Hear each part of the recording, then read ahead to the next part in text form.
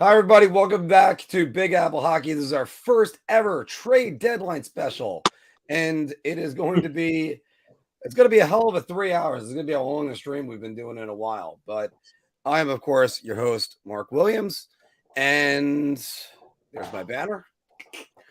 And I'm joined by the host of the Final Buzzer, Mr. John Fikowski. Double duty last night and then today. Let's go. Bring on the Trust me, I know all about the double duty. And also the man who is always clapping bombs, Mr. Anthony LaRocco. Yeah, hopefully we have some action here. A couple big ones already with Fleury, but let's see more. Yeah, that is a bit of a shocker. He went to Minnesota. It's not really a shocker to me because I think Minnesota needs to upgrade the goaltending. But you guys, anybody surprised by that? No, not in a way. They needed goaltending. I don't think they were really sold on Cam Talbot and Kaapo Kähkönen as being the guys. Minnesota has been very aggressive as of late. They've had some other moves that we'll go over as well. But they've been aggressive. They haven't made the big splash aside from this. I would say this is their biggest, obviously. But they look like they want to win this year because those dead cap hits that are going to be on their books for the next 3 years after this are going to weigh them down as a franchise. So, Anthony, your thoughts on Fleury? Mark, you spelled his name Marc Andre Andry. Marc Andrew Fleury. Actually, I'm happy to say that was Philk. Oh, hold on, I'll fix it. I don't know how that happened. I guess that was autocorrect on my phone then.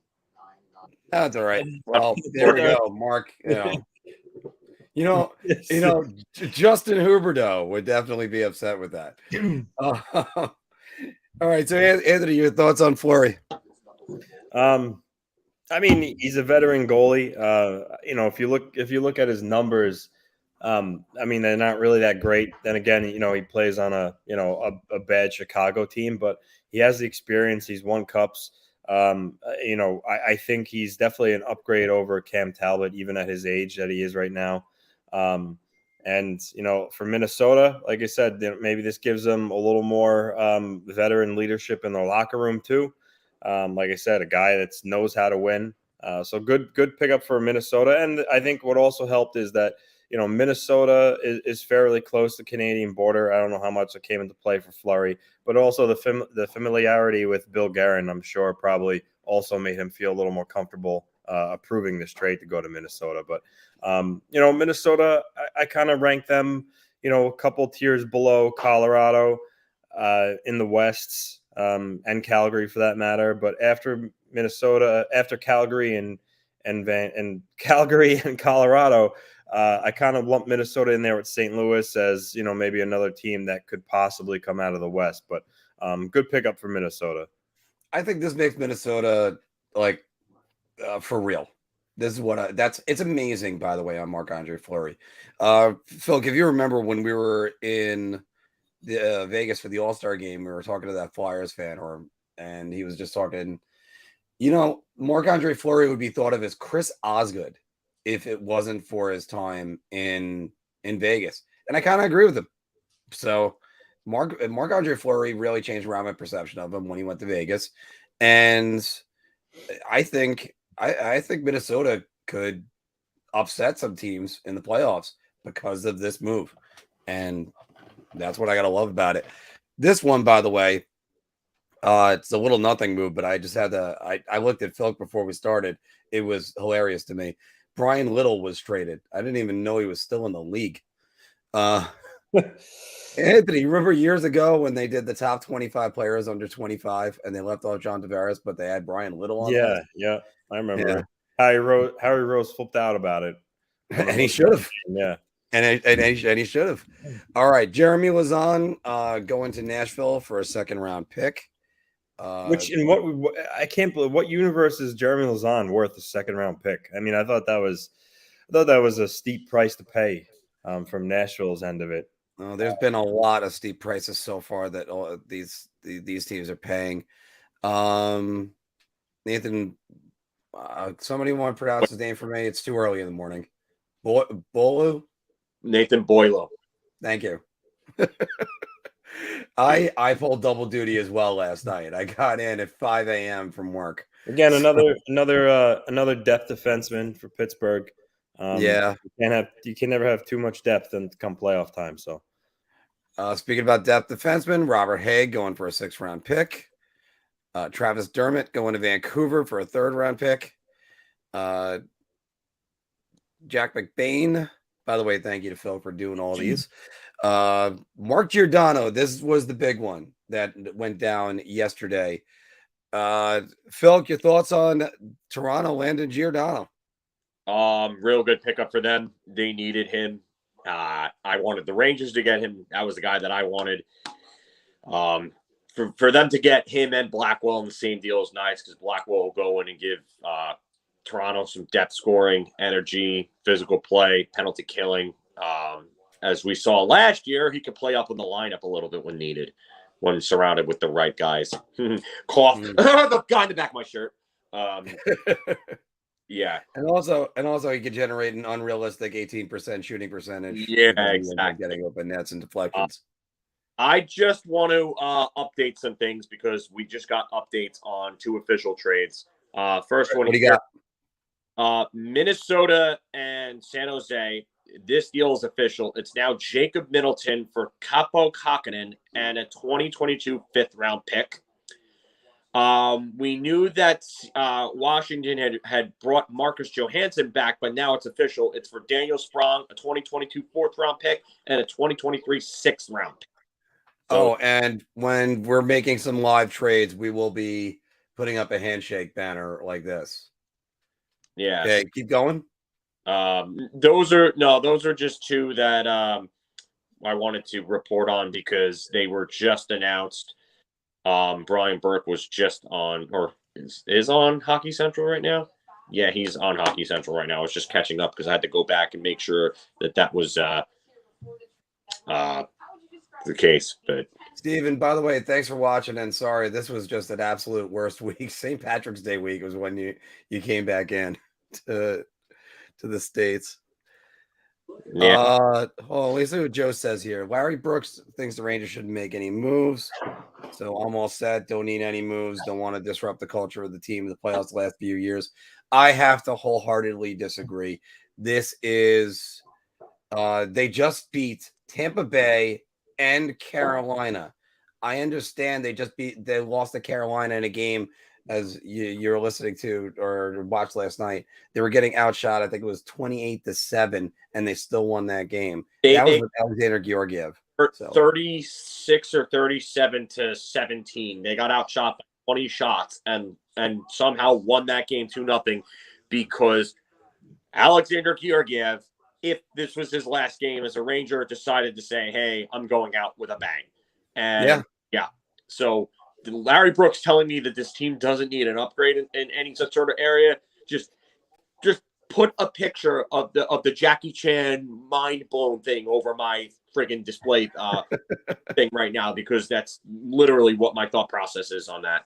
As far as the Rangers go, as just make trades that make sense for the long term as well as the short term. Yeah. Don't go out and get JT Miller giving up Alexei Lafreniere or something like that. That doesn't make any sense. Yeah, and meanwhile, he's suggesting to trade for Clutterbuck, which it seems like it's his annual thing to trade for somebody from the identity line from the Islanders. However, Cal Clutterbuck, I think, is going to fetch a price for you today, Anthony, because they always look for depth pieces every single time. By the way, that's Steven from Rangers Review.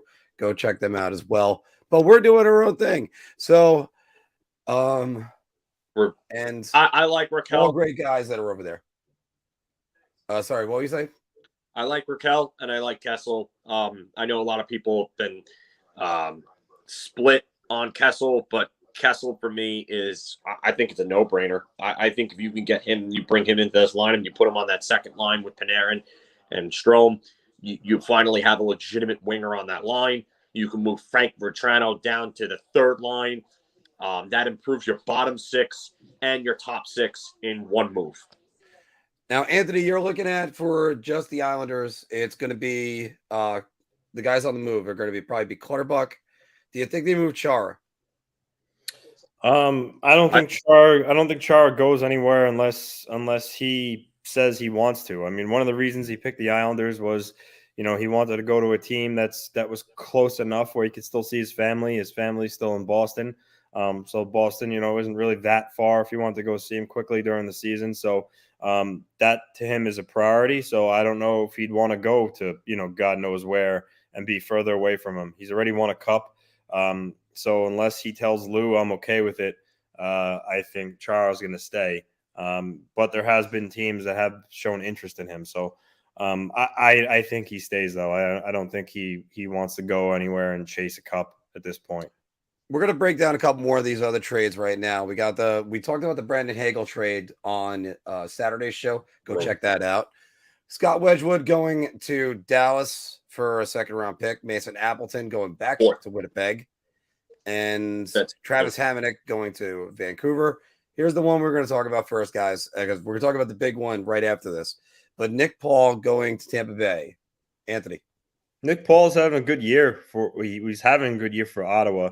And I think between Nick Paul and Hagel, I think Tampa Bay is trying to, recapture what they had in the third line for the prior 2 years. I mean, both those guys are, higher energy players, who fairly responsible defensively and can skate well and aren't afraid to, throw the body around. So I think that's what they're trying to do there.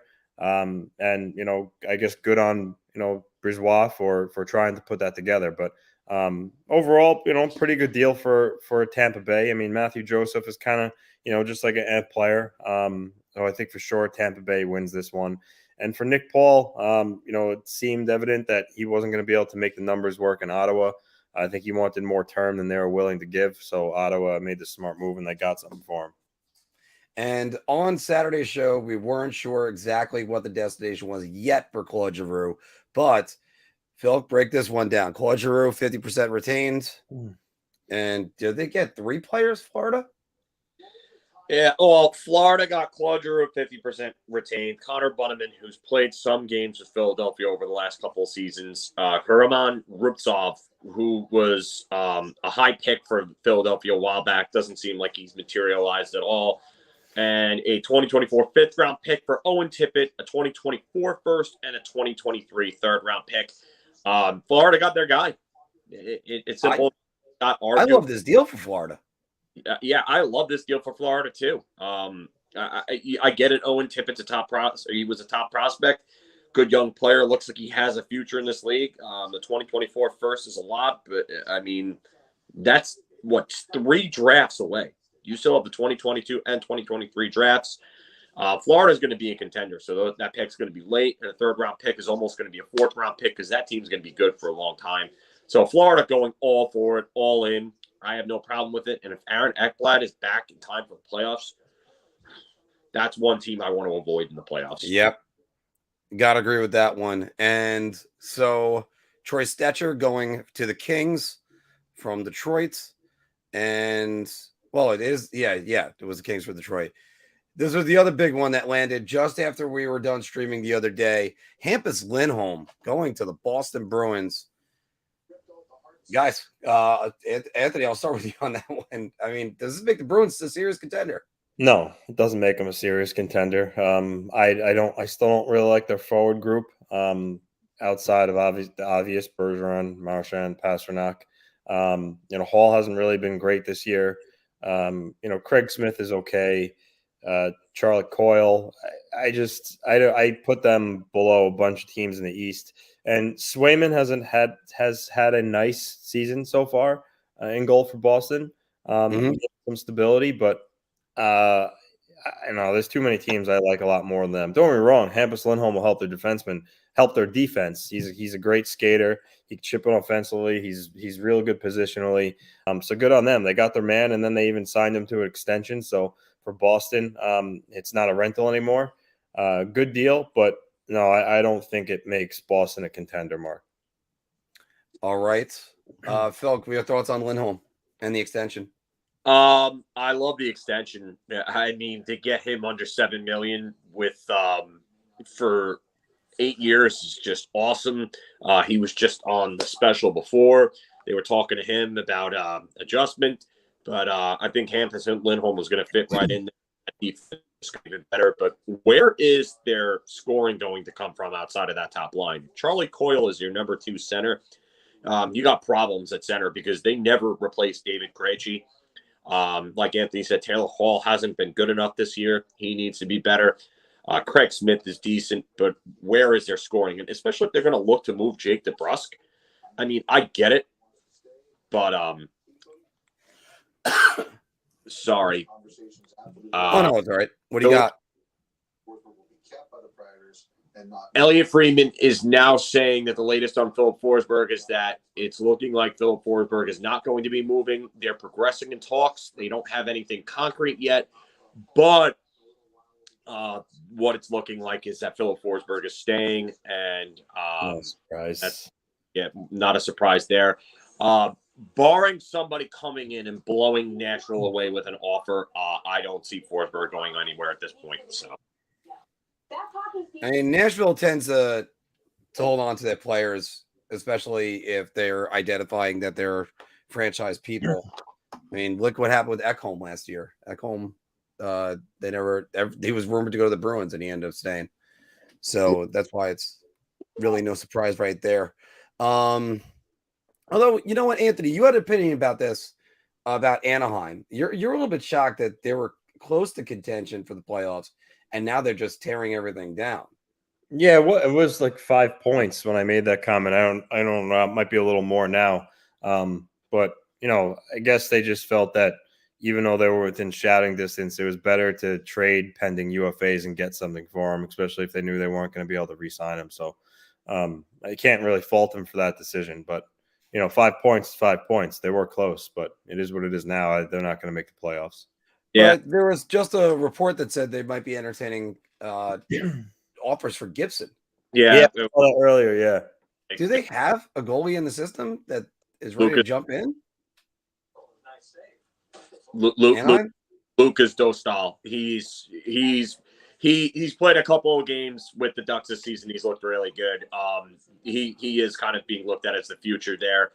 They're very high on him, so it is possible, but I think they're going to have to get blown away with a move. I believe that Gibson, if he's moved, is probably an off-season deal because there's going to be more teams.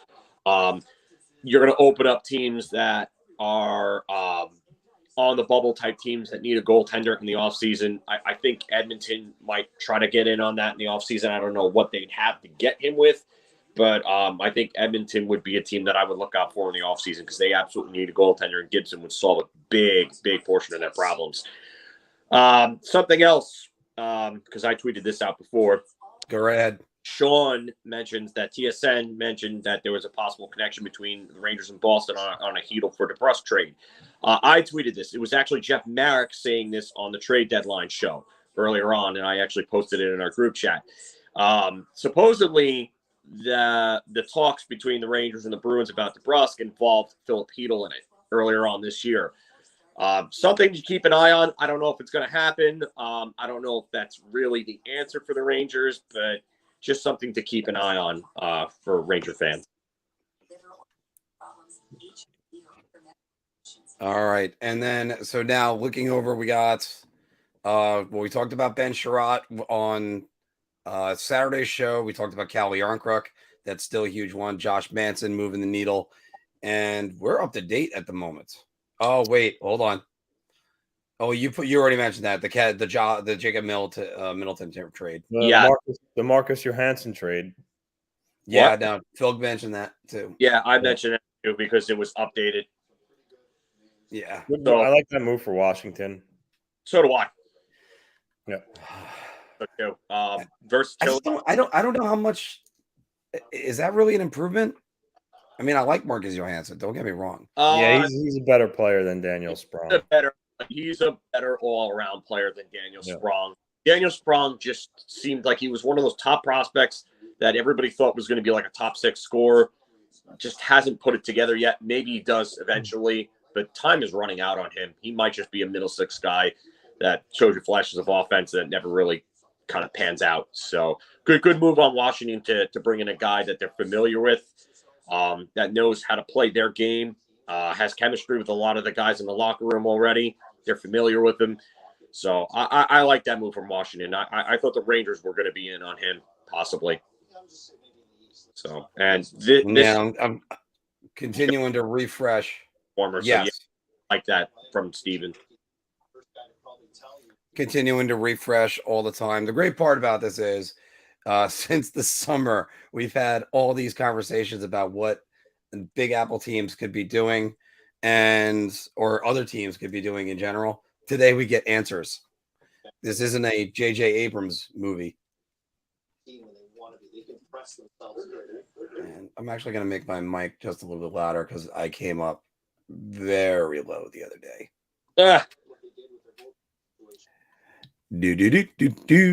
Okay, yeah. Yeah, I'm just trying to do some things so this way I can keep refreshing on other things myself. See, I'm not, by the way, I got to say, I'm not sure if the New York Rangers should trade K'Andre Miller, but I think he's playing some of his better hockey. He still has those flashes of, oops. Hot prospects for Gorgiev. Oh. Yeah, no. I don't know. That's not... No, we're not. You're not getting a top prospect for Alexander Georgiev. I could say that right now. No. Sorry, Rich. And Arthur Staples' deadline primer for the Rangers a couple days ago, he said before Shesterkin got hurt, there was talks with Arizona to send Gorgiev there, and that the return was just going to be a low-level goalie. And he basically said his value is just not there.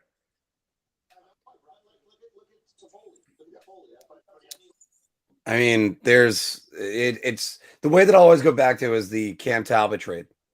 Yeah, the Cam Talbot trade, we all expected a huge return for Cam Talbot, and instead it was a second-round pick, and that ended up being Ryan Gropp, and I think that was it. Maybe one more pick. I don't think it was even that. So, and you can see Phil is hard at work. Yeah, sorry. Some things that I'm going to be dealing with some of this. So it's all right. This is what we're going to have to do the entire time. Like I'm looking through all the breaking news right now.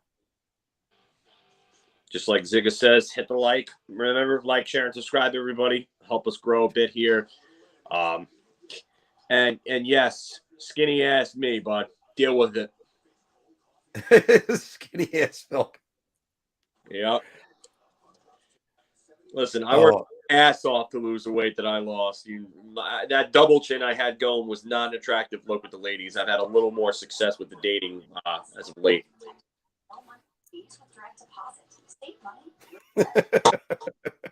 So you know what? I'm cycling through a lot of these Kevin Weeks breaking the news, and Kevin Weeks in the bathroom, Kevin Weeks scuba diving. Yeah.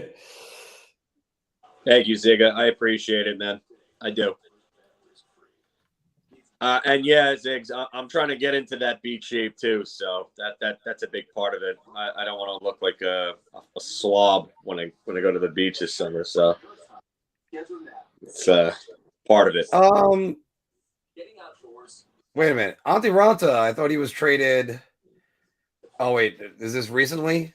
Because Antti Ranta, I thought that was the Tony DeAngelo deal. Antti Ranta and it was Stepan and Ranta for the 7th overall pick in the 2017 draft, which ended up obviously being Elias Anderson and Tony DeAngelo. So yeah, I'm operating on 5 hours of sleep, guys. So there's going to be more mistakes.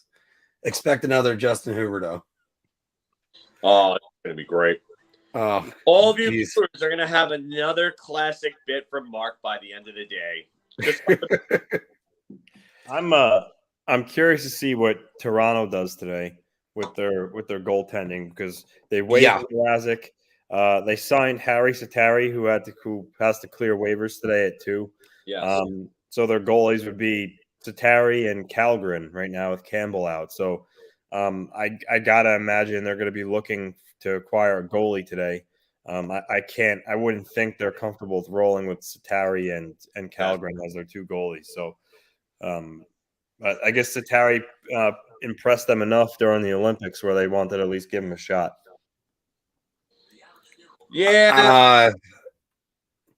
It's a long shot, I think. But then again, so was Matt Murray years ago. So Hey, Kyle, it's Chris again. Just calling to see what your thoughts are on Alexander Georgiev. 44 saves last night. Thanks, Steve. Nothing shut out. That's hi, Chris. I got that. We have a bag of pucks to give you. no. Well, you know what?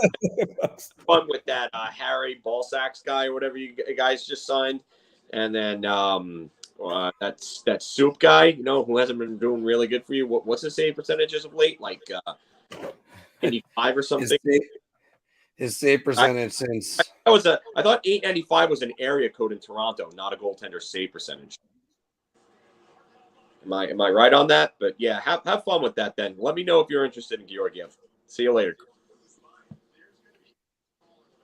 Well, right now, Semyon Varlamov's the best goalie on the market. So if Lou can get Toronto and Vegas to against each other, he might be able to make out there.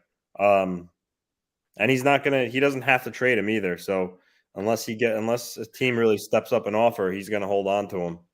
Thanks for clarifying, Steven. That's how they got Ronta. Oh, this is great. Mark to the English language.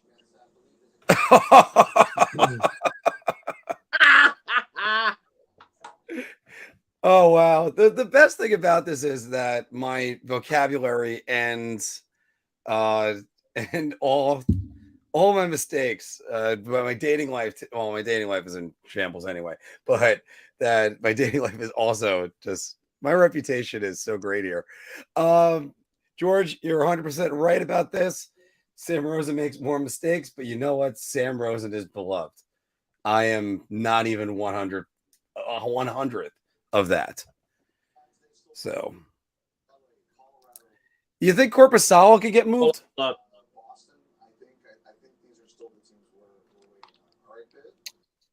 I got to go back because the Rangers were just mentioned. They're talking about Biz. Let's see here. So let's see what they're talking about. Okay.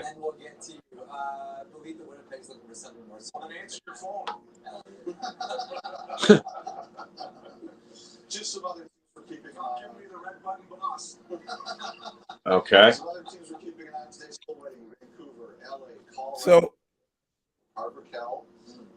Boston. I think these are still the teams we're waiting on. All right, Biz. Are we ready to talk about the Leafs? Okay, Freeman is. He mentioned the Rangers. What the hell did he mention the Rangers about?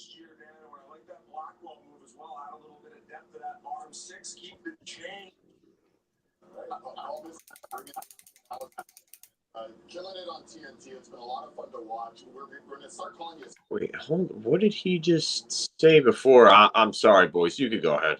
Alex Biega traded to Nashville per Darren Dreger. All right. So let's get that animation up. I mean, Biega is just depth. Nothing at all. But again, I guess come playoff time, you can never really have too many warm bodies. How do I spell his name? How do I spell his name? Biega. Oh, good. I did it right. Nobody cares. Yeah. About the Toronto Maple Leafs. Okay, so Copp, supposedly the price on him is a second-round pick plus. I don't think JT Miller is going to be traded anyway. Not with Vancouver close to the playoff spot. Not happening. Think of how well that team has been playing since the month of December. Yeah, it's incredible that they'd even entertain tearing it all down right now. No. Boston. No, that for them it's just alleviating some cap space. That's Okay. why. So I found what Freeman was talking about. He says that the Rangers are in on Ricard Raquel. Boston. I think these are still the teams. Hold on here. Just go back a little bit. So it's Boston, the Rangers, Vancouver, LA, Colorado for Raquel right now. So those are the teams that are in on Raquel. He's pretty cheap. This is actually a good question from Sean Lee. Leddy or DeHaan for the Rangers? Give me Nick Leddy. Yeah. Nick Leddy would fit the Rangers pretty well. Yeah, I know they need a more just a better defensive defenseman. But Nick Leddy's defensive game is underrated. I definitely think so after this year in Detroit, where he hasn't had a great defense around him. I mean, Moritz Seider has been good. I like his game. I do. And he's a good skater. He can move the puck out. And the Rangers, one of their biggest problems that this team has is the ability to get the puck out of the zone. Nick Leddy is very good at that. He's a good skater. He makes a good first outlet pass. Is he the best in the league in both categories? No, but he's upper echelon at the least. He's in the top half of the league, if not the top 25 percentile, I would say, at doing so. It's not going to get you a ton of points, but he would absolutely help the Rangers. He comes off the books at the end of the year, and the Rangers don't even need to have salary retained to bring him on. So I think it just makes too much sense. Anthony, those are all things that Phil would not say up until last year. No, and that's wrong because I have praised Nick Leddy's game in the past. Anthony knows this, and Anthony. I know. He just had to make the joke. You're cracking on me, but no, Nick Leddy's a solid defenseman. I still think he could play top 4 minutes, but if you have him on your third pairing and you help him with Schneider, I think it's a good veteran presence. Someone who could skate as well, and you could use a guy like him in the playoffs. So I think it makes sense. And yes, I absolutely am pumped about Noah Dobson. He's pacing at like 50 points right now. He's been he's been really, really good. Pleasant surprise. I didn't think it would happen this soon, but holy shit, he's been good this year. Real good. Yeah. Like he's probably one of maybe only like 4 Islanders I would say are untouchable. He's that important to the team going forward. Him, Barzal, Brock Nelson, and Sorokin. Yes. I think anyone else that for the right price, anybody else is probably available. I would add a fifth guy, even though I think it's wrong, even though me personally, I would put him on my untouchables. But I would not have Wahlstrom available for anything. I wouldn't. Even though I think the organization might think differently, just because I think if the right offer came along, like if I don't know, like a top young scorer came along, I think the Islanders would move Wahlstrom. Yeah. But I just don't agree with it. I think he can be that top young scorer in a few years. I just think that there's an obvious disconnect between him and Barry Trotz. I think him getting off the island would probably help his career. But two trades to report. One with the Rangers, but to make you guys wait, I'll report this one first. The Oilers are acquiring Brett Kulak from Montreal, defenseman. Not bad. And the Rangers, Jeff Marek saying Justin Braun to the Rangers. Justin Braun is going to be a good pick. Wow, there was a deal between the Rangers and the Flyers. And there's the upgrade over Patrick Nemeth. Yeah. It's funny because I was just on Twitter last night talking to Greg Kaplan from Blue Shirts break with him, Kaplan and Mead. Kaplan and I were talking about Nemeth and an upgrade over Nemeth, and there it is. So, And just to give the internet what it really wants, Jonathan Braun to the New York Rangers. So here we go. Rangers acquire Justin Braun. Here comes the handshake. There we go. And the Canadians, Brett Kulak. The Yeah, Oilers, Canadians. And update these as fast as I can. Anthony, your thoughts on Brett Kulak? I mean, he's not going to move mountains for the Oilers. But Lloyd Braun, that's a good Seinfeld reference there. I mean, I guess he's got a good shot. But other than that, I think he's just a bottom pairing defenseman. And again, as I said, come playoff time, defensive depth is very important. You have two guys that go down, and it could really hurt you. I know this is a while ago, and you could probably think of more recent ones, but just pops up in my head. In 2015, you guys remember Tom Wilson took Lubomir Vesnovsky out of the series.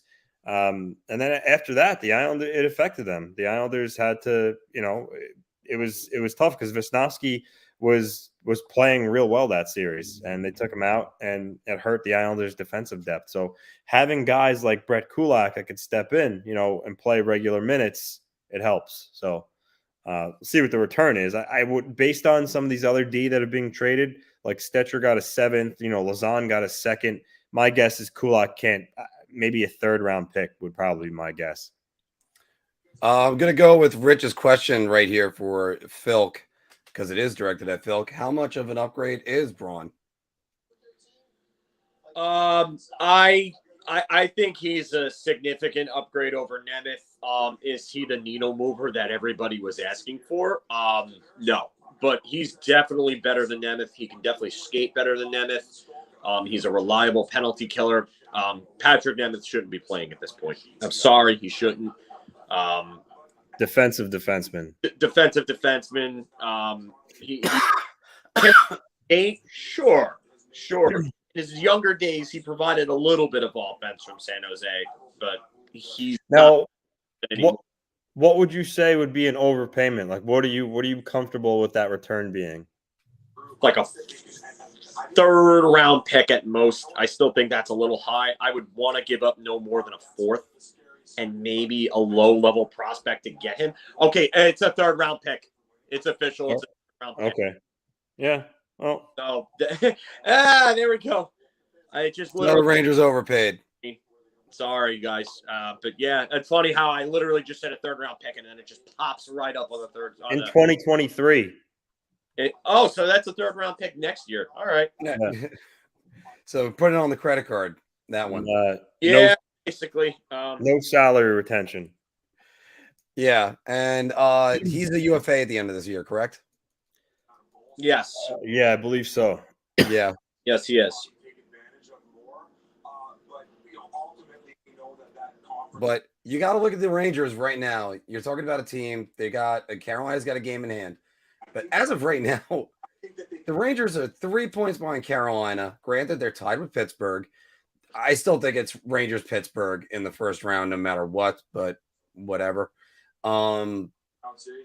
They can stand pat, but they could also make some moves to really go for it. Because, by the way, 3 points. Sorry, they're 5 points behind the President's Trophy. How is that possible? Oh, wait, 8 points. It wasn't the math. I just didn't look at Colorado yet. Colorado is gonna run away with that. All the confidence in the world in Jack Campbell. He's taken down Dangle for Leaf Superfan. I do like the Justin Braun move for a 3rd. Not bad. I think they should go after 1 or 2 more forwards though from the Rangers. This guy could be one of them. Max Domi. Sean is asking any chance. Now, I would say Columbus is too far back from the playoffs to even try to. They would have to have a miracle to make the playoffs. I think they should sell on him if that's the case. Excuse me. So Columbus, and Columbus is like 13 points out of a playoff spot, so they're too far away. they're too far away. It's as soon as all the playoff teams really separated themselves in the East, it was basically demoralizing. Every time teams got on a roll, whether it was with the Islanders or Columbus, and then suddenly they thought they were within shouting distance. Next thing you know, you lose back-to-back games and you're done. There's no way that was happening. By the way, we have 37 people joining us right now, guys and girls. Thank you very much, everybody, for joining us. This is our first trade deadline special. We're 40 minutes in, and we got a lot more. We got 2 hours more of this, and then plus everything else. Hey guys, can I say somebody is eerily quiet right now? And that's Steve Yzerman. What move is he going to make today? I mean, the Red Wings don't really. I mean, I know I mentioned Tyler Bertuzzi was on the fourth period's like trade board, but it's not a guy he has to move. So, I mean, Nick Leddy's a free agent, so I guess maybe I almost pulled a Butch Goring and called him Lick Netty as he did a couple of times. Jonathan Leddy. I mean Leddy. Justin Leddy. I mean Justin Leddy. Mark Stahl, maybe if a team wanted a veteran guy, but he doesn't have to do anything. So, but who knows? I mean, last year he pulled off that surprise trade with Mantha trade. And you know what else he'll do? You'll get teams that are going, we're trying to make the money work. If we could only do that. Yzerman will step right up and go, I'll take it for a draft pick. They got a lot of space. Steve Yzerman's song, Muniz, I got 5 on it. I got 5 on it. Yeah, that is Steve Yzerman's song right now. You give me a draft pick, I got 5 on it. Sean, I guess you missed it before I addressed this. Chara, again, one of the reasons he signed with the Islanders was because it was close enough to his family in Boston. And at this point in his career, he's already won a cup. I don't believe he wants to bother moving far away from his family and chasing another cup.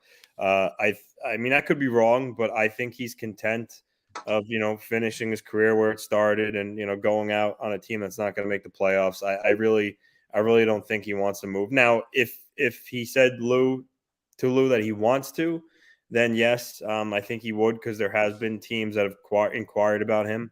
But my gut right now is telling me that he's going to stay with the Islanders, but we'll see. So we talked about this on Saturday, and I'll mention this again right now.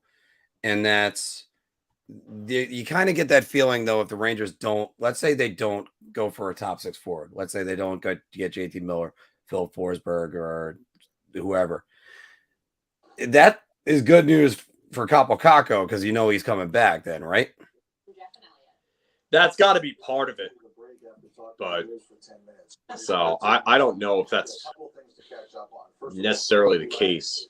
They're working on the deal right now. Edmonton's getting him from. Oh, hey, Anthony, any word from firing cool Canadians? Yeah. Anthony, any word from Lou Lamoriello on what he's planning to do? Well, I mean, why don't you call him? You have his number. I was telling somebody about that last night. I'll give you $20 if you call him live right now on your phone while we're doing this show and just see if he picks up. Yeah, the most awkward person talking on the phone to complete strangers and cold calling. That's what we need. On top of the most secretive person. Luke could work for the CIA. Seattle in these next 2 drafts has just 9 picks in the first 2 rounds of these next 2 drafts. They have 4 second-rounders this year and 3 second-rounders next year, on top of their own 2 firsts in these next 2 drafts. That's insane. Keep doing what we've been doing on the ice, and You want to talk about a lot of picks? Arizona has a lot of picks too. And then two. Mario Vaccarello with a real good question here. Anything about a Chicago player coming to the Rangers? Maybe Kubalik. I doubt it. I doubt Kubalik will come to the Rangers. I don't see that happening. How do you go from rookie of the year? Omi isn't Raquel an obvious move. Keith, I'm guessing you missed it before, but I pointed out that Elliot Friedman stated that the Rangers are one of the teams in on Rickard Raquel. So I want to make sure it goes to air. So I think I want to talk to a trade for picks, and as a coach. And I know Steven's watching. He'll probably have a stat soon about fathers and sons both being on the New York Rangers. Whether it was Derek Stepan and his dad. So if they got Max Domi, that would be another father and son combination. Yes. Yeah. Anytime, Mario. Anytime. I don't think it's happening. Could I be wrong? Sure. I just think that the Rangers are probably going to look at rentals and rentals only unless they find a player with term that they can think that they could fit into the cap these next few years. So Connor Garland would be a good one. Although I don't know if the Rangers go and give up the assets that Vancouver was going to want for Garland. And I don't know if Vancouver really wants to deal with Garland, to tell you the truth. I think they're close enough to a playoff spot where they want to hold on to their assets. I mean, I don't think JT Miller's going anywhere. So why would you go get Connor Garland, sign him to a huge extension, and then just deal him? And then the Vancouver Canucks. They're not the Winnipeg Jets. Well, because they have to re-sign JT Miller. I mean, after the year he's having, eventually you're going to have to re-sign him. Yeah, he's still under contract for another year. I know that, but he's going to sign him come up soon or get rid of him. Yeah, it's going to come up soon. But not only that, I think there's going to be less takers on Brock Besser because of his qualifying offer. That's going to be like $7.5 million minimum. And I don't know if teams want to pay Brock Besser and upwards in $8 million with his injury history and the production just not being worth that, as opposed to just under $5 million for Connor Garland, who really can slot up and down your lineup and do a bunch of things for you. So I think Garland's going to fetch more of a return than Besser, and that's why he would be moved. Unless caveat, unless Vancouver can move Tyler Myers. Because that changes everything if they can move him. But they might have to retain to move him, or they might have to take a pennies on the dollar type of return and take a bad contract in return for Tyler Myers. Because Tyler Myers doesn't have a lot of value right now. How about who does Seattle even put on the ice for the next game? The way they're moving out players. Mason Appleton, gone. Yeah, I mean, they got Sprawn back in return for Johansson, so you have a player right there. Player there, but Sprong's a winger and Johansson's a center. Yeah. So. Yeah. For them to get us a player. We're the number one team in the East, and we're waiting for them to get us a player. Ziga. I'm guessing this is a press conference quote that you're posting here, Ziggs. He plays really hard. He's a guy who's block shot and takes hits. I thought it would be prudent to at least resolve this over the next 24 hours and just hold him out for today. Justin Braun. I guess that's from Chuck Fletcher, maybe? Maybe from Chuck Fletcher, probably. It sounds like something that Fletcher would say because that's holding him out for today. Okay, so that's Fletcher then saying that. I think Zig is confirming. So that's part about some of these deadline days is when there isn't a game pressing the next day. Ziga said it is in fact Chuck saying it is that. Chuck, and Mario talking about this. Lafreniere's not going anywhere. Neither is Kako. Not happening. It's really not. It just. I don't know if Chicago Blackhawk fans got excited because they saw that poster in Pagnotta, but Pagnotta it already had been debunked by Larry Brooks, and then Arthur Staple kind of piggybacked off of it. But I don't know. I never believed that for 1 second. It would be a clown show move to move on from a number one pick for a 33-year-old that has another year left after this season. Even with Kane being as good as he is, on pace for almost 100 points. But Still, just not a smart move. By the way, any mistake I ever make on a live stream, broadcast, anything, it'll still pale in comparison to Bill Clinton calling Steve Yzerman Wazirman. Ooh. As I was just typing in Steve Yzerman's name at the moment, I couldn't help but think, geez, that was one of the worst ones ever. Yeah. Like, if you're not sure how to pronounce a guy's name and he's right there, just ask him. And not only that, but ask the PR rep there. Yeah. They always have to send a PR rep to the White House for those things. So yeah.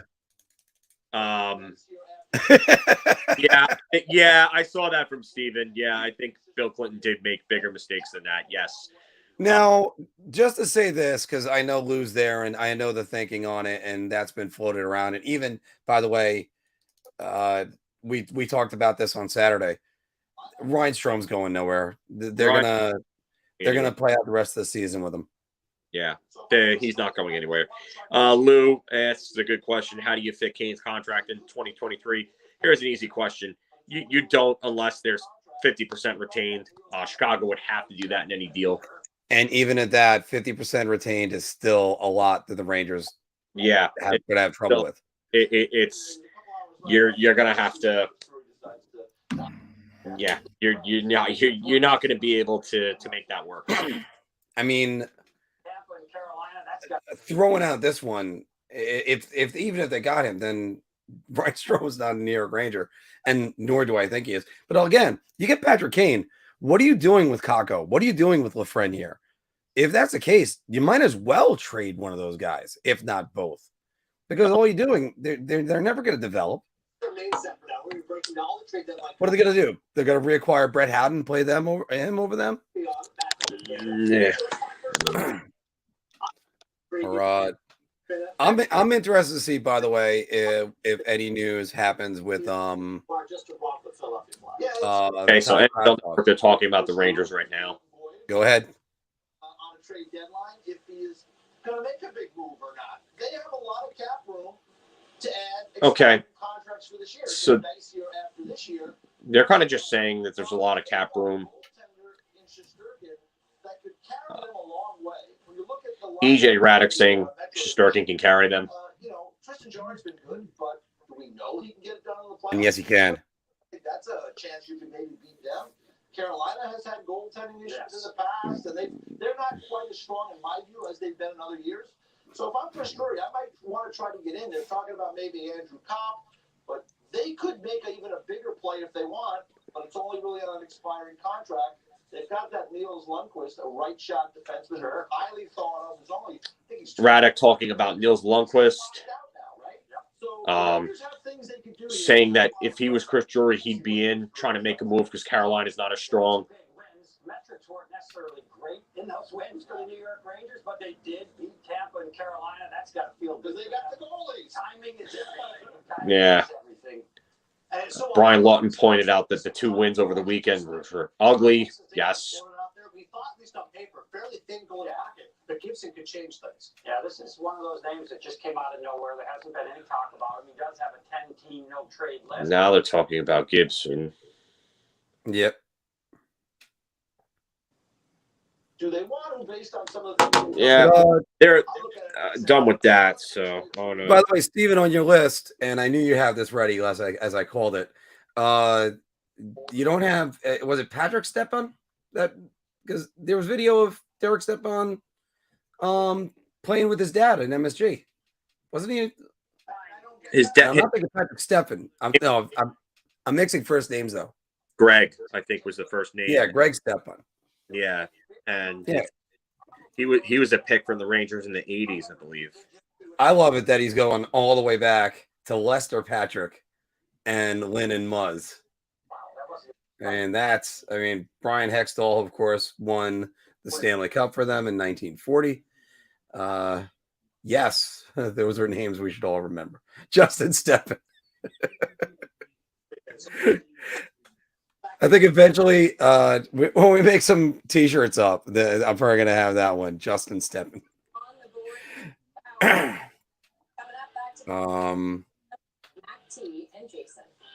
I will be right back.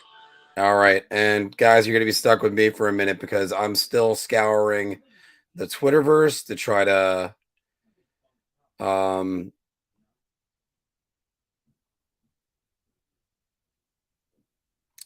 find some more trades for us. Unfortunately, it's dead air.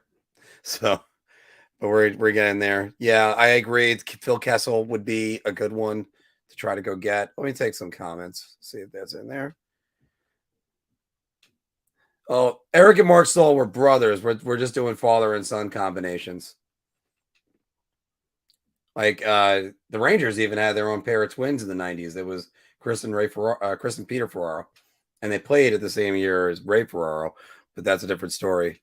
But they did not have much of a career with the New York Rangers or in the NHL.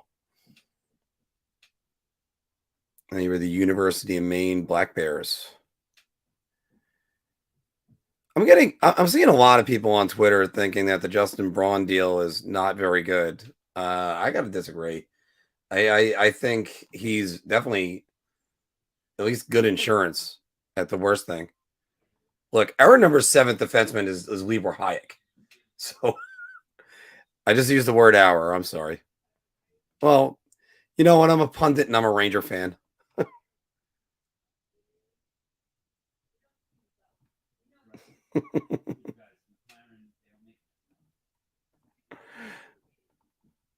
All right. Well, I gotta keep going because obviously we got 40 people right now on our stream, which is great. Still got the ticker going on. How about that win Saturday night? Late power play goal. 15 seconds remaining. Yeah, hijack. You got that one right. Ugh. That somebody was saying that Steve Yzerman is Marc Tenorti played for the Rangers. I didn't even remember that. Yeah, no, I know. Patrick Stefan was the first overall picks with an F. And Patrick Stefan's he knows he's going to be famous for that botched empty net versus the Dallas Stars that I think it was Sean Harcroft scored with Alex Hemsky with like a second remaining. Greg is right here. Greg, welcome to the show. Braun was a solid pickup. Inflated team. Yeah, you know what? That's right. I mean, when the Rangers had they had a depth defenseman. I think it was it McQuaid that was there.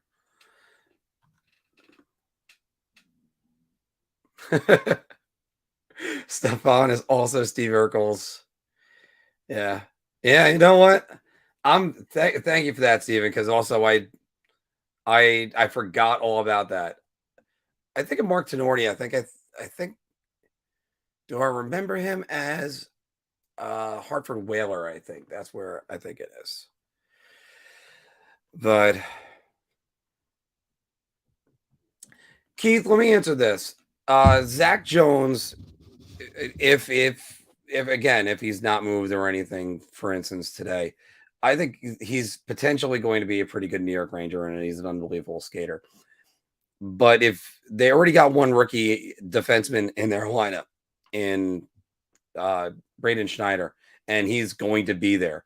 So therefore, I'd have to say 2 rookies is asking a lot, even no matter how good Zach Jones is. Darcy Wakaluk as the goalie. Nope. Steven, thank you. That's exactly it. He played that's where I remember him, the North Stars. I was thinking of a green jersey.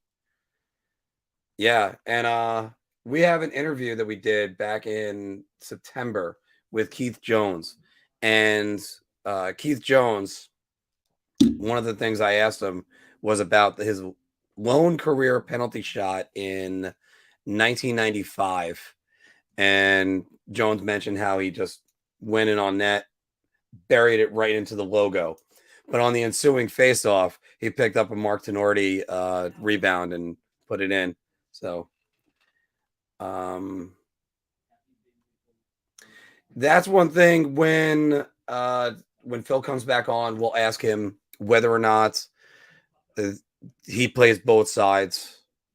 If he's another, for instance, Brendan Smith, I'm using him because again, Brendan Smith played the right and the left originally, but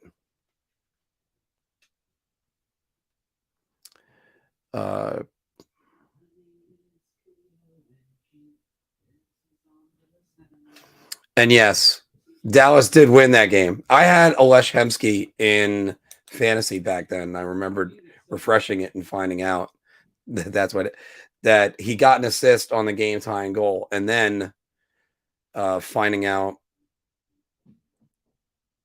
that they won in overtime, and then finding out how it happened. That's still just crazy. Missing an empty net like that. All right, let's see if there's some more catch up we have to do.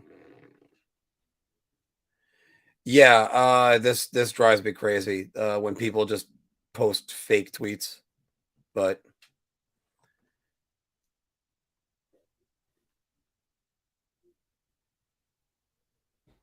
and let's see. You know what? I think Brendan Smith, he salvaged the Rangers salvaged, and so credit to Brendan Smith too, when he ended up talking to his brother and learning how to play forward, because he wanted to try to contribute in some way because he was not going to make it. John, 100%, it would not surprise me, because Steve Yzerman, he's just sitting there. I don't think he's going to do a Dylan Larkin trade. I think he might just he's going to do something, because that's what Steve Yzerman does. Mikey, yep, that's what we're talking about right now. The Justin Braun trade. I'm gonna laugh now for the rest of my life about Justin's, because it's all for one mistake.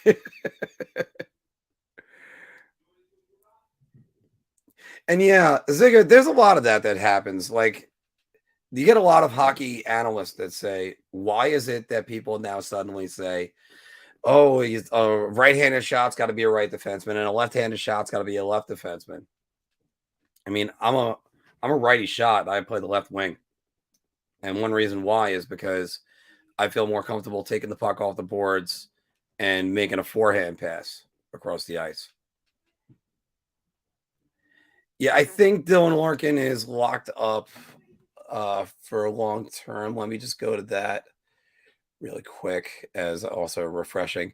This is like the day that like Twitter, just the refresh is everywhere. My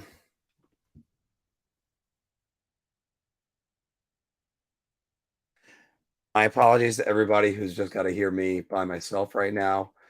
Not that I'm not entertaining. It's just Phil and Anthony are not in there. Is contracts cap friendly? There we go. Here we go.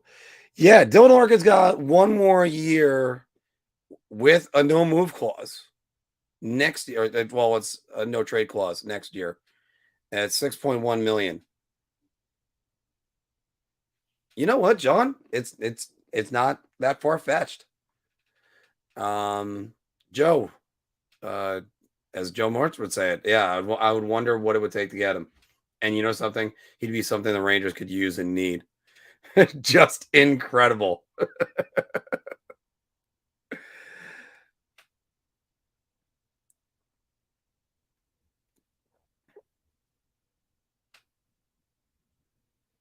You know what? Tony DeAngelo had the reputation for being a hothead, and then that was something that just confirmed to everyone. It's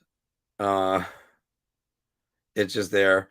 You know, Brian, I agree 100%. And you know what the worst part is? It's there's so many people that have made bigger mistakes on the internet than me. So I'm happy to say that. No, Anthony Phil did not get traded to another podcast. And they have the decision making. Mark talking to himself. Yeah, the worst is when I'm telling myself to shut up.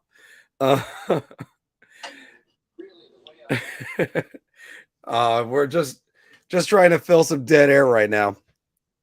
But A lot of those prospects tried to stay away. not All right, straight. When you reach that level, it's gonna be an you know what? Dylan Larkin only one more year at 6.1 million. Phil, that's something. That's I pulled Anthony out for right now. When he comes back in, we'll just throw him right back on. It's difficult to pull a guy. Because I know they're dangling Kravtsov and Lundqvist right now, and I think they're only dangling those two for a bigger deal with a player return, though. yeah, I don't think those guys are going anywhere for like a Ricard Raquel or something like that.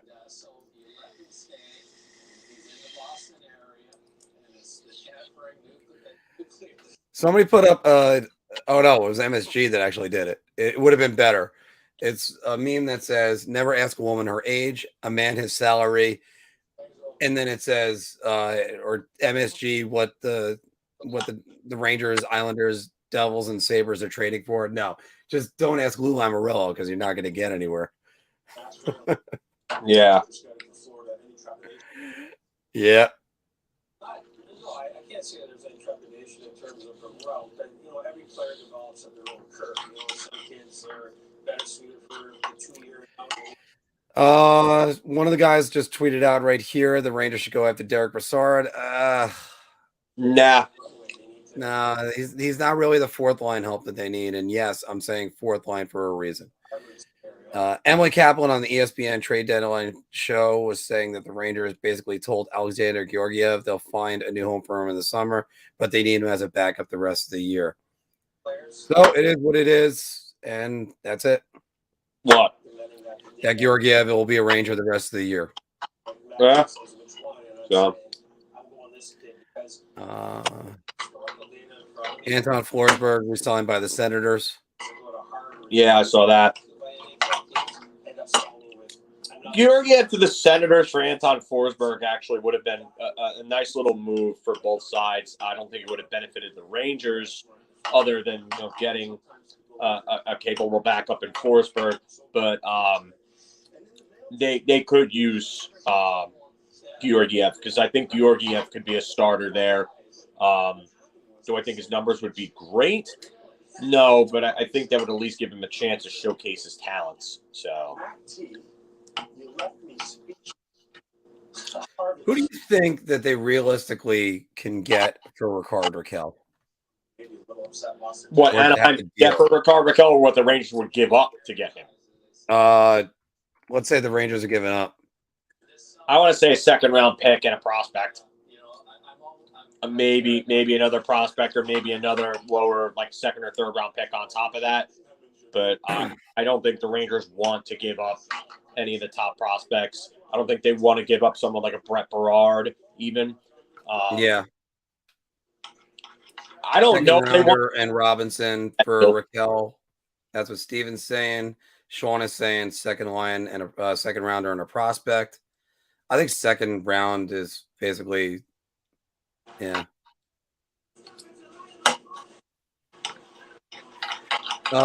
Rich, because the reason why I'll say that is Derek Brassard is not the guy that we traded away, and he hasn't been for a few years. Yeah. But he scores. You know what I like about him? He scores big goals in the playoffs. That's we need to stop reminiscing about Derek Brassard and start realizing that he's not nowhere close to that player anymore. And that, you know what, Derek Brassard, if you want to talk, if you're going to say that we need better defensive players and complain about Ryan Strome and so on, okay, fine, but you can't go and then advocate for Derek Brassard. You can't, because Derek Brassard's not a good defensive player and never really. Steven, thank you very much for being in the chat as well, guys. Check him out on Wardy. NHL review or Rangers review, and always great seeing those guys. We love those guys. They help promote us just as much. So it's great to have you guys, because again, it's great to be part of this community. Steven, get home safe, bud. I would rather bring back Yager. Yager probably would come back too. He'd probably come back if some NHL team came calling for him. You gave Yager a million.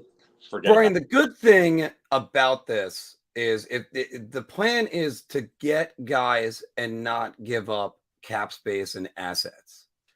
And that's why you can get a guy like Phil Kessel. Phil Kessel is not a bad defensive player.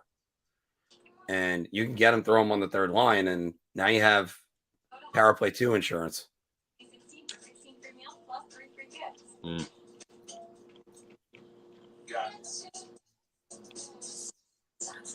Yeah, I don't think Mario, I missed that one. I'll have to go up and check that.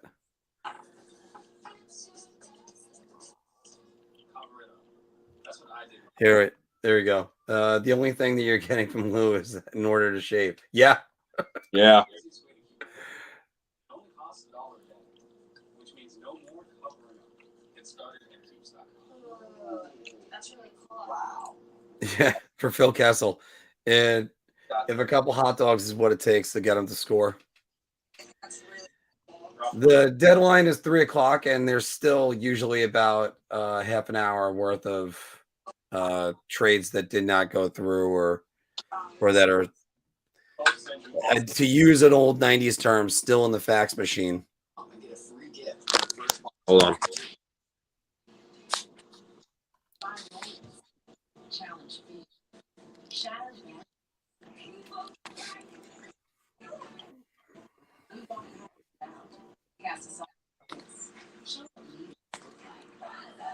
And actually, one of the things I'll be doing this week is I'll be checking out a Chicago Cubs spring training game when I go to Arizona. So I can't wait for that.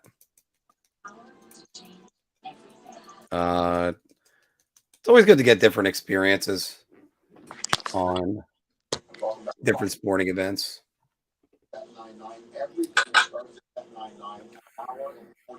And I'm still getting the Capo Kakkonen. They want to do. We have had some action, and we're waiting what the return was for the Montreal Canadiens. Still waiting the return of. Oh, whoa. Hey, how about this one? What? I'm getting Dave Pagnotta saying the Rangers are acquiring Ryan Donato for a 4th rounder in 2022 and a 3rd rounder in 2023. Ryan Donato? Ryan Donato. Hold on. Ryan Donato. Although it's no. What? I think it's a fake trade. It's somebody that says Dave Pagnotta, but I don't think it's not Dave Pagnotta. Oh, so you got fooled. Yeah, of course. Because this here, is what people do. Let's give you a lesson here on how to not get totally fooled by these deals. If you do not see a check mark next to it, it's probably not the account. In Pagnotta's case, that 4th period account doesn't have a check mark. So go. No, it was a 4th period. What? It was a 4th period. I read the name first and then went. I did figure it out in less than 60 seconds. Yeah, report those accounts, by the way, if you see them.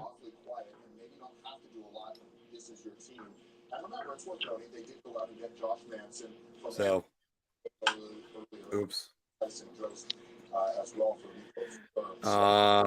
Jake Hanks, it's a 3 p.m. deadline, by the way. But yeah, trades they come in afterwards because they have to be finalized. So. And by the way, it's fake news. No one likes the fake news. Brian, we were talking about him earlier. I think Connor Garland would be a great pickup. I just don't know if I'm Vancouver, I'm not dealing a guy that I just got and signed to a good extension. And I think the addition, like I said, with Manson was a big one for them. Last time I was on a Tinder date. Actually, I try to stay away from those things. Free up all that cap space. I like go for it all, spend to the cap, bring in a forward maybe for a little bit of depth because it didn't look as great as I thought. Mike, I understand what you're saying. But the thing is, I don't think they're going to be eliminated in the first round. Right now, the Rangers have one of the hottest goaltenders in the NHL, one of the best goaltenders. Never mind the hottest, and they win the goaltending matchup against every single team they're going to play, every one of them in the playoffs. So whether it's, and we just saw it this weekend, the two of the best goaltenders right behind him, Freddie Anderson, who always plays well against the Rangers, as Micheletti said, and also versus Vasilevsky. And you could say all you want about the Rangers sweeping him in one of those games was Louis Domingue, I think, and they won in shootout. But they pounded Vasilevsky 4-0 at the Garden without Artemi Panarin, and then they won the other night just by kind of outlasting them. So, yeah, I agree. Don't give up blue chips unless you're getting a blue chip back. But I mean, this isn't going to be Tony Amonte deal.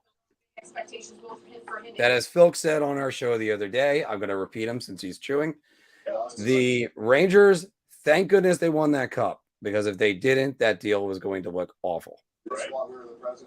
Because Stephane Matteau, I think, scored 3 more goals for the Rangers after 1994, and Brian Noonan had 2 different stints with them. So George probably not coming out the Tombstone. Let me see. We're playing. Trying to remember our golf course, but I think it's in Mesa that we're playing. I'm bringing my clubs because I'm going to play a little bit, and I'm going to enjoy that. My parents are having their 50th wedding anniversary, of all things. We can make fun of my love life. How is 50 years with the same person? Well, we do know that there is a Williams that can keep a woman for more than 50 days. Actually, there's 3 of them, because they've all been married. Good. You know what, Phil? Arturi Lehkonen, do you think that price ever goes down? I don't know, because Montreal doesn't have to deal him. You got to remember, he's a restricted free agent, so it's not like they have to deal him. I think the price is too high. I think the player is a little overrated, to tell you the truth. I think he's a good player and be a very good ad, but not at what they supposedly want for him. And I think the Canadian media hypes him up a little bit. And you know what? I got to give credit to Kevin Bieksa, because Kevin Bieksa came out and said he was a little overhyped too on the show. Yeah. So good for Kevin Bieksa for saying something about it finally. But 50 days, that's almost 2 months. Yeah. And no, much longer than 50 seconds. Although my ongoing joke is, what would the title of your sex tape be? If it was a Hollywood movie, I say it's gone in 60 seconds. So still trying to get some news for you guys. I have a feeling we're going to hear a lot more, or maybe not a lot right now, but more in the 2 o'clock hour. All right, let's see let's see what fake trades I could come up with right now. There's somebody saying trade. Oh, Phil, this would make your day. Trade Nemeth to the Islanders and get Chara. Yeah, I've heard things like that before in the past. It's pretty funny. So. And Nemeth is just bad money. And coming back to Montreal, but the 2022 second rounder for the Oilers is tied up in the Duncan Keith trade with Chicago earlier this year, where if they go 3 rounds back to dead air again. It's not suggesting that's necessarily going to happen either. You have their 2023 second round pick, but you just get the sense that maybe something else is in this deal for Montreal and Edmonton. They should have Georgiev should have punched D'Angelo one more time for old time's sake. And then on that note, we started the day talking on Arturi Lehkonen. Anything new on that front? Nothing new other than to say that, he is valued here in this market, and that's why we're waiting for this. whatever it is, because they're holding out the best possible return if they're going to trade this. Somebody was just saying it makes no sense for the Wild why they would trade With arbitration rights. Kakinen, but it makes perfect sense because you can't just throw them on. They gotta free up space.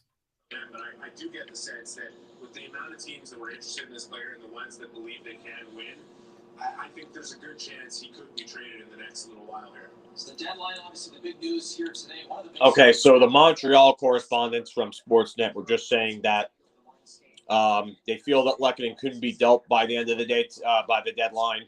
But Montreal is holding out for the best deal because they don't have to deal him right now. So pretty much what I was saying before. You know,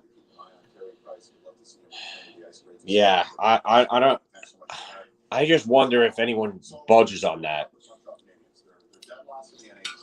I think the RFA status for Lehkonen just lets him go. No, we're not just keep him where he is. Yeah. That's why when we were talking initially about Jaron McCann, I immediately said, no, I don't think he's going anywhere. Well, Jaron McCann would have went somewhere if he wasn't having the season that he was having this year. Seattle had to re-sign him after the year he's been having.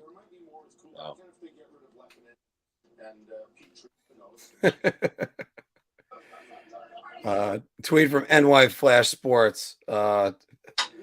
Phil, free to a good home. Hunt, McKay, Hayek, and Gauthier. That's fantastic. Yeah, Julian Gauthier. Quite intriguing, right? To see the impact that he's Okay. had and Here's a tidbit. to instill that confidence If in our team. we're looking at acquiring Max Domi,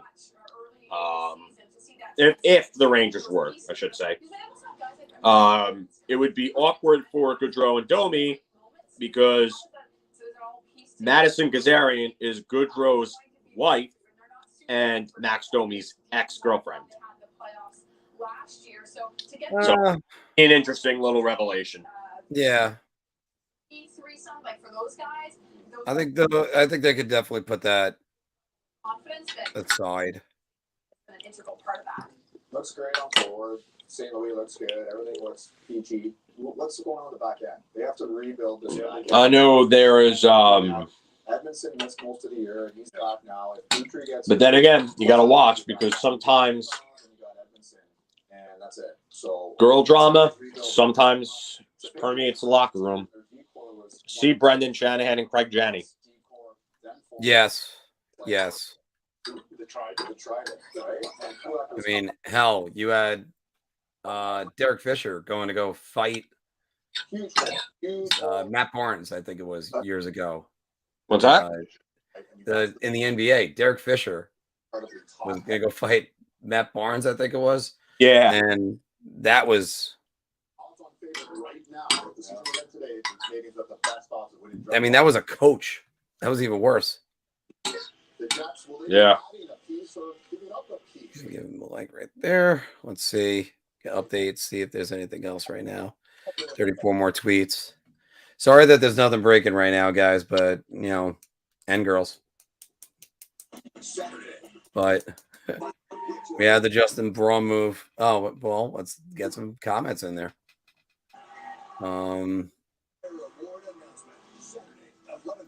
Kulak got a second rounder, yeah. And Christie, yeah, you're right. Yeah, I don't mind the Braun pickup either. I mean, like I said, the third was really the most I would go for it. And then, I mean, seconds later, I found out that the third was what was given up. I would have preferred a fourth, but I mean, I'm not going to cry over that. Andrew Copp is definitely the guy that we've talked about this for a while. It was Callie Yarncroc and Andrew Copp were two guys I was looking at, and that's what I'm wondering on because Copp is a free agent. I would rather Copp than Lehkonen. Oh God, much rather. The only thing that concerns me is the concussions.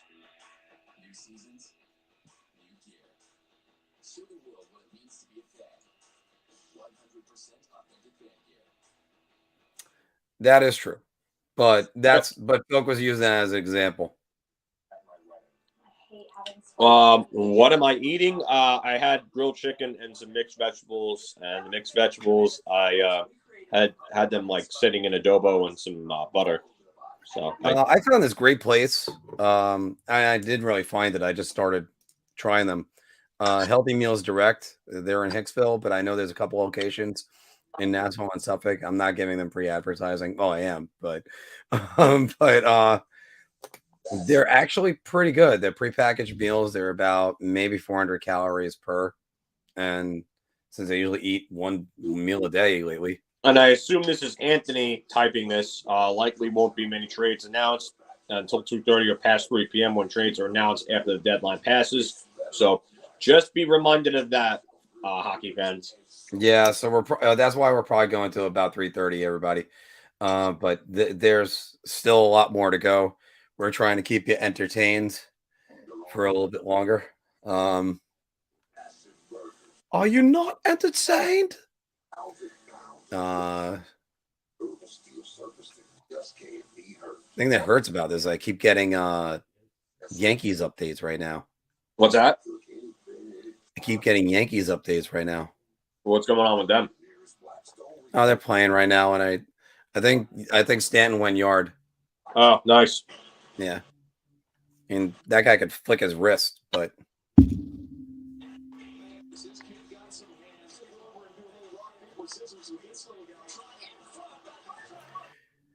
you know something? I gotta like this from Chris Botta, and he's right about this. Islanders smart to rest Cal Clutterbuck the day before trade deadline. There is interest. If yesterday it was his last game with the club, he was a very, very, very good Islander. Reasons for deal aside, Garth Snow made a very good trade. Cal has become essential to the New York Islanders' identity. Look, I gotta agree with that because Cal Clutterbuck ended up turning in a pretty good career. I still think they gave up the better player in the trade with Nino Niederreiter, but and not like he completely exploded. But Clutterbuck scored some big goals for the Islanders in those days. So, sure, but Nino Niederreiter would absolutely help the Islanders, and he's a top 6 forward that the Islanders have been missing for years. There's a lot of guys in that room that going to be an adjustment for them, but I think that adjustment is going to be good. I think John Tavares would have looked so much better with Nino Niederreiter on his wing as opposed to having Kyle Clutterbuck in the bottom 6. I'm sorry, but it's just a bad trade.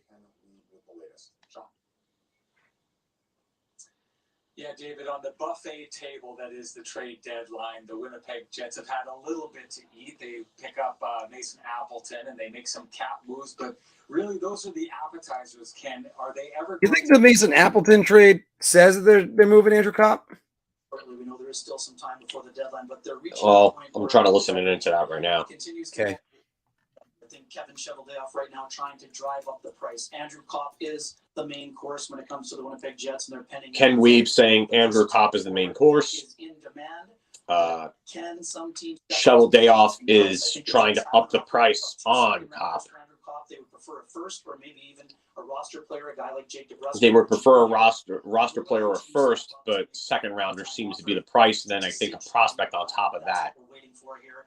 I think it will happen, but right now it's sort of. We don't even have any deals to report on anyone right now. Can we believe that Copp will be dealt by the deadline? So, if it did not, and they kept these players. Yeah. John Lee. You might end up being right that they end up dealing Andrew Copp. He plays on both special teams units and can play anywhere in your top 9 and be effective both at center or on the wing. He's coming off a 3-assist night. So if you're Ken Weeb is really selling Copp hard right now. You saw the value first. So I don't expect the Jets to stand pat. I could see a scenario where Paul Stastny stays and Andrew Copp goes, but I think at the end of the day, you probably still see both players moving on, but the Jets also would like to bring at least one more forward to bolster their top. If they do, Weeb is saying that Copp and Paul Stastny are probably both gone by the end of the day. So Yeah, Stastny would be a good pivot. Stastny would be a good pivot for the Rangers. Absolutely. Let me just check on his contract They're status. both buffets at the end of the year. They are? All right. Yeah. Stastny, I think, is making like $3.7 to $2.5 million, I think. Yeah, it's a very fluid situation. If they go 13-5-1, that'll get them to that magical 95. All right, that's just.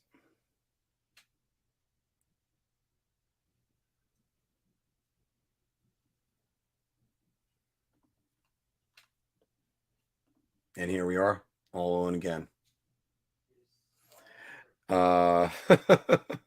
Andrew Copp is on an entry-level deal, by the way. That's that's a good one. But Andrew Copp's on an entry-level deal. That's what's actually going to help, and nobody's going to need to retain any salary for a pretty good player. So he's only making, I think, $950,000.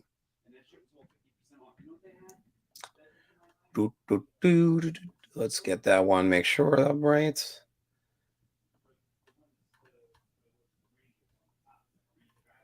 Yep. Oh wait, I'm sorry. I was looking at Mason Appleton. 3.4 million, 3.6 million for Andrew Copp. Still. Yeah, I know I'm wrong.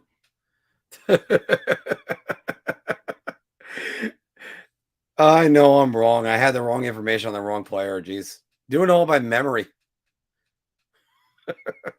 Still, he's exactly what the Rangers need. 3.6 million. They could fit that under the cap easily. And it's a prorated 3.6 million. So, you know, I think Philk is watching NHL Network. That I would be watching it too, but my TV that I use for that, for NHL Network, is right there. But fortunately, Mr. Larocco is still paying attention to let me know that I am wrong.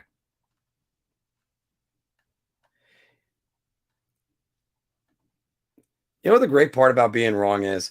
That if it happens so much, you can just accept it and move on after that. I wish Larry Brooks could do that. So, all right, here we go.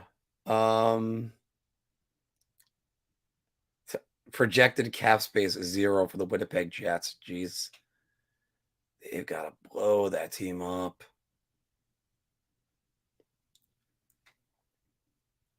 Blow it up, blow it up, blow it up, blow it up. Blow it up.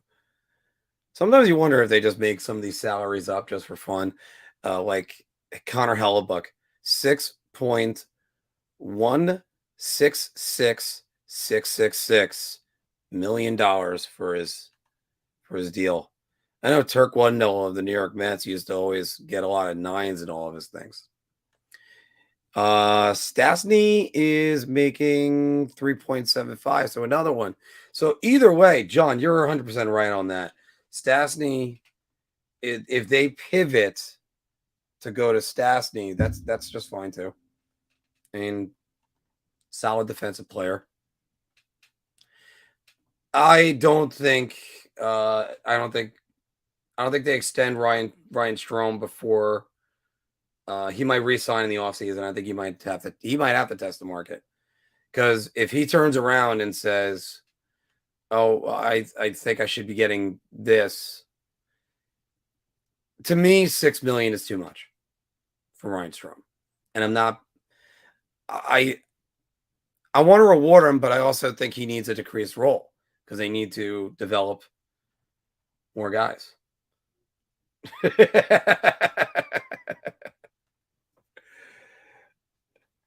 There's something going. You know what? Those are two GMs you have to look out for. Big Lou, and you got to look out for Steve Yzerman. And we haven't heard anything from either one of them so far today. So, who blinks first? Yeah, I'm just looking over some other things. There's a random Twitter account, I am Hockey 1, saying that the Rangers were close to Raquel. That was 40 minutes ago. I don't know this account, so I'm not really going to put too much into that. I think they might just be piggybacking off of what Friedman said earlier on about the Rangers being in on Raquel. Rich, just the way you know, I don't think any of those players would be in there unless that trade is for Mark Scheifele. Yeah, I don't think Pierre-Luc Dubois goes anywhere. I said this last night on Final Buzzer. I don't think he goes anywhere. I really don't see it. I think that's a pipe dream. So. Yeah, I think that was something that it was probably thought up by Rangers bloggers and stuff like that. And as much as we try to talk about the news, not so much rumors, because I know a lot of channels are all place. Yeah, you watch NHL Network. Network, by the way. Yeah, and TSN's coverage of that. It's sports, not TSN's. Okay. TSN's coverage. TSN's coverage is the best, if you ask me. But it's Sportsnet's, and Sportsnet's is decent. So. You were both playing in the UK. Yeah, I was going to ask. They actually let me. I'm guessing that TSN wanted too much money for their broadcast, and now it's Sportsnet every year, which is kind of BS. I want to see something. What does ESPN have on their coverage? Actually, thanks. That just reminded me. I'm actually going to check on ESPN's and see what they have. So, they have the Point trade deadline special. So let's see what this is. 7 type of guy. Bucci, go ahead and break the deal, Bucci. What's that? The Josh Brown one. Say it again. All the fans. Sources tell me that Josh Brown, big right-handed shooting defenseman, 6'5", 220, has traded the Boston Bruins. Okay, so the Boston Bruins just got Josh Brown. All right, so I'll get that one on the list. Take it away. No, I don't know about the chance of Heel getting moved if Andrew Copp is the New York Ranger. Callahan, Bucci, and it looks, I guess that's Molly Walker. Yeah, Molly Walker, yeah. Not Emily Kaplan? Oh, no, Emily Kaplan, sorry. Yeah, all right. Molly Walker. I'm getting Molly Walker is New York Post. What am I saying? There's been some talk. They were trying to get a 1 Wow. for him over the year. Now they're going to get about 6. Josh Brown to the Bruins? Josh Brown for a 6th-round pick. He was so unliked in the run. Bobby McKenzie apparently saying that the Rangers are interested in Cogliano. He's lost himself a little bit. And Anthony just reported that as well. I would take Andrew Cogliano. You know, as players, you end up getting knocked down a little bit. I'm not sure. And we have been able to do this for about 30 minutes, guys. So there's our trade. He's been there a long time. Free agent to be. Yeah, and of course, beware the eyes of Lou. Answering him right now. All right, so Rangers have interest in Cogliano. Yeah. Mr. Anthony Colorado LaRocco. Rangers mentioned to be most interested. Mental situation with him right now, and watching Elvis kind of go. And I don't think Elvis is Rangers next 3 games. here either. Tuesday versus the Devils. And I'll be in the air when that's happening. I think that's true. Yeah. Friday versus the Penguins. And Sunday versus Buffalo. Up there, buzzing around, first shot, stick break. They get 2 against the Penguins in the next week. So you want to move right up the standings. There you go. If we were putting odds makers on this, Ryan Carpenter and Nashville Christie is telling us. I finished with 1 twig, and as David, I don't know if the Strome move has anything to do with Filip Forsberg. I don't know. I don't think Filip Forsberg is viewed as a center by the New York Rangers anymore. And they want him to be a center. They want to force that square peg. They're not really happy with the winging experiment. Winging. Yeah, Ben Pope from Chicago Blackhawks Sun Times is saying that Blackhawks and Predators are closing on Ryan Carpenter trade. We're Thanks for doing this. Really appreciate it. Glad your internet held up. Back to David Amber channel. All right, Carolyn, thanks so much. Great to. That's what I was doing. I'll bring up the points so that way I could hear that. William Lagesson has been traded from Edmonton to Montreal. Why don't I just do this the entire time? Just NHL Network. Since we need new ideas in our business, not only one of my kids watching your father do lineup card. I guess on narrative we're showing some. I don't understand. Why does anybody ever use the term that are Ranger fans that the Rangers are rags?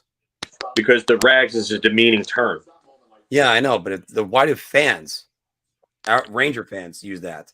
I don't know. It's kind of dumb, if you ask me. The fans were amazing. My teammates made me feel very special all day. A little bit too much, but the whole day was just good, and have my kids on the ice and my parents. The whole. This guy's an idiot. I kind of knew that it was also my last game. So that was the end of a great chapter in Philadelphia. Now you're starting a new chapter, of course, with Florida, and you had to sign off on this deal to happen. Why Florida? Like I said, I just had a chance to play. Yeah, Chris, I'm with you in a way. You can't have all the breaking trades because I mean there's going to be downtime like this. So I mean you gotta give it some time. Yeah, I would say and especially that it ends up going for hours, and there are certain trades that you barely want to talk about, like I was laughing about Brian Little.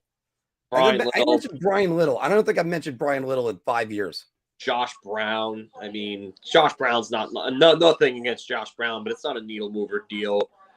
There's still some deals that are going to be made. I think Raquel's getting moved. I think Cogliano will get moved. I think Copp and Stastny to moved as well. Joe, Cogliano gives them another speedy forward who can give you a little bit of offense. He's a good defender. He's a great penalty killer. One of the best penalty killers in the league. An area where the Rangers, I think, want to improve, even though it's not a terrible unit. It's been a little lately. So I don't know. So by the way, which is worse, TSN's trade deadline coverage or ESPN's actual hockey game coverage? TSN's trade deadline coverage is good. They're talking about Sportsnet, not TSN. Oh, sorry, Sportsnet. That's what I meant to say. Yeah, Sportsnet's. I don't think it's that bad. It's just. I mean, but ESPN with all those like drone shots or whatever the hell they're doing. Oh well, ESPN's hockey coverage. They need to stop doing whatever camera angle they kept doing the other night. I hate that camera angle. It sucks. Which, on the other hand, TNT is just going. We're just going to broadcast the game and. They do a great job, TNT. Chris T. No, Chris T. I don't think Andy Green gets moved, buddy. I don't. I do. I don't think so. I don't. He looks like he's on fumes. I don't. If anybody gets him, it's for like a 7th or maybe future considerations. I can't. Mike, we're going to see about this one very shortly, and to be honest with you. I think Ranger fans overrate Jeff Gorton a little bit. Yeah, I think Jeff Gorton got overrated because of the Mika Zibanejad trade and the Rick Nash trade, which are really the two trades that he really won. But he blew the Ryan McDonough trade. Oh, he also won Ryan Strome for Ryan Spooner. Ryan Strome and Ryan Spooner, yeah, is another one. But, I mean, again, look at the guys who he's making those deals with. Pierre Dorian, who is a certified idiot. Peter Chiarelli, who is also a first-class dunce. He fleeced guys that were not good at being general managers. And then, he got Sweeney in the Nash trade, which was really good. Okay, so it's Josh Brown and a pick to Boston for Zach Senyshyn and a 5th. So Boston has admitted that Zach Senyshyn was a draft mistake. Good job. Good job. Was he the same? He wasn't the same draft class as Jeremy Lauzon, right? He was one of the 3 that Boston passed on instead of drafting Kyle Connor, Matt Barzal, and Thomas Chabot. Those 3 consecutive picks they had in a row, where it was DeBrusque, Jakub Zaboral and Zach Senyshyn. And it was just I rip on the Rangers for making one bad move. Emily Kaplan is saying that hold on. Emily Kaplan says that Rangers might be out on Raquel. I'm trying to get that. I still don't have that yet. That was probably on their that's probably on ESPN's thing.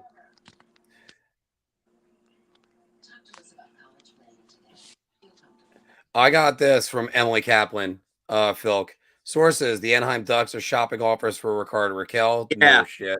Yeah.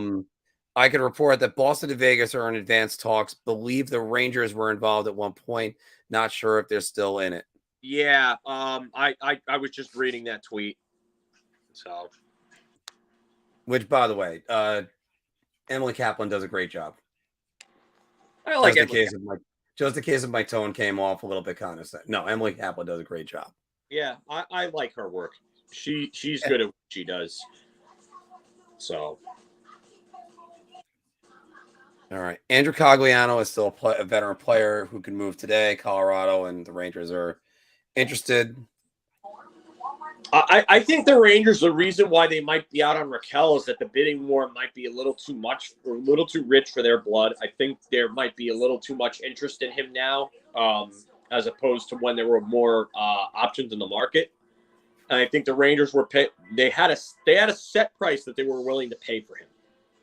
And I think that price has probably been exceeded in these bidding wars for him because there's a bunch of teams that are in on him. So the Rangers, knowing that Capo Caco is going to be back at some point, are saying, okay, we're going to have our other top six right winger back. We can go out and we can spend on bottom six acquisitions and then have Capo Caco come back. So, but also by that theory, Phil, wouldn't it also help to know that you got a Ricardo Raquel who could slide right to the third unit and contribute? Yeah, again, if Capo Caco is not ready for second line minutes when he comes back, you have a second line forward in Ricardo Raquel on the right wing. Ricardo Raquel can also play center, which is another area of need for the Rangers. So he could be your third line center if you need it. He could be a third line winger if you need it. So, yeah, Anth, I saw this before. I was talking about that Blackhawks and Predators basically agreed to partner. Yeah, Christie had it as a finished trade, but this is actually just they're still in talks. Yeah, and William Lagesson I mentioned before earlier on too about that. So, yeah, John Yzerman absolutely fleeced Gorton in the McDonough trade. It was a terrible trade for Jeff Gorton. It's probably his worst as a general manager. So, yeah. And I mean, I think it's also because we saw the fan reaction immediately was, wait, they weren't getting Braden Point, but the fan reaction also was you misspelled Sergachev. And none of those guys were never available. And I laughed at everybody who said that they were going to be available. You would hope for it. Okay, we got an alert coming in. So let's see what Friedman and Marek are saying. Put your phone down. Ottawa and Boston making a deal. Former first-round draft pick Zach Senyshyn goes to the Senators along with the fifth rounder. Okay, so is that the Josh Brown trade? Yeah, it's the Josh Brown trade, but it's Josh Brown a conditional 7th for Zach Senyshyn and a 5th, so it's official now. Okay.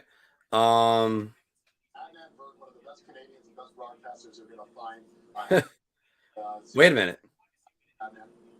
Matt Ryan to the Colts? That's been talked about as not finalized yet, but it's looking like if Matt Ryan's being moved, it's to the Colts. I don't think it's official yet, Chris T. Unless something has changed in the last minute or so. I just saw that about 5 minutes ago. No, I still got talking and I got finalizing. Chris Frost thinking the Rangers should trade for Laine. He will be a sniper we can use and he can help Kako. Where are you fitting Patrick Laine under the cap? That's going to be big money with him, so that's not. I think he's got like a $7 million cap hit. Yeah, and he's an RFA, so he's going to be due for even more money. No, I think he's got like a couple years on the deal. Why don't you look that up? Yeah. I mean, Tampa Bay gave up a first-round pick and then a bunch of spare parts in that McDonough trade and got JT Miller for it. And yeah, they gave up Nemesnikov, Hayek, Howden, and a first-round pick that ended up being Nils Lundqvist. Yeah. And just to say for the record with that, ugh. it's the Rangers were rebuilding. That was supposed to be a trade to get that team back to glory. They whiffed on Howden, whiffed on Hayek, or they still haven't given up on him. I have no idea how. Because as I've said before, the only Hayek I'd want to see is Selma. So it's just that wasn't a good trade. Terrible move. And granted, Nils Lundqvist still could say something about that, and we're hoping on that. Yeah, Line A is a restricted free agent, $7.5 million, and I don't understand why he would want out of Columbus right now. He's playing great. Maybe he wants to go somewhere where he thinks that they're going to win sooner than later, but I doubt that Line A would get moved today. I think and it happens in the offseason if it does happen. Yes, he's an RFA. They can get more from him. 3 years ago, I should say, people were talking about him as being like the next Ovechkin, and since then, everything has just gone downhill. And I think you're the one that told me the story about Fortnite. Yes, there was a lot of Fortnite going on. A lot of Fortnite. Yeah. So, hey, Bill. All right, I've been away from Twitter for too long. That all of you guys for an hour and 51 minutes have watched us refresh our Twitter pages. So thank you for being with us today. Leddy to Blues, Lehkonen to Colorado. Whoa. What's going on here? I'm still looking that up. By the way, Chris, thank you very much for your help on this too. Yeah, Chris has been good with this because we've been trying to Lehkonen to Colorado per Weeks. It's Kevin Weeks on that one. Kevin Weeks said it. And then Leddy to St. Louis is also per Kevin Weeks. Okay, so let's get this one first. All right, so yeah, I don't know. That's the Emily Kaplan one. Carolina is talking to Columbus about Max Domi. And it's Arturi, right? A-R-T-I?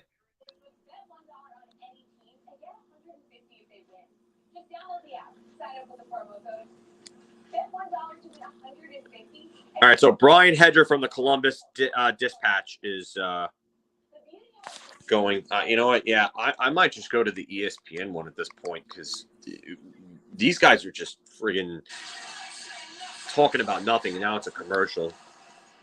I was hoping to get Leddy too, Diane. I was. Okay. And there's Adam Herman saying it too. So Arturi Lehkonen to the Colorado Avalanche. And let's get a handshake on that one as well. Boom. There we go. Artie Lehkonen. Artie. Whatever. Artie Lehkonen. It's what happens when you have to do things on the fly. Oh, my God. Here, Nick Leddy. I couldn't mess that one up. Nick Leddy heading to St. Louis. Is this official? Yeah, it looks like it. All right. Let's get the handshake on that one as well. We got news. Rickard Rakell has been traded. What? Yep. Anthony's breaking this one right now. I would have to say it's got to be Vegas. So, Anthony, you're saying anywhere? Where are you seeing that?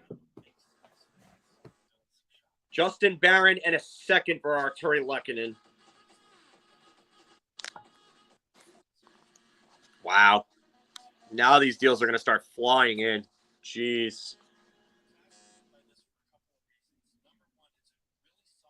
HF boards, because they usually come in on HF boards. Some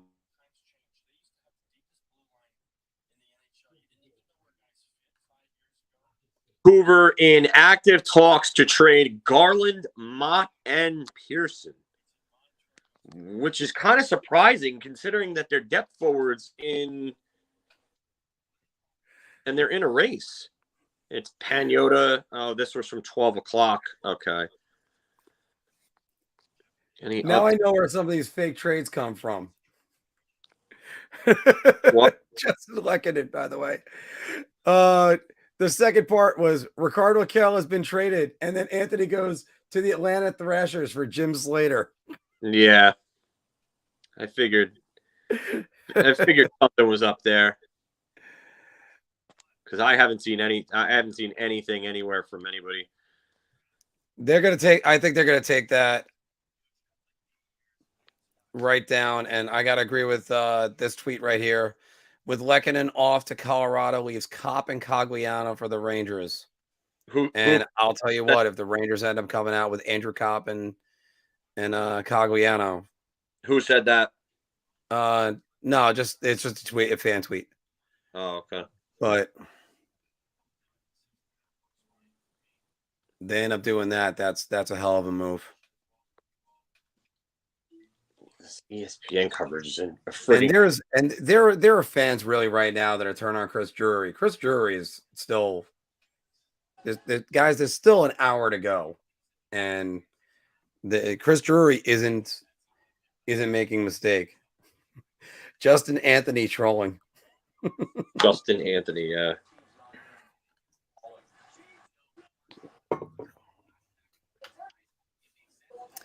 Anthony tends to be like Winston in A New Girl, that his practical jokes are either too little or way over the top. Yeah. Although I gotta say, Anthony, since he's been off the air, he's been great in the control room. So hopefully when there's an Islander deal, you can jump back on, Ant.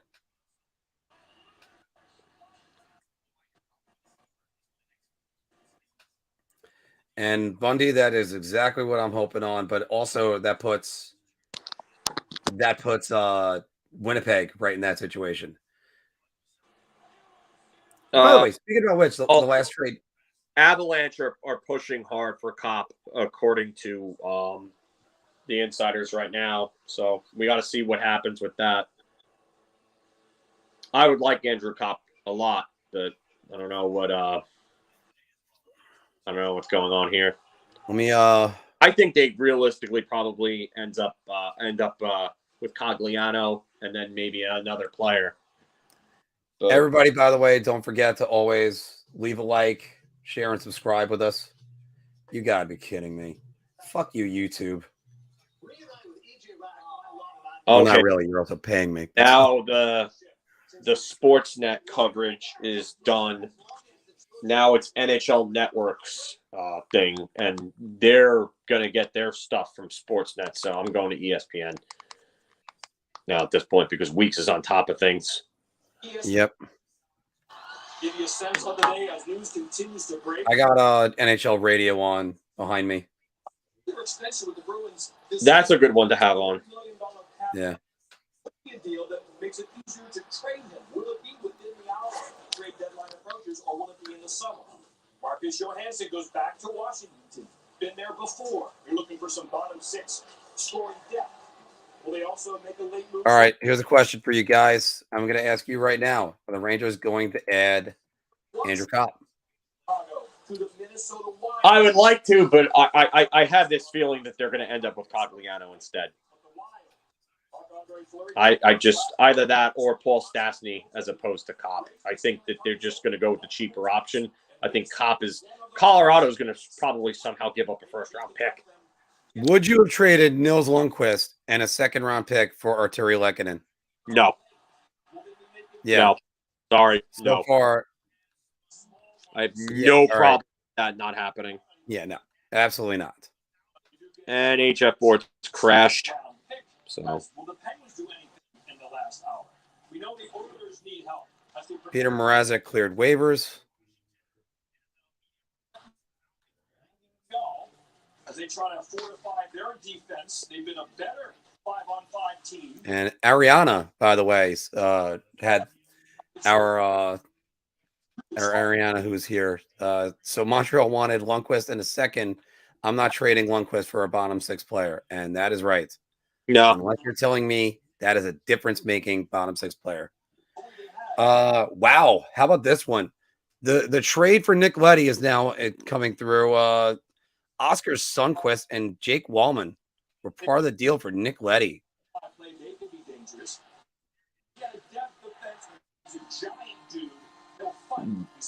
Yeah, I don't know. I like Sundqvist. I think he's a great depth center. Yeah, I think that's a lot for Nick Leddy. That I don't like the fact that they gave up Sundqvist there in that deal.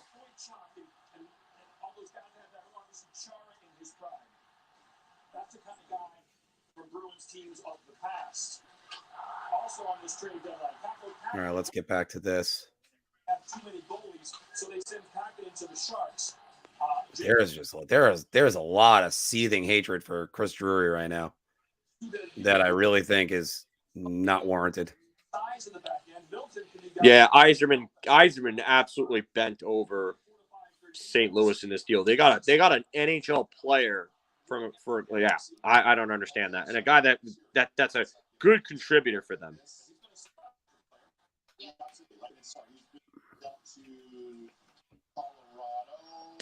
For Justin Barron and a second-round pick, and also Nick Leddy to St. Louis. All right, again, hey, 44 of us now watching, or 44 of you guys watching us.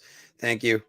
Yeah, no, Justin, because there's a lot of now. First up, by the way, I'm basing this off of Twitter. Let's be honest, it's not the best place to get reactions, but there's a lot of fans right now that are screaming about Chris Drury. Do something, do something, do something. Well, you know what? Carolina Hurricanes haven't done anything yet. Pittsburgh Penguins have only made minor moves. I mean, right now he's keeping up with the Joneses, and they're still right there. It's just what do they want him to do? Give a Cabo Caco for Andrew Copp right now? In the last hour, I think there's a lot cooking, and reason being, a lot of these teams in the West are still in the fight. Dallas is still in there. There's a lot. Oscar Sundqvist. He was was he a third or fourth line center for them, Phil? Said, I'm not letting any of our pending UFAs walk. I don't know. I've always taken Boston wasn't able Sundqvist in daily fantasy and always done well every time I've done that. I just heard stopping offers right now. Yeah, there you go. I do believe that the Rangers were in at some point. Not sure if they're still involved. And Rich, if it wasn't for PK Subban with that ridiculous slew foot, that wasn't a slew foot, but it was, then Pavel Buchnevich is not the greatest player that they've ever had. Like between him and Colin Blackwell, all I hear about is how great those guys are. Okay, so and I like Emily Kaplan just said that if the Boston Anaheim deal for Raquel happens, Jake DeBrusk is probably going the other way in the deal. So what's that dynamic? Where there was blends that just had that right there because welcome to the show in case if you haven't been on, but the Drury doesn't want to ruin the core, and I agree with that 100%. Leading up to it, whether you know you're safe. I mean, was there like other than the hat trick on his birthday, was there a moment with Buchnevich that just I'm missing? Again, I like the guy. I was a guy that wanted him in the lineup, and if it wasn't for a first, and they still have a first and a second overall pick, they have to develop. Packing your stuff and moving across the country. How about a coach? You get popular guys coming. Long term, it's just what it is. Yeah. And if Sammy Blais somehow can make it back, again, he shouldn't have been injured. But if Sammy Blais could somehow make it back, that would be great. You need to respect the fact that it's just gotta remember he's coming off of a major knee injury. Expectations have got to be tempered. And I'm well aware from being a New York fan, we have a tendency to latch onto one player, whether or not it's warranted or not. Because I'll only give you one guy that I always hear about that he could do no wrong, Sean Avery. And everybody looked at Sean Avery like he was the greatest player ever to lace up skates. And the Rangers record when he was in the lineup originally was phenomenal. And then he came back still good, but he did things that made you go, oh, that's the reason why we got rid of him. And then it just, see, I never want to say that I didn't like Buchnevich. I liked Buchnevich, but it's just, and eventually, look, you're going to have to see what you got in these players. And that's why Philk and I were so mad back in September when they sent Vitaly Kravtsov packing. You are fun to watch in big games. And Sammy Blais is exactly what this team needs. Process this. And he's not going to be on this roster. Yeah, I mean, Sammy Blais would absolutely help. I just think that it's gonna be my last one. You're looking at a player that's going to be coming back from a knee injury, and again, like I said, you gotta make sure that everything is kept in check here. So, I do think that he could definitely help. I just wonder what the time frame is on him. I mean, that injury was in November? So December, January, February, March. Usually they say 6 months, so he would be back in May. Maybe he could get back to Johan Larsson in the Capitals. Shit, that's actually a good deal too for them because they just got a depth acquisition. Oh man, that's check back. Two teams are offering 2 second-round picks for Andrew Copp. And they're saying the Rangers are right there. I think if the Rangers get Copp, start working on an extension. Yeah, you have to. Where did you see that? What tweet was that?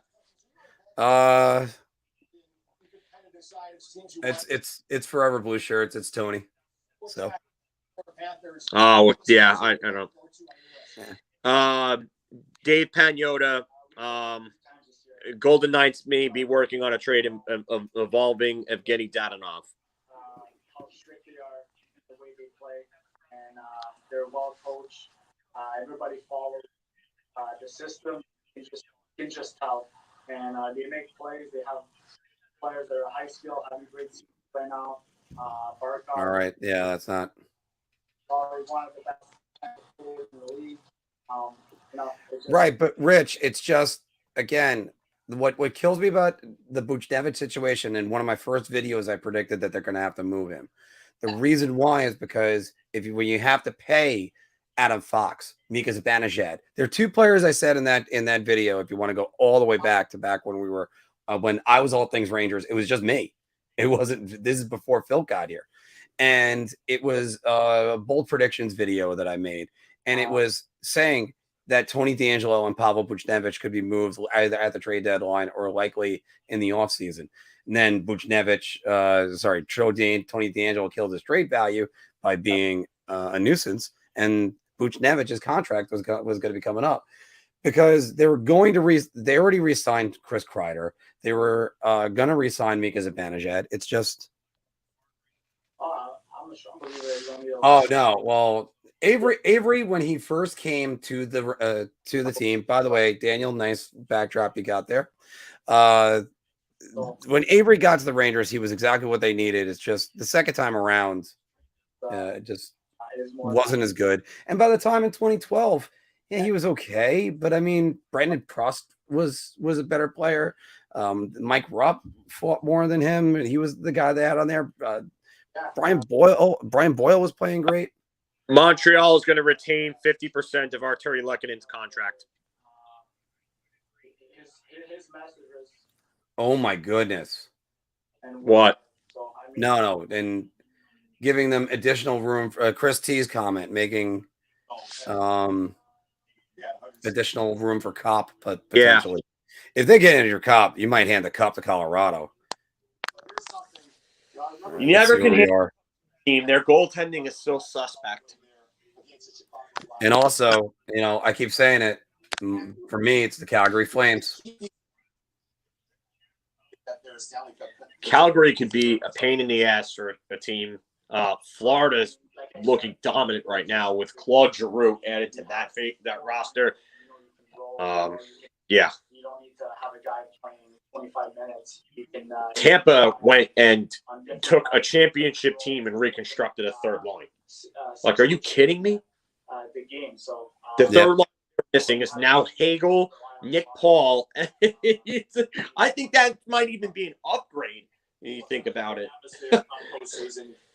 I mean, Goodrow, I would say Nick Paul and Hagel are better players than Goodrow. Coleman's another story, but thanks, guys. Thanks for having me. I mean, by the way, didn't the Vegas Golden Knights just sign Dadonov and they're already Matt Ryan has been traded to the Colts. All right, there you go. They will receive a Falcons will get back a 2022 third round pick. Talk some hockey. Producer Greg Colley. Come on. Hijacking the program. Ken was too. Truth be told, because Ken was texting me too. 45 minutes, 30 seconds until the trade deadline. 3 o'clock Eastern time is that deadline. And we continue on. We still going to break some more trade. What do you got? I was just going to say, to your point, though, quickly. Chum, as we know, a little chum in the water to the fans too, because as you guys know, and you know this too, a lot of the deals will trickle in post-deadline at 3 p.m. Gotcha. They're in central registry, but a lot of them will trickle in post-3 p.m. And we'll be here to announce And if you recall correctly, the last time the Rangers had a deal with the Winnipeg Jets, that was the Jacob Trouba trade. Yep. Marc-Andre Fleury was traded this morning. We talked to him on ESPN Plus. More about his addition. Can he make the difference in Minnesota?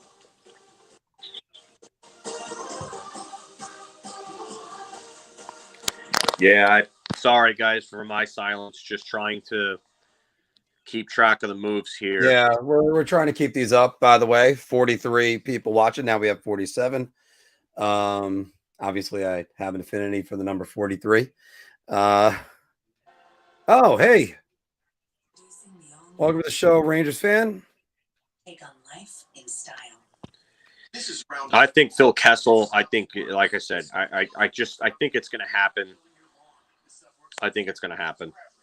Chris T is saying that it's Guaranteed or your money back. This stuff works on big lawns, small lawns, and I guess you can call that a long lawns. Chris T is saying that Cogliano Kessel or Cora's working on this one right now.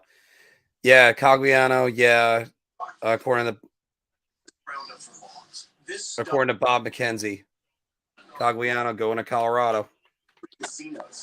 Yes, yes. Go get me Andrew Copp. Go get me Andrew Copp. Do it, Drury. Yep. Do it. Oh, my God. And I just saw something on Twitter. They were interviewing Justin Braun on TSN, and he said the reason why the Rangers didn't call, or Chris Drury didn't call Justin Braun was because Chris Drury is still busy trying to make trades. Yeah. So he's not done, guys and girls. He's not done. Patient. Oh, Andrew Copp. Let's go. Let's see about that. Let's get that one up there, though. It's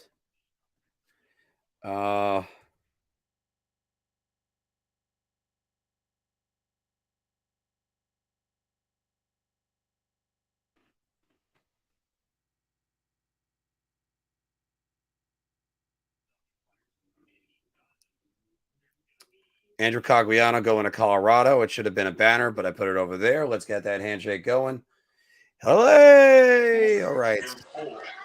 By the way, while I'm right here, how was this not an elbow called against Oliver Wahlstrom? But that's a different story. What kind of player is – yeah, and yes. And the Rangers are certainly funding the cops. Call the cops. Let's get them.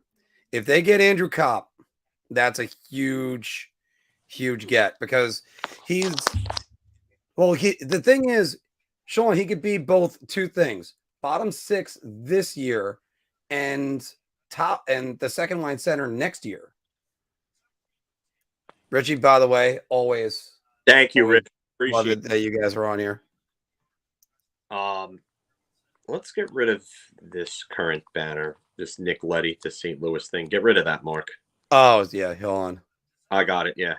Yeah. I mean, I broke the other one with a comment. But by the way, John, yeah, there's lots of teams that were if they got a working relationship, but Drury, the Trooper trade was the last one, and that was Jeff Gordon. Yeah. So, well, I mean, for Kevin Hayes and a first round pick that they gave back. Drury and Neil Peon. Yes, I know that. So Drury definitely still has to have somewhat of a relationship with them, even though it was Gorton and Cheveldayoff that orchestrated that. But Yeah. Drury was in on that. So we're getting into the exciting part of this, guys. There's 40 minutes remaining in the trade deadline. Hold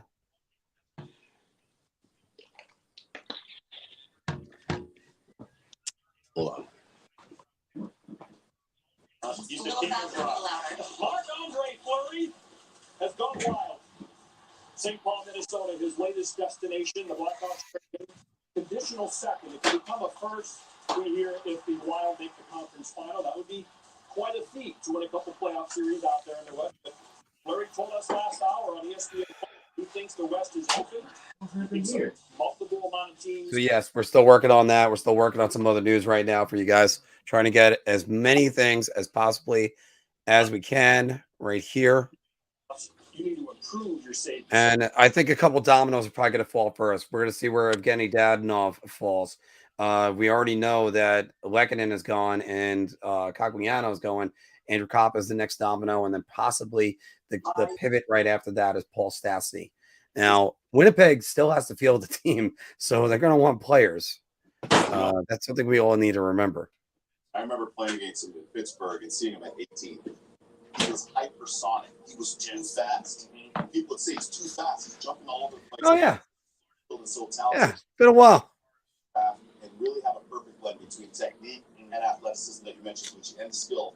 And he's become one of the best goalies of all time. And you have a guy like that coming into the doors. Let's keep in mind, Cantal was an all-star.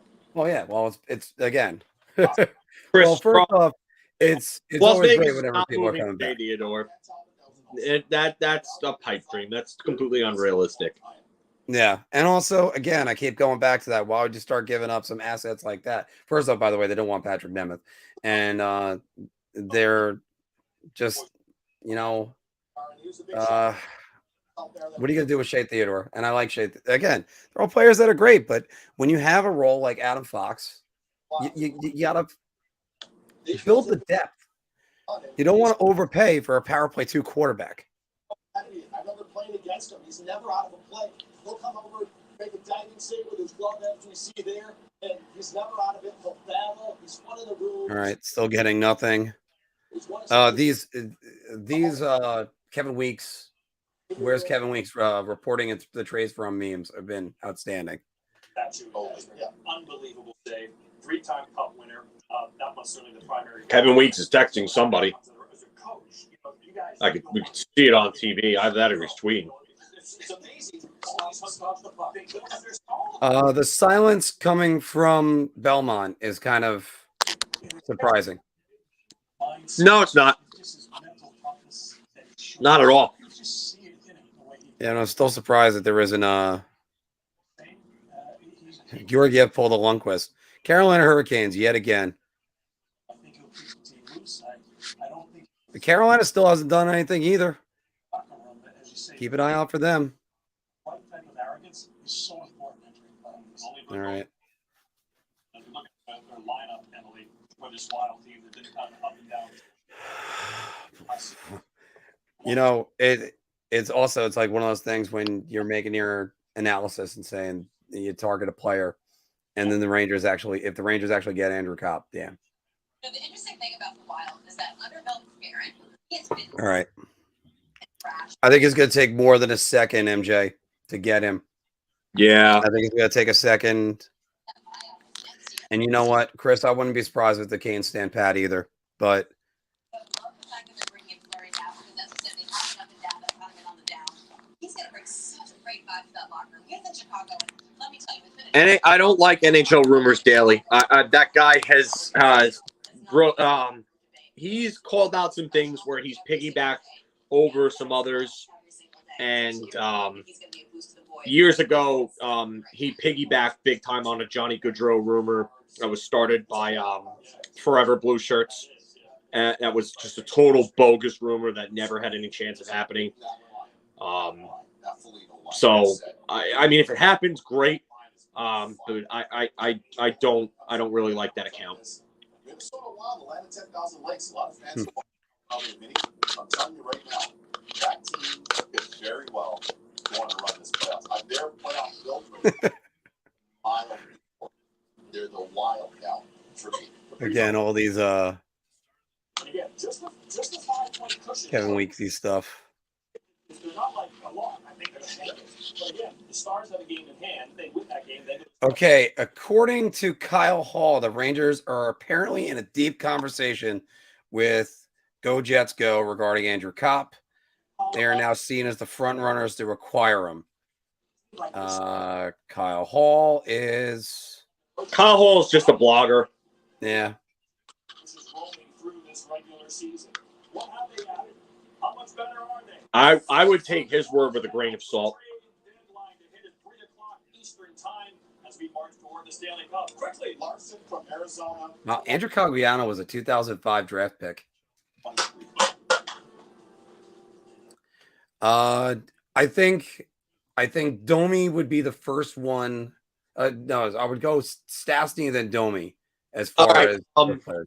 Johan Larsson to Washington is official. It's a 3rd round pick in 2023 going to Arizona. Now, let's get that one in there.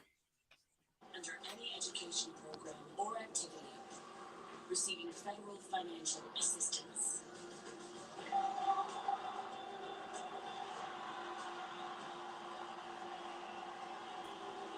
Okay, Johan Larsson going for a 3rd round pick. There it is.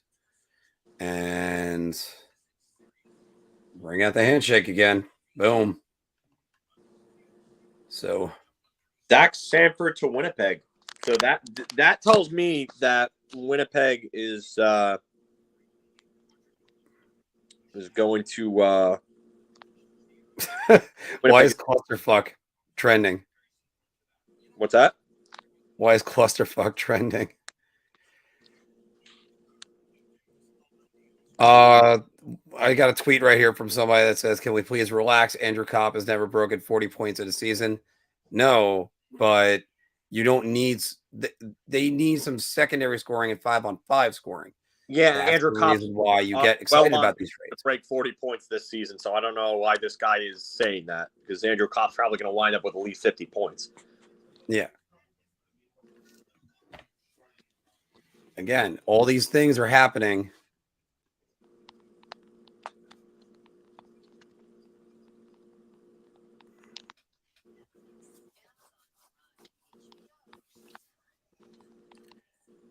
I understand what guys are saying, where they're like, "Why not go for it with key rentals and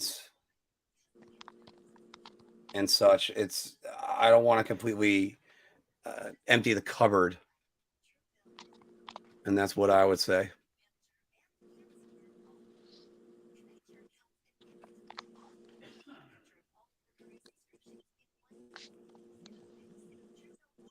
Let's still going through some of these. 45 of you guys are watching right now, and I am still thank you for watching right here.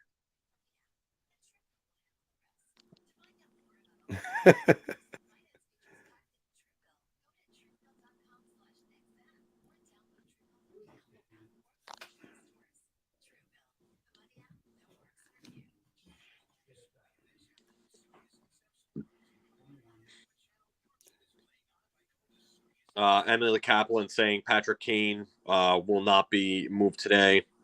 That was a little bit ago, but yeah. Yeah, well. In other news, water is wet. Yeah, that was never going to happen. I'm getting the Ducks trade Rickard Rakell to the Blues, and that's on the ESPN point special. Now, I don't know. I'm watching that, and it's in commercial.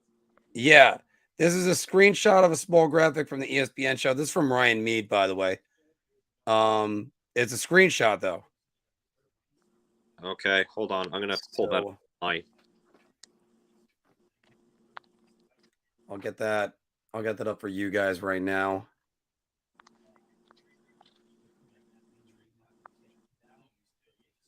And oh yeah, right. I see it. Hold on, I got it to add.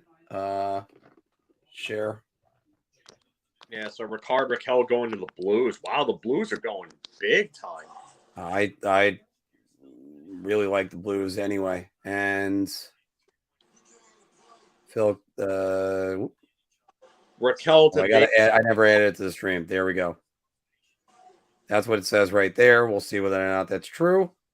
Rakell to Vegas on Hockey Buzz. Hockey Buzz is a little iffy, but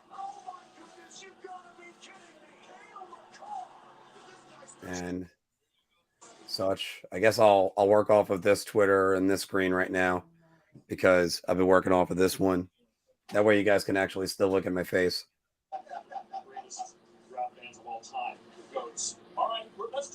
Which I guess I should apologize for. All right, so we got. Could ESPN have gotten it wrong? It's possible. Well, first off, everything's possible.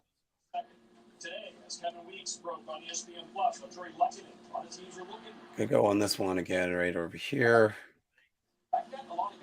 I got the Oscar Sundqvist deal again.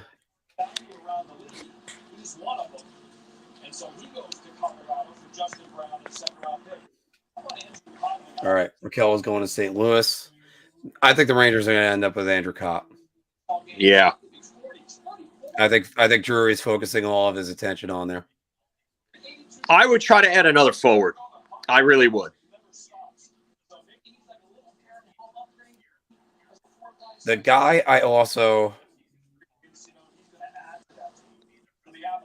no. I think Andrew if the Rangers get Andrew Copp, he's going to be their third line center, I would think, right? And then you're talking about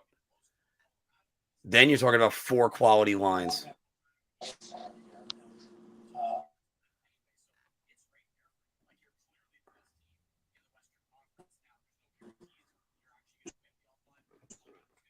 What's going on here?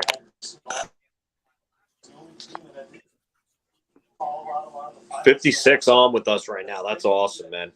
Yeah. Hey, you guys, thank you very much. Thank you very much. This is how we get our name out there, and yeah, this is our first trade deadline special, and we love having everybody. Yeah. Copp for second and Hayek. Nope, gonna be more than that. I think, yeah, I don't think Hayek holds much value. If that's what they got Andrew Copp for, I'm doing cartwheels. I think that you're going to see this again with Washington. If Nemeth and Braun is the pairing, that's a problem. Schneider's outplayed Nemeth in every aspect of hockey, and Braun should be replacing Nemeth. Nemeth should be a seventh defenseman. Yeah. Let's see where we are now. Thank you, Jalen. Appreciate that. Raquel traded. What? No, but it's just saying Raquel traded. That's all it is. But still getting on that. 50% retained on Letty. Yeah. Artie Lekkinen. Artie.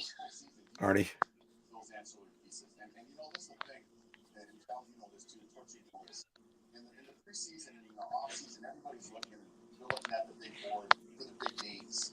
But when it comes down the stretch in the postseason, you need those blue pieces if you want to have success. Multiple reports, as what was said right here by Bill, was dadding off to the Ducks, and a lot of people are confirming that right now.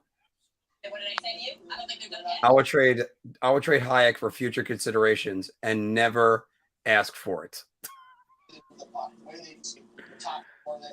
I agree with McKay and Hunt should be playing. I do a break. Depth, Because not my anything big. connection's going in and out. It's all right. For this team, big moves. Trying to get Gerard healthy, trying to get Landeskog healthy as well for the postseason. The one team that can give them trouble.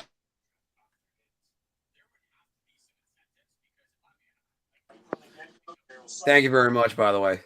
And this weekend has kind of been the weekend from hell for me, so I can't wait for tonight to be over. That I worked St. Patrick's Day. I worked How about the Canes can go take a fucking hike? Off. That's our guy. Get the fuck out of here. Yeah.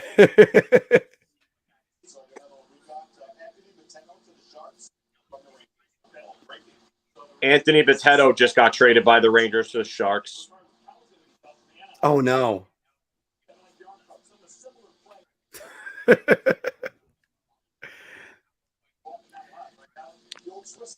Thank God we got a Justin so I can pronounce his name correctly.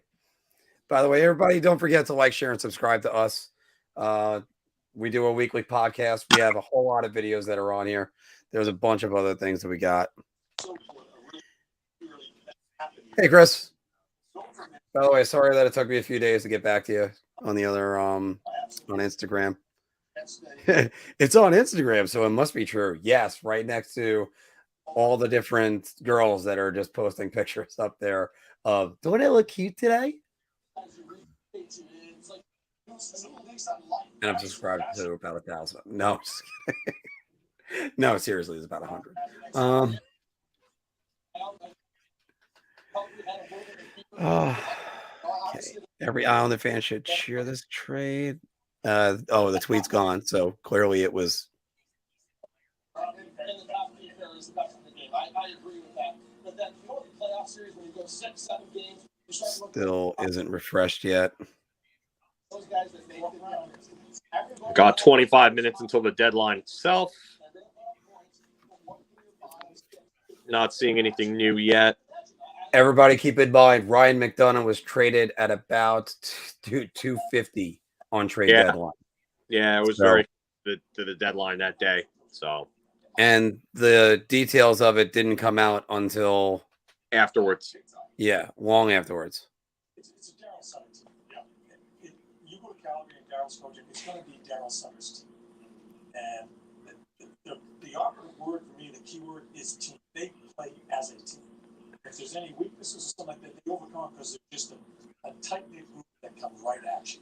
And I'm kind of anxious to see those two teams play because a little bit different personalities as far as the team's skill versus coming at you.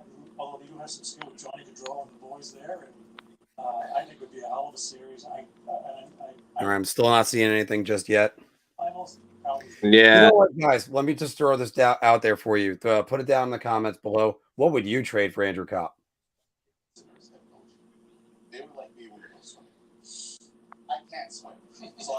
We got some 14 tweets. Brad Richardson going from Calgary to the Canucks. I would have taken Brad Richardson. That would have been an upgrade on the fourth line. Everyone's engaged. Everybody's jumping into the pool. I'm paraphrasing, of course, but I love the fact that Johnny Gaudreau, if there's no better example of a transformation of a player. Not that he didn't always have all the elite skill since Boston College. Yeah, I think he's definitely finding a buyer for Clutterbuck, no matter what. I can't believe that you just talked about. I don't know. You didn't mention the best thing about them, which is. I know what you're saying, and I know we've been over this, but there is never a shortage of demand on bottom six players going at the deadline. Playoff series, and he's been an absolute. We got 19 more tweets to go through. That's one of the areas in Colorado that I think a lot of people have questions. I know they like Frank Luz as their backup, and they got Darcy Kemper when they let Grubauer go. At the same time, there are some questions about Darcy Kemper. Can he be the guy? And I do think Joe Sakic made some calls on goaltending, just didn't like the prices. Yeah, because if he gets an injury, that could be really tough in Colorado. Yeah. I think Henley Kaplan's right. I think they probably tried to Sakic probably tried to upgrade a net, but they didn't see anything good. So now I think he's just looking to get whatever the best upgrades he can get for the cheapest prices now at this point. TSN is having a meltdown on the Leafs goaltending situation. That's another thing that still hasn't happened, everybody. The Leafs still got a rookie in net and Jack Campbell, who's had less than an .880 save percentage over the last 3 months, 4 months. Awful. Right now, he's just been awful. I think he literally has been soup. He's hit a wall. So, Chris Ross, say we get Copp and everyone is healthy. What does the line look like? I think Copp is probably a third line center at that point. But I think he's a damn good one. He's probably the best third line center in the league at that point. So. You're never responsible for unauthorized purchases on your Discover card. To make the most of March on FanDuel. All right, so here we are. 55 people watching right now. 59. Don't forget, everybody. 59. 59. Oh, hey, just jumped up a little bit more. Just jumped. Yep. Even though we're trying to figure out when the next weekly podcast is going to be, our schedules have been a little bit up in the air. But, hey, we've had 2 shows in 2 days. And both of them have been on a shell of a person on sleep. So we just hit 60 viewers. Thank you, everybody. Yay! Appreciate that. All right, guys. So here we are. We're getting in the nitty-gritty on everything, and that we have the trade deadline going. This is where it's going to be. Yeah, by the way, I would love that line. Copp, Vetrano, Goodrow. But yeah. Keith, that's going to be an overpayment if it's Nils and Kravtsov. You could probably get away with 2 seconds and maybe a first for Copp. But what, Phil, what's next year's draft look like? Well, that's Michkov and Bedard at the top of the class. It's looking deep. This year might end up being deeper, but the top end talent next year's draft is going to be significantly better. And of course, don't forget to leave a like. For the places we didn't go. That's because in that case, does getting rid of a first round pick next year help or hurt? Into helping hands. The Rangers with the bottom first round picks. That's what they're looking at. Or your cap. Into a cap that likes water. See what change can do. All right. The point right now is saying that they're going to have a trade to announce as a hunch when they get back from commercial. So we'll see about that. We are at 19 minutes from the deadline itself. Saying this. A what? Unless I'm behind, my stream should be good. No. Yeah, but no. The Point NHL Network. They're in commercial. Oh, I think I'm a little bit behind, to be honest with you, because I'm going through the app right now. Trying to refresh HF4 to see if there's any new ones broken, but nothing as of yet.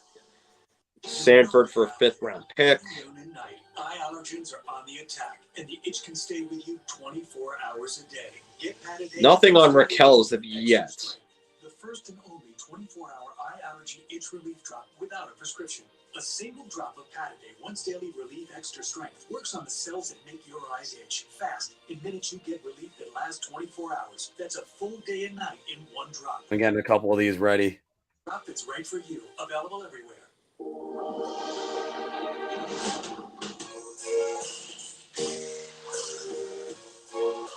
I already got it, like 3 trades ready to go just in case.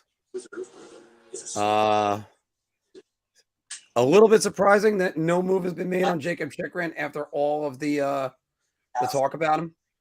You didn't need to help you start a new career. Or just learn something new. What have you always wanted to learn? You want to know what I've been binge watching? 493 Hunter 1. I think it's this year's draft is kind of. I think this year's draft might be deeper. I think the top end talent next year's draft is better, but next year's draft is probably a weaker draft overall. I don't think it's by much though. The Bruins have been a perennial cup contender over the course of the last 5 or 6 seasons. They've done it with a lot of the usual suspects. The team is playing really strong hockey. Still going through some of these right now. Our buddy Core Python going by his tweet.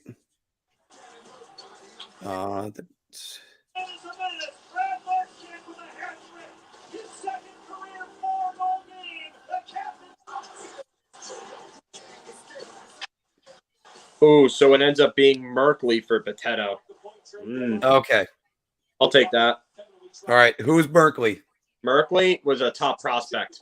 He was drafted in 18, but he hasn't really panned out. So it's a change of scenery. All right, so we're gonna get that handshake going once again, guys. Just to break this up for a second. Boom, there we go. So there's that trade. In the last 14 games, almost point per game. If you play with Bergeron and Marchand, you're gonna be good because they're amazing. Change of scenery for Merkley, as Chris Frost has also mentioned. He was a bit of a head case. Yeah, he's a little bit of a head case, but he's talented. Very talented. And Granny, I definitely don't think Arizona's doing anything to jeopardize missing out on Connor Bedard or Shane Wright. A second in the talent-rich 2023 draft. I definitely think. Well, Wright's this year, Bedard's next year, right? He immediately becomes probably the second best defenseman. Phil? What's that? Wright's this year, Bedard's next year, correct? Yes. Bedard is projected number 1 overall next year. The number 2 next year is probably Matvei Michkov. And so the Bruins active. Josh Brown, they had a big, giant depth defenseman. Adam McQuaid back in the day. Boston's defense looks really good now.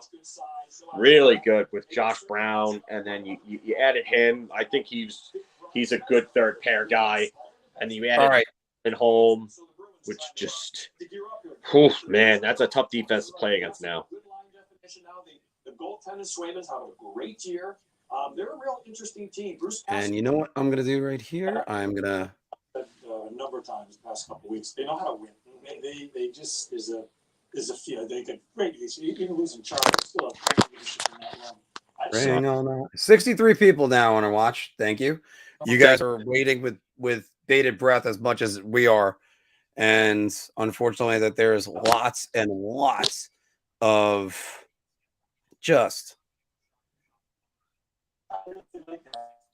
bad. Just bad trade posts that people are posting still. Whole different situation with this team. And we're gonna get that on. We're gonna get us on All Things Rangers right now. It's a great deal. It's something they've been looking for. And still no word. 14 minutes left of the official trade deadline. Trades could still have gone through and been processed after that. It's amazing how they still have that even after all these years. It was back around 2:00, but Nick Alberga, who Ricard Raquel, or I'm sorry.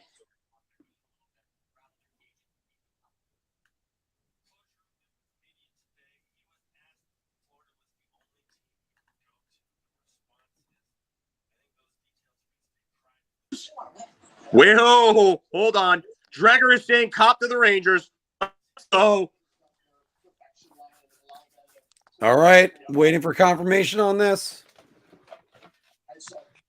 Darren Dreger, hold on. All indications are Andrew Copp is headed to New York. Rangers also may be working on Tyler Mott. Let's go. Oh, let's go, baby. And Tyler Mott. Yes.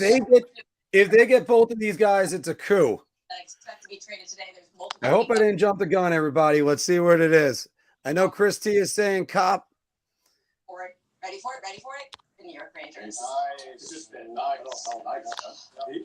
He'll be a good playoff former Michigan Wolverine. Phil, I just heard Emily Kaplan say New York Rangers. Yes. And we're getting a lot. Yeah. and they've gone to conference final twice in the last 3 years. So, Amanda Kessel just tweeted, doesn't look like 81 is being moved. So Amanda Kessel is saying that her brother's not being moved. Dreger said that they're working on Mott. Mott is not official yet, but Andrew Copp is official. Let's go.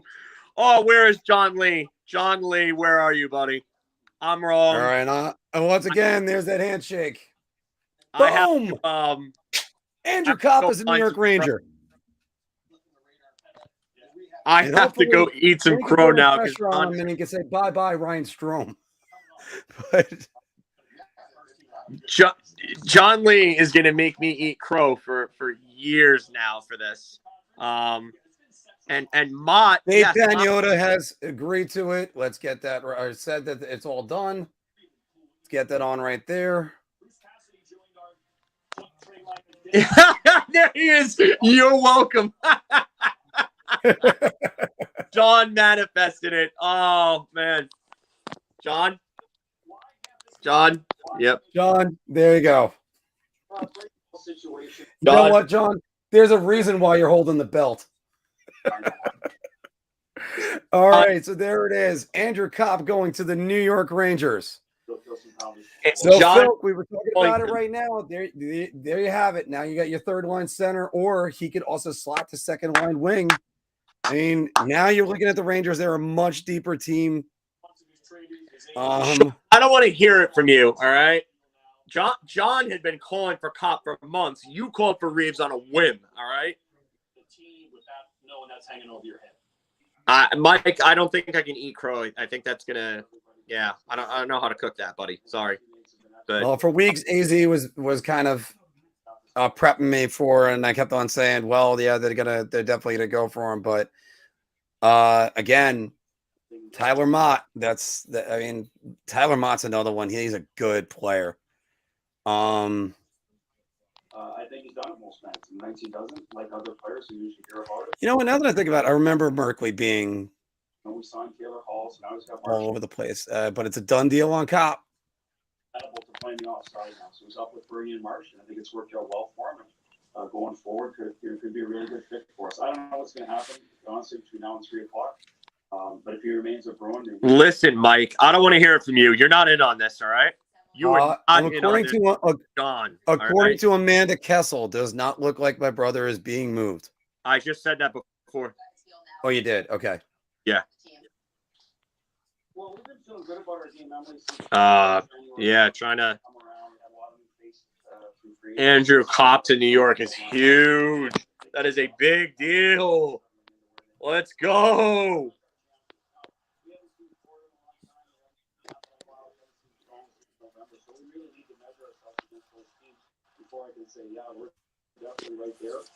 He said they're working on. Dreger said they're working on Mott. I don't think that they. I don't think Mott is official yet. 63 viewers. Thank you all. 62 now. Thank you all for being on this. Yeah, guys. Again, thank you all very much. There's still a lot to break down. We still got to find out. We're not just the Rangers. We're the Islanders. We're league wide, and I mean, we got some deals that fill in after the deadline, so we're not getting off of here at 3 o'clock. So stay with us. Yes. By the way, the Capo Cop line. Oh boy. Oh man. Oh. And by the way, Mike, we'll gladly eat crow anytime that we're wrong. And Phil has been maintaining that they may want to try to keep Copp over Mark Scheifele. So I thought they would. I really thought they would. Ain't going anywhere. Yeah, Amanda sounded like she was saying that Phil Kessel ain't going anywhere. So we're all gonna find that out in a few more minutes. That's a very good bargaining chip. And also, I would work on an extension with Copp right now. Yeah, there might be contingencies in those drafts, in those draft picks. That if they Swayman has been very impressive. And Nick Merkley for Anthony Bitetto is actually a good move because he's just he's a good depth forward to have at this point. Definitely a big upgrade over Anthony Bitetto. Anthony Bitetto will get a chance with another organization. So, Nick Alberga, I think it is, that's is saying that maybe they might put Copp on the second line. It's really good towards one another. And Andrew Copp is a New York Ranger. Yeah, I'm very happy about that. And let's see, I don't think they're done yet. I don't think they're done yet either. If Tyler Mott is added to this team, that's a big add too, because that's a 69 viewers now. Nice. And by the way, if there's 70, anything the NYPD needs, is another cop in New York City. Boom. Down to 68, Geiger. There's Dreger saying that there's that. Keep an eye on Copp. No, he's not playing. He skated today. We're looking at Thursday or Saturday. If they kept Hedel in all of this, and you just upgraded your bottom six, big time. Paul A, no word yet. As soon as we get the word, we will have that out for you. Yeah, breaking news: Canes to sign Kotkaniemi to an 8-year extension. Right, we don't like Hurricanes. A lot of the Warren family down there. I just want to make a note on the Carolina Hurricanes because they won this season. But talking to sources around their front office, I don't expect them to do much, if anything. Maybe a depth defenseman, something to add some toughness. They didn't want to give up their first-round pick after giving up one for K. That's we're finding out what the Rangers gave up. That still hasn't come in. Yeah, and it I'll hasn't. I'll tell you right now, if it's a second and a first, I take that and run. Former Wolverine might go there too. Stuff's going on at the deadline. Come right back. The Blue Shirts, let's go. Let's get back. I like my favorite. Tyler Mott is official. 2023 4th-round pick for Tyler Mott. Nice. What a deal. All right, so there we go. There's another one. And Tyler Mott can play center, right? Yes. Let's go. Let's go. Oh, yeah. Here we go. Here we go. Let's get another handshake going there. Tyler Mott. So, you know something? All the Chris Drury haters, we're going to break more of this down shortly. All the Chris Drury haters can just shut up now. Oh, man.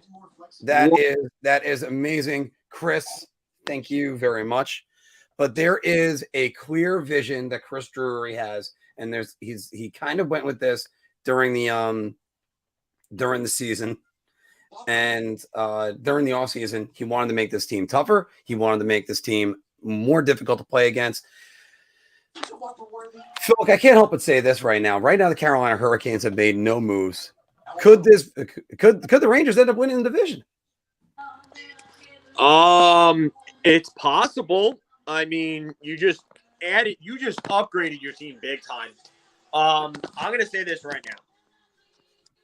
Tyler Mott and Andrew Copp are pieces that this team was lacking big time. If you could get Sammy Blake back within the next month or so, you never know what this team could do. Justin Braun is an upgrade over Patrick Nemeth. If your third pairing is Justin Braun and Braden Schneider, you just upgraded there. I would have liked Phil Kessel or Ricard Raquel, but I don't know if they're going to do that. And Capo coming back should be shortly. 3 minutes. 3 minutes more officially. So and as one of these guys saying, the third line for the Rangers just became scary, and that's what they needed. Because you need to have that third line. Now they upgraded their bottom six big time, their middle six with Mott and Copp, and it's going to push guys out of the lineup that shouldn't be in the lineup, which is a big thing for me. Johnny Brodzinski has played better than Greg McKegg, yes, but does Johnny Brodzinski belong in an NHL lineup? Yeah, maybe as a 13th forward. Dryden Hunt should be a 13th forward. I mean, and now what you can do is you have the option to sit Ryan Reeves against faster, more skilled teams that play with speed. Because we've noticed in games where the speed picks up and the skill picks up, Reeves can't keep up with that. So you can definitely sit Reeves. 71 viewers. Again, thank you. 71 viewers. So guys, thank you very much for joining us. If you haven't liked our post, please like it. And also, don't forget to subscribe. We got a whole library of things. Keep going, Phil. Yeah. I just love the moves that they've made to upgrade, and they haven't given up much so far, depending on what the cost was on Andrew Copp. But I'd have to agree with Sean here. McKagan, Hunt are probably goners. Dryden Hunt, if he's a 13 forward, 14 forward, I don't really care at that point. But Greg McKegg can't play in the NHL again. I'm sorry, he's awful. He's awful. He's just terrible. So John Lee is right about this. Lineup versatility, that's a big thing. And my man Ziggs over here, get the likes up. Like, share, and subscribe, people. And again, also keep in mind, the Rangers got one of the best coaches in the league with Gerard Gallant. So all these players are going on there, and look what he did with Vegas a few years ago. I know everybody's just going to point to the Vegas thing, but also the Florida Panthers. He's done it repeatedly. He knows how to make adjustments. He knows how to push the right buttons. And this team hasn't even reached its potential. And yet, now they got Andrew Copp and Tyler Mott. Like, one of those things. I'm going to hold on. Go ahead. Okay. Going to the New York shirt. So work on something. Kevin Weeks is about to work on something. Deadline is passed, but no update on Copp yet. They just ESPN flashed the official thing, and then now they're showing Tyler Mott. He's your kind of guy, right? I love the way he plays. Gritty. Yeah. See if I can find. Yeah, Tyler Mott throwing the body around. Body City Meat Market. All right, so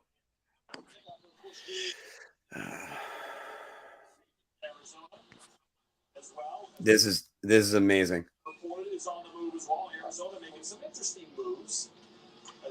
Yeah, baby. So let's go with first Tyler Mott, who that's,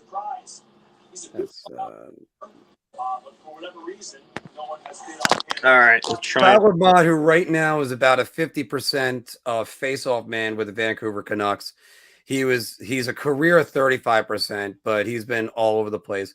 But if he's winning his face-offs right now, and that's who he is, that helps.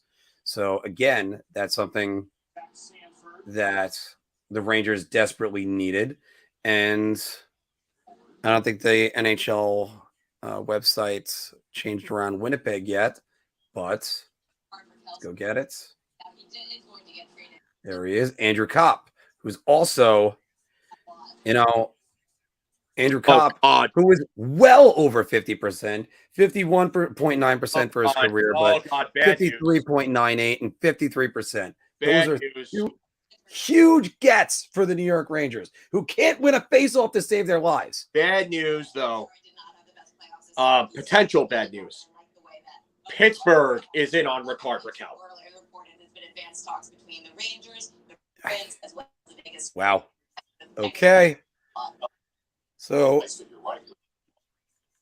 Rickard Rakell is right there for the taking, and a lot of people are after him. So, as far as I'm concerned, Chris Drury did exactly what he needed to do today.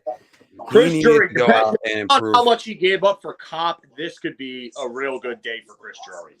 Yeah, this could be a real good day, and you got to turn around and give the devil his due, because to go get Andrew Copp and Tyler Mott and Justin Braun and upgrade in a bunch of areas where you needed to upgrade. Oh man, Rakell. You know what though, Chris? I'm going to disagree. I don't think Rakell is overrated either, Chris Frost. I'm not with you on this one, bud. Sorry. Yeah. But I got to tell you, this is the one that it could turn into a first. That's probably going to be only if they sign him. It's either going to be if they sign him or if they make the the finals or the conference finals or something like that. Oh man! But the Rangers just got a lot nastier to play against, and that's exactly what this team needed all along. Oh wait, hold on. There was another JT Miller video that came out 5 seconds ago. Hey, this is Chicken Parm. Here's Keith, whose dating life has exploded since the me every night. My boy Keith, and definitely a Ranger fan too. Keith, get a shave. Keith, my boy, Keith on here serving the chicken parm on the point is a Ranger fan apparently. My boy Keith. By the way, hopefully this is a little bit of subliminal advertising to go visit Boss Croakers in Wantagh. So. Yeah, Boss Croakers wings.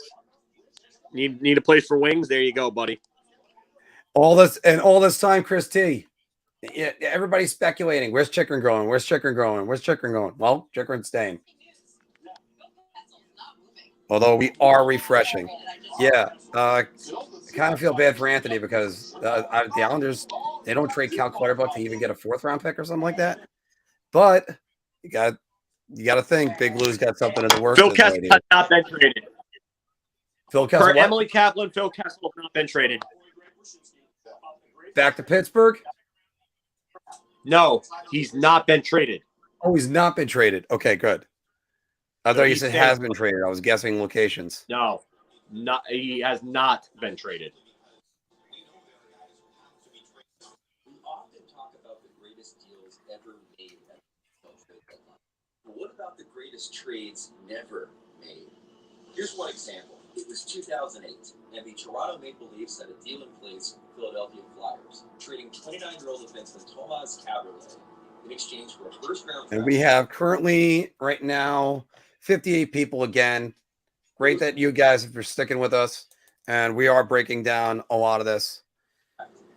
Oh, that's something that just makes me go, wow. Ben Simmons made that cool. Essentially, it's going.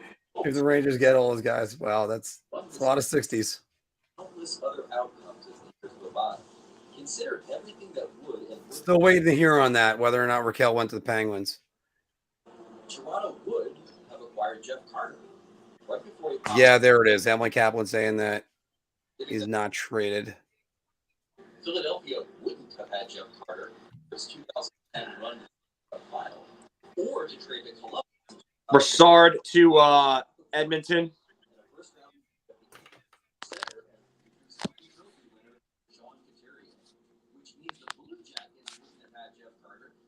So I don't know if you heard that one, but Brassard to Edmonton, yeah. Wait, Raquel's the Penguins? I'm waiting for confirmation on that one. Oh no, that's not good.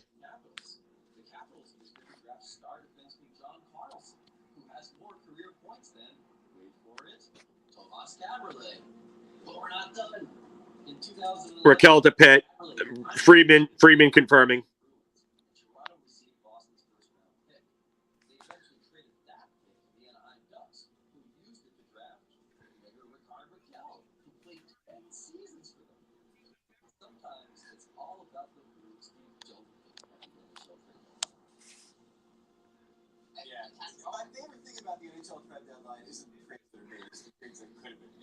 All right, so I mean, to me, that news is whatever. I so don't even care, and it sounds funny to say that. But Rickard Raquel heading to Pittsburgh. Let's all take a breath. And all right, so the return for the Flash Sports is saying return for Andrew Copp is a 2nd-round pick. Unsure if Rangers or Blues 2nd-round pick. Probably going to be the better of the two. Probably going to be. Yeah, it was probably like negotiating to be the worst of the two, and it could probably turn into a first. No, you know what? I don't think it's as much of a kick as what people are. We all kind of took a breath, but let's face it. And if the Rangers are playing in the first round against the Pittsburgh Penguins, it comes down to Tristan Jarry versus Igor Shesterkin. I'll take that every day. Every day. I think also makes them better. So With them getting all who's starting to go now. Stay out. the Devils got the Hamburglar.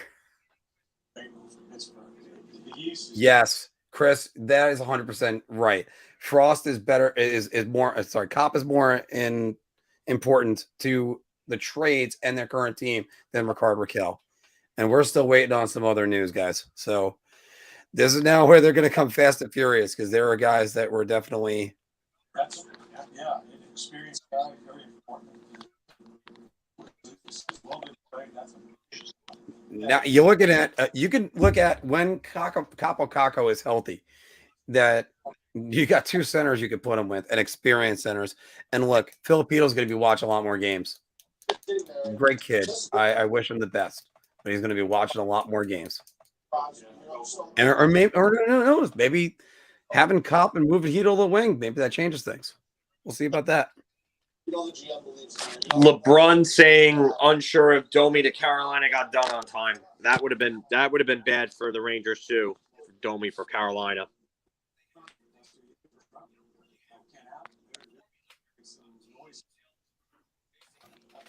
Okay, so to the Penguins goes Ricard Raquel.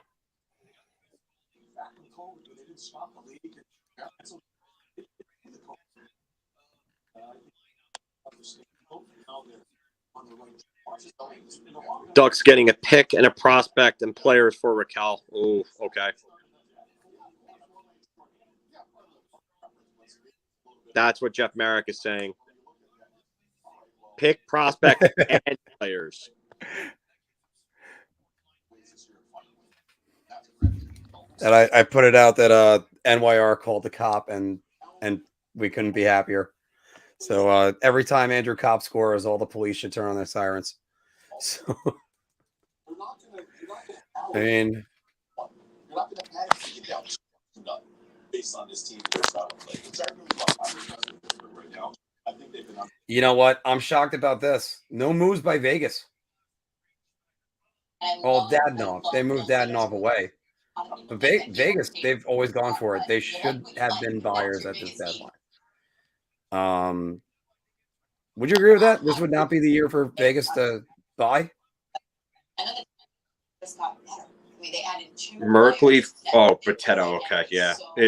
No, well, yeah, Mikey, that already happened. Specifically Hagel on that $1.5 million contract for the next. I think Patty Verbeek did rob them. They said it was a pick, prospect, and players. Jeff Marek is saying so. All right, so we're gonna let this go about to 3:25, and then we're gonna talk about gut reaction, winners and losers.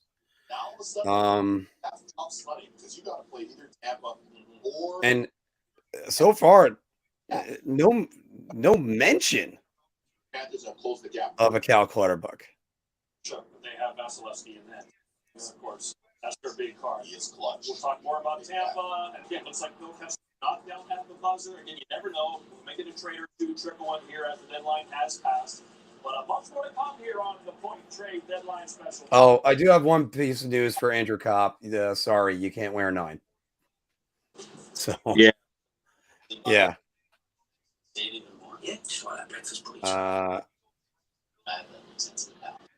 And then yes, we're scouring right now to find out whether or not there's more information than we have on this first. Yeah, we're trying to get the price on Andrew Copp. Carpenter to Flames. Oh yeah, Ryan Carpenter trade earlier on. Yeah, that's right. Wait, Carpenter to the Flames? Oh, he went to the Flames. He didn't go to Nashville. Yeah, I thought that was Nashville. Earlier was Nashville. That's that's an interesting move. Yeah, I said that in one of the most dumbest deliveries ever. That's an interesting move. Brassard to Edmonton. According to Chris Johnston, it sounds like they did get it in under the 3 p.m. wire. Domi to Carolina. Oh, so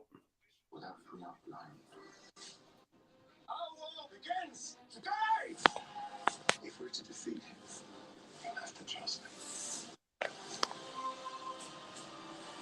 and so we're gonna get another handshake on that one. The secrets of Dumbledore.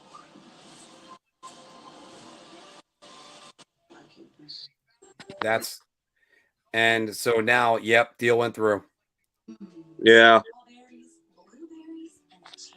So wait, take this with a grain of salt. Yeah, that I'm not gonna. Yeah.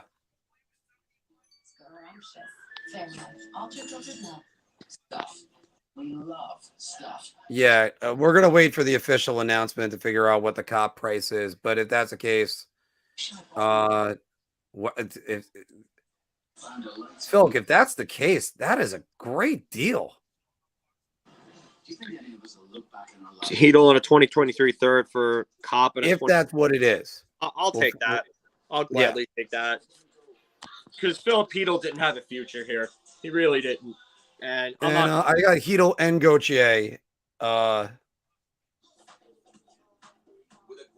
as another aspect, or sorry, another tweet saying that Heedle, Gauthier in a second went for Copp. So I'm hearing that too. Wait, where'd you hear that? No, it's just some guy. Oh. No. No, it's not there yet. But still. March 31st. In the last week, the Rangers added Frank Vetrano, who's a good middle six, bottom six forward. They added Tyler Mott, bottom six forward.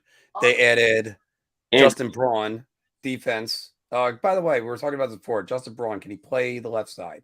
He can play both sides. Okay. Frank Saravalli was even saying that before in a video on Daily Faceoffs thing. He was talking about how Justin Braun could play either side. You know what? I'm going to highlight these two. If that's true, if it is true, first I'm going to go with what David's saying. If it was Heedle Gauthier in a second, it's an overpayment. But then I'll also go with what Chris is saying. Gauthier, Heedle gone. Perfect. Yeah, I was about to say, I am not. That is not an overpayment for Andrew Copp. I'm sorry, it's not. Gauthier has little to no value. Gauthier is what he is now, and again, we wish all these players well elsewhere. Welcome to the 70 of you that are now watching. We can't wait till the day that there's a 0 or a K after it, but it's Gauthier doesn't really have a spot in this lineup. Gauthier really doesn't. He just doesn't fit. So, and they've given him the opportunities. It's just not worked out.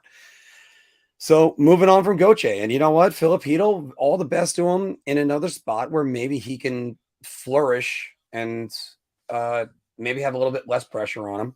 If he is the guy that went all the way to in the Winnipeg deal. And getting more information as it's coming in. So Phil, gut reaction. No, you know what? We're still 8 minutes away from our gut reactions on this. So let's make sure we get all the information first. Reactions after 3:30. To be honest. Yeah, probably. There's still gonna be stuff that's gonna filter in. I love, and again, so you had Vetrano, Mott, Copp, and Braun. All veterans, all depth. Like the Rangers just reshaped their team in a matter of a week. 75 viewers, and we got the love there. Thank you for that. We did not trade our backup goalie. Domi to the Canes. Merkley too, but Merkley isn't. Merkley's depth.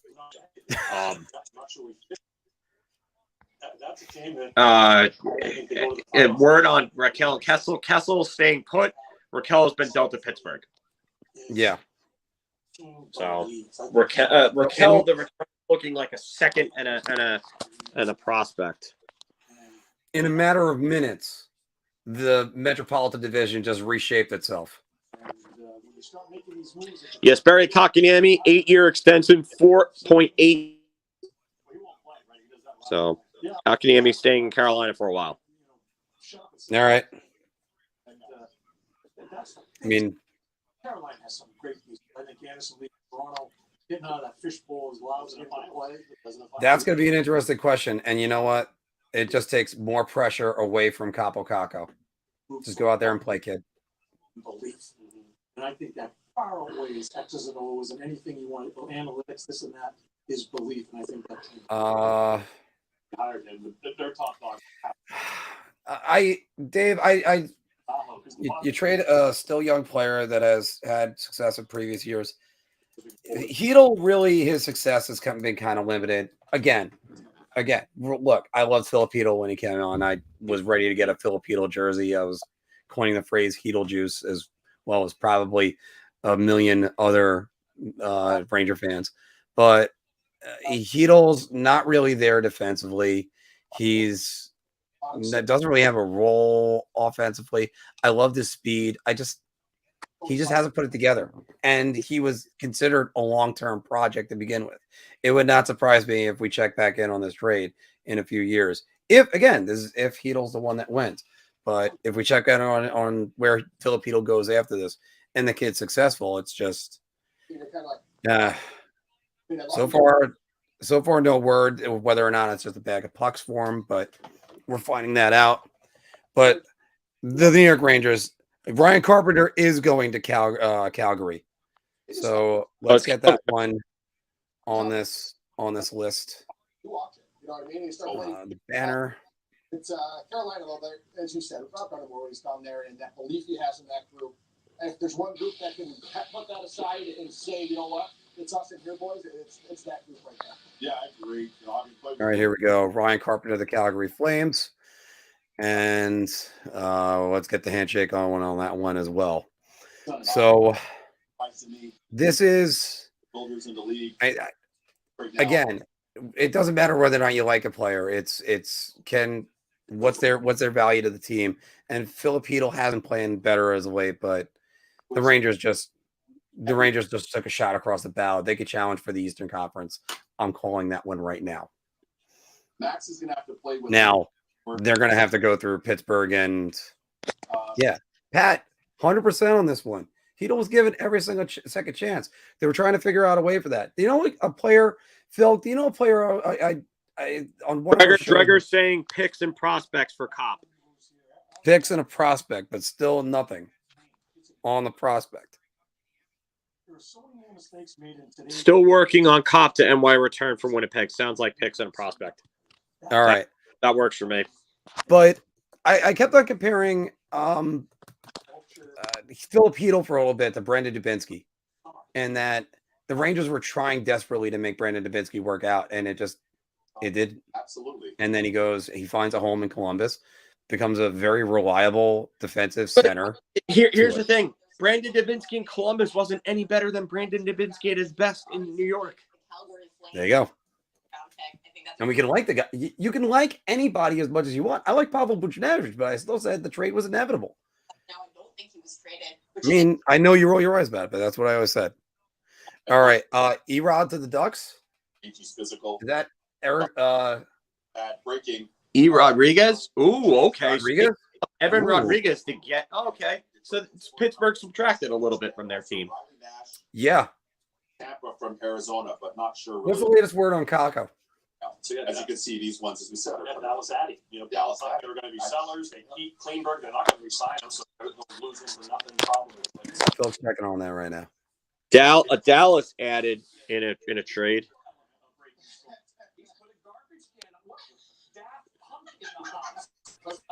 Okay, so Dallas got Vlad Nemesnikov per Kevin Weeks. All right.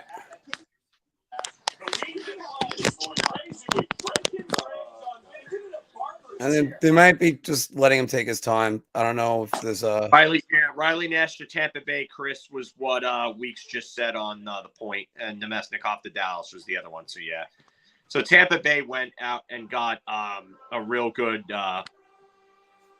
They got a good fourth liner, so a decent fourth liner, I should say. And Nemesnikov to Dallas is good because Dallas could have used some depth in the bottom six. Nemesnikov will give them that. He can play all 3 forward positions and kill penalties. So. Introducing the all-new Infinity QX60. There's those are again that they just completely reshaped their entire damn team. Wow. I'm actually just the fan in me is going crazy right now. I love these deals. I love these deals for the Rangers. I really do. Depending on what the actual outcome is on Copp, they didn't give up much. I will be right back. So again, it's some of these guys when you're looking at what the Rangers did today.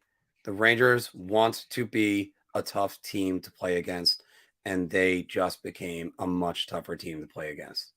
And they have guys that can win faceoffs, guys that could hit, guys that can Barclay Goodrow, Tyler Mott, throw them two together. You just upgraded the physicality of your team. There is again, Copp is great 5-on-5 talent, and he could even slide in for a power play unit too. Tampa Bay, Rick, 100% on that. Tampa Bay changing all their stuff on the fly. Who knows? Maybe it's another New York Tampa Bay conference finals where it's just not the Islanders this time around. I'm still waiting to see if the Islanders dealt Kyle Clutterbuck. I can't believe that that's not the case, that they haven't dealt him.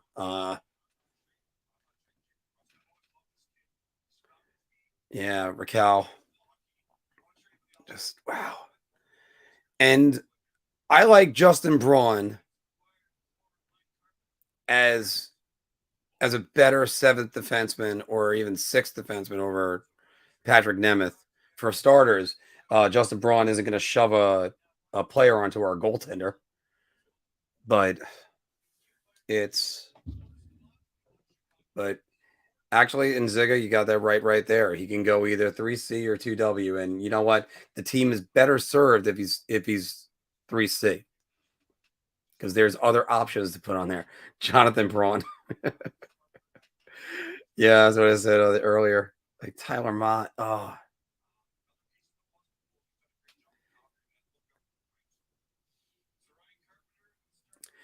You know, I'm going to debate with John in a minute, but I think it's going to be okay. I do like the move for them. I've got to see where he fits. Yeah. That. Lloyd Braun. Serenity now.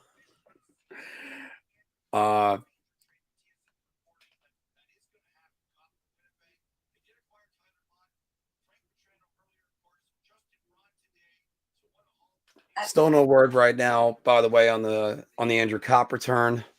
Still trying to get on that.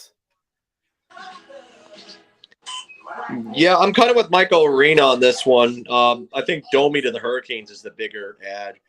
The way they clog up the neutral zone, the way they did against the Rangers, is what's going to be an issue.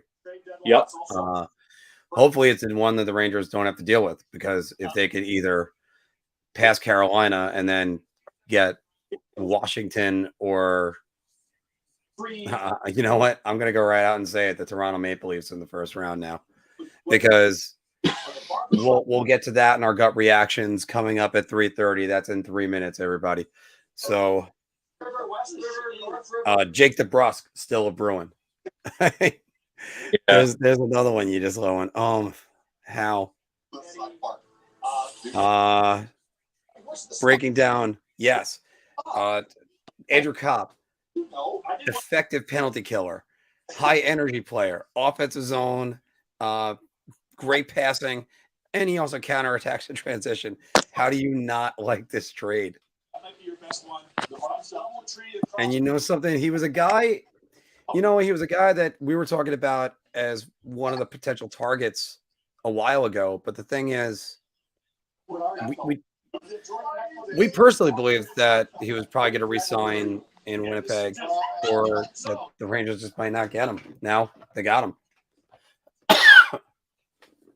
So, and 20 goals this season, 20 assists.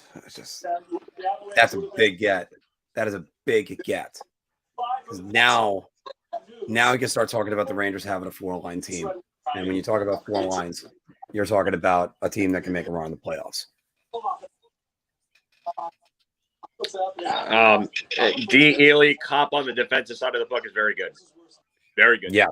He's a good face guy, good defensive guy, can drive play on second or third line. So, and like I was mentioning about Tyler Mott before, or they actually now they moved him to the New York Rangers. All right, so I love that deal. I love that deal. I really do. He's exactly what they've needed. He's a huge upgrade over Gauthier, McKegg, Hunt, Brodzinski, Gettinger, anyone else that they've put on those fourth or third lines. He's an upgrade over, and he's got skill. And I mean, Kakko, when Kakko, it's funny because Kakko can return and be the second line winger. You can move Vetrano down. You have Copp on that third line. You have you have Vetrano on that third line. You have Gaudreau on that third line. Your fourth line could be Mott, Rooney, and Hunt or Reeves. That's good. That's a good fourth line right there. So, I don't think Copp makes Barron expendable. I don't think Barron's ready to be a third line center as of yet. So I don't know how. I would start Barron on the fourth line and have him be a fourth line center. So, do any of the Rangers move? This is actually a real good question for Frank Herndon. Do any of the Rangers moves help their slow starts? Yeah, I would have to say so. Yeah. I'm looking for that poll that I had where I had, are the Rangers going to land Andrew Copp? Of course, by the way, it went to 51% after. Yeah, you should probably shut that one down, Mark. Jeez. Oh, boy. 44 likes for this stream. Everybody, thank you very much because we're always working hard on this. And right now, 64 people watching. We were up at 75 at one point. That was awesome. I mean, it's great. What? Mike? No, sorry. We'll go with Shepard's question. What's a guesstimation for a guesstimation? What's a guesstimation you can have for possibly Andrew Copp on a new deal? I would say 5.5, like $4 million or something like that. Jared McCann just got 5, and Jared McCann's having a better season than Copp. So I would say something around $4 million for Copp. Can I throw this one out there? What about Alexei Lafreniere going with Andrew Copp? What? What about Alexei Lafreniere playing with Andrew Copp? Why are we moving Alexei Lafreniere from that top line? I'm just saying he's playing great right now. I'm just saying But why would you do that then? I'm only throwing that out there about moving him back to his natural wing, and it's a different center that's completely different. I understand that, but why would you do that right now if he's playing good on that top line? There you go. That should answer your question right there. So. There you go. That's why you don't brainstorm on live air. All right, Phil, we're at 3:30 right now. Let's take one more chance to see what seeing if there's Not anything. necessarily. I don't think Blaze is going to get a whole lot after a major knee injury and not playing much. So yeah, no, Blaze got to play another year for a new contract. Yeah, I think Copp. I think they'll re-sign Copp. They'll find a way to re-sign Copp. And then Roman Ellis says, "Don't forget we have Sammy Blais, Copp, Blais, and Mott could be a wild third line next year." I totally agree with that. They sort of make me feel like I'm the most fabulous thing you've ever I don't necessarily agree, Michael Fusco. I don't think that it's a huge miss. I would have liked Raquel. I think that He would have been great. Aston Reese in the Raquel deal. So it's Evan Rodriguez and Aston Reese. I mean, Pittsburgh's kind of taking. If it's both of them, that's not good. I wouldn't say. I mean, it's I don't know. I it's not a ton to give up, but Pittsburgh's taking away from their current roster to make that deal done. And Aston Reese is a good fourth liner, whether you like him or not. Up to 77 viewers. Thank you all. Appreciate it. Yeah. All right. So let me get the banners in on this one. Ultra wideband is faster and safer. I mean, you kind of got rid of two good depth forwards to bring in a top 6 guy in Raquel. I get it, but I don't know. That could go both ways if you ask me. That could be bad for Pittsburgh. It could be good for them because if Raquel and Malkin have chemistry, then that's a problem. So, or even Jeff Carter. Don't forget they got Jeff Carter too. Welcome back, Alyssa. I haven't seen Alyssa in a while. Because showcasing your favorite family memories should be easy. I don't think it's the end of Strome necessarily, Shefra. I think that you can bring them both back. Yeah, it'll have to work. But there's your insurance in case if Strome goes and you pay a little bit more with the draft pick. Yeah, exactly.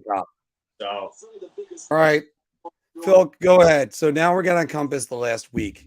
Who's your deadline winners? Oh man, I got a few teams that I think that did really well. The Rangers did very well today for themselves. I mean, to get the guys that they got at the prices that he got them at are pretty good.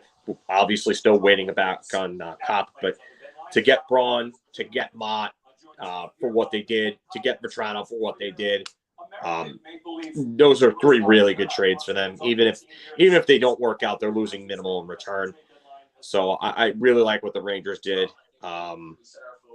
I also love what Minnesota did because they went out and they went hard after it. I mean, Delorier, Marc-Andre Fleury, they went and they added a lot in their stead. They dealt away Jack McBain's rights and they got a 2nd round pick for it. I do like what they did.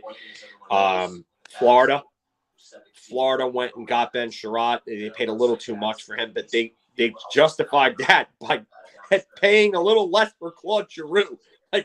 So it balances out perfectly for them, I guess. So Florida looks real scary after adding Sherratt and Giroux. I mean, the Canes got Max Domi. I don't know what that return is yet. So we gotta wait on that. That could be a good deal for them. I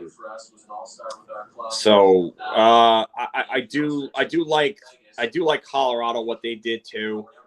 Josh Manson, I thought that was a pretty good deal for them. I think it's up to us to work in the right you know what? I would say that's really it on my clear cut winners. I do like some other teams. I think Toronto did well for themselves. Well, the one you didn't mention is the Calgary Flames for me, and the Calgary Flames, it's been over a month if they've had Tyler Toffoli, and also getting Kalle Järnkrok and now Ryan Carpenter. Yeah, they have so much depth.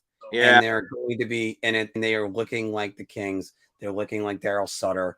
There is so much that is on that team, and wow. There is everybody settle down in the Saddle Dome because you're going to be there for a while. That's my personal opinion, and I would agree there. I was picking the Calgary Flames to potentially win the Western Conference already, and now I'm finding it more difficult to not pick them to go that much further. The Florida Panthers, adding the big gun in Claude Giroux, and now you have Giroux on that team, which is already offensively gifted so well. And I've been gushing about the Rangers the last 30 minutes. Yeah, I'm going to stay with that. St. Louis Blues did a great job too. But there's like I even forgot, who did the St. Louis Blues get? They got Letty, which was a pretty good move for them. Yeah, they got a pretty good move. That's all they did. Boston went and got Hampus Lindholm and Josh Brown, which is Boston for the whole week has been great. Yeah, because they got Lindholm. So, but they couldn't get Raquel. So let's see whether or not they needed Raquel. They needed Raquel. That would have been the guy that they would have needed. If you could have gotten him to play center with Taylor Hall and Craig Smith, and you could have moved Charlie Coyle down to your third line, you would have done really good for yourselves. Apparently, Sean's listening to NHL radio on his drive to pick up lunch, and he's saying that Calgary and the Rangers have won the deadline. I would say so. I love Calgary's postseason too, or trade deadline too. We didn't mention the Colorado Avalanche, and they did a great job too. They're getting Lehkonen and Cogliano. Yeah, I like Cogliano, and they moved Tyson Jost, but they've got some talent there. Cogliano will come off the books. To get Nico Sturm for Jost and clear some cap space, and then add Cogliano and add Manson. I think that they're ready. Would they have liked another top 6 scorer? Sure, but I think that team is as good as is. So, and by the way, everybody, don't forget to leave a like for us. So, okay. Phil, we're going to switch right to it. I think we might name one team right away, even though I think you mentioned them in your winners a little bit. I know they got Mark Giordano, but the Toronto Maple Leafs, they're definitely one of the losers. You needed to upgrade your goaltending.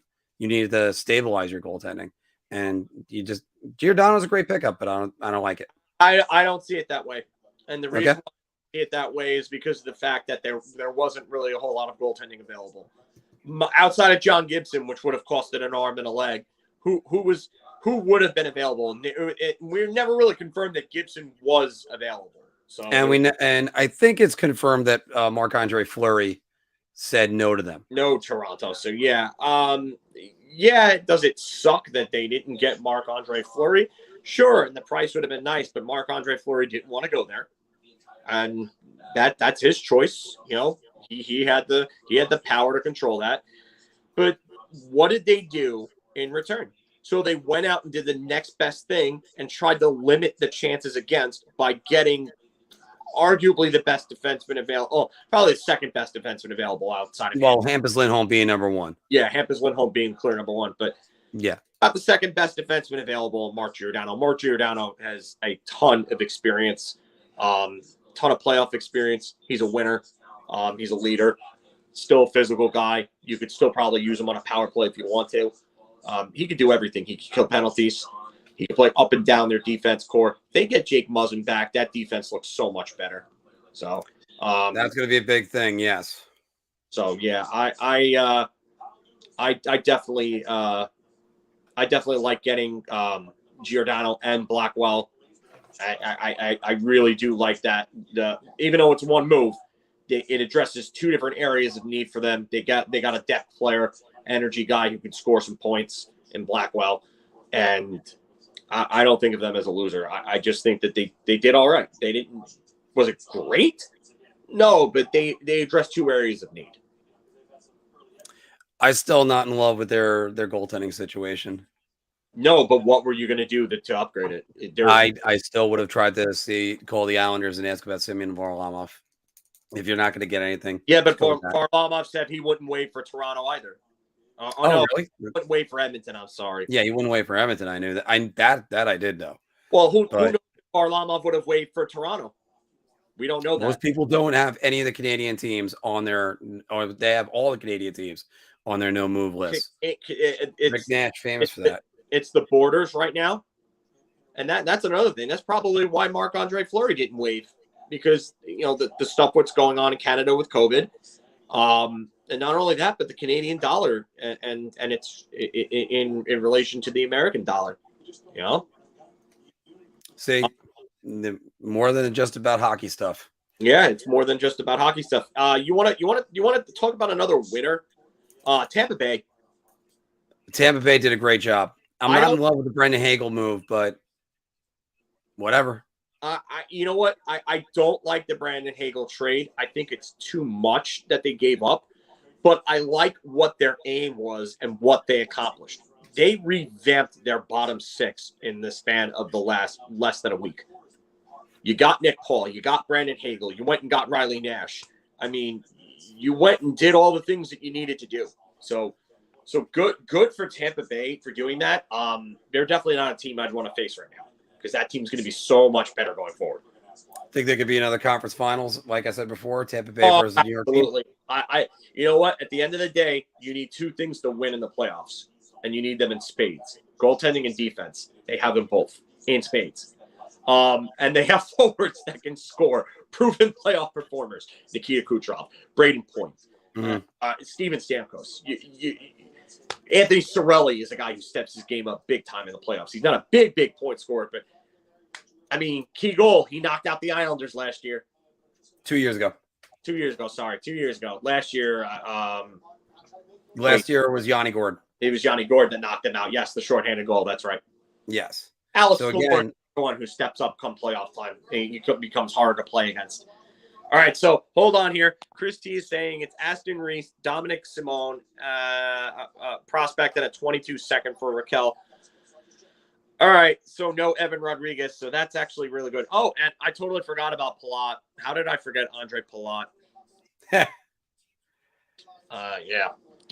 Alyssa, I think Travis Dermott wasn't needed because they were going after Mark Giordano. So to get Colin Blackwell and to have him in the lineup as a good bottom six forward, I like having him over Dermott come playoff time. We're still waiting on the details of the Andrew Copp trade, and as a couple of fans on Twitter are saying right now that they're hoping that Libor Hayek's in that deal. That would be great. Yeah, right. But let's take a look at those standings. Vancouver, I thought them not moving JT Miller despite all the rumors. What do you think about that? They identified a player that's on pace for about 100 points. And you know what? If that's the kind of season he's going to have, I don't know how you move that. He's their best player right now. Elias Pettersson has not been the same this year. He's been playing better as of late, but still not the same. Bo Horvat is, I know he's your boy, but Miller is clearly a better player than him. Edmonton Oilers, how about them? I don't want to call them a winner, but I don't want to call them a loser either. I mean, they weren't able to really do anything in net. They landed Brett Kulak. Okay, decent defense depth addition, but they needed more of an impact guy. They needed a Sherratt. They needed someone like that. But I could see Edmonton missing the playoffs. I really could. I know McDavid and Draisaitl are going to do everything in their power to make sure that doesn't happen. But I mean, I guess Evander Kane that's a pre-deadline addition. Yeah, that's way before and that. He helped, and he has absolutely helped. But right now, the Dallas Stars 1 point out of the playoff spot, and they're 3 points behind where Edmonton Oilers would slot in for them to drop all the way out. Because Nashville's at 76, Vegas is 72, Edmonton's at 74. Wow, just things can change so rapidly in the NHL. I'm with Mario on this one. I think they should build around JT Miller. I think if he's flourishing in that Boudreaux system, yeah, oh yeah. I think if anything, that's the guy you got to build around right now. Unless you get blown away with an offer in the offseason for him, you build around him. Just Alyssa, hey, haven't heard from you in a while. No, yeah, I just said that before, actually, earlier on. Oh, yeah. Sorry. And no, we don't know what's going in the Copp trade yet, Alyssa. Not Yeah, yet. we're still trying to find that one out. That one we might have to wait a bit for, because sometimes they. All right, so Max Domi to Carolina for Aiden Reschuk. Oh, hold on. Florida is a deal as well. According to our friend Statboy Steven, sounds to me like it's Robertson, who they have seen play a ton as he was in the WHL. So it looks like it might be Matthew Robertson that goes. And again, I like Matthew Robertson, but he's an acceptable loss in this trade. Yeah, that's okay. Yeah. I have another source saying that it's Matthew Robinson, but it's not confirmed yet. Cal Clutterbuck signs an extension with the Islanders. Zach Parise signs an extension with the Islanders. And Kevin Weeks confirming. That what? Cal Clutterbuck and Zach Parise both signed extensions with the Islanders. Okay. So we did acknowledge that the border might have, or COVID crisis might have something to do with teams making not as many decisions or trades, which if that's the case, that's really a shame, but they're facts. Yeah, this is actually a good question for John. If you're Vancouver, do you trade Bo Horvat? You know what? I would look into it. If I can have my number 1 and number 2 centers be JT Miller and Elias Pettersson going forward, yeah, I would look into it. This way you can get Horvat is on a very good, very team-friendly $5.5 million deal for 1 more year. Yeah. And he was on my list of guys I would go get. The Panthers are, in fact, involved in the Domi trade, Ely. They are. I'm not sure to what impact, but it's being reported that they are. The Panthers? Yes. They're going to be involved in some sort of cap capacity. Oh, okay.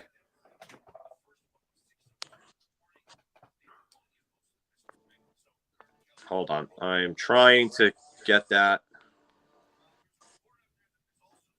And you know what? Just finding out. And yeah, I'm hearing that same thing right now. Filipino is still on the Rangers roster.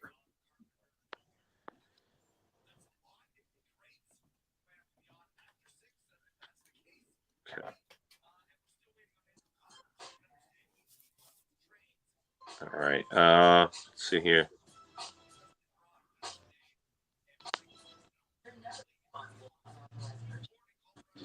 Some salary retention and prospects involved. As per Friedman, that was about 20 minutes ago for the Domi trade. That is.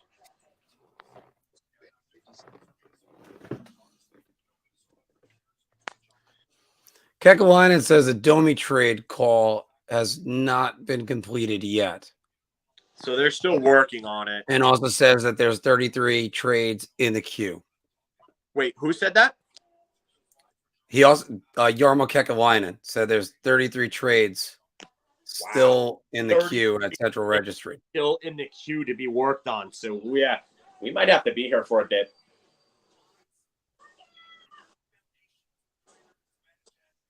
That means I have to go grab lunch. I know you're in capable hands. Or dinner, I mean. Our young decor is so stacked that if we could get away with giving a Robertson a second plus a later round pick, that's huge. Yeah. Yep. The best kept skincare Taylor's Natural Remedies, alcohol-free with Chazel Toner. Yeah. Steve Coley has just suggested moving Alexei Lafreniere down to the third line. What?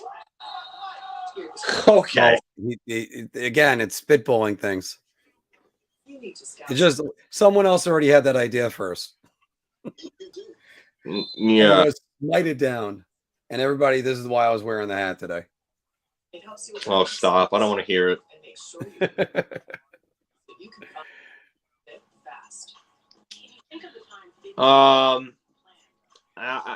This is a good question for Mario. I don't want to call the Islanders losers.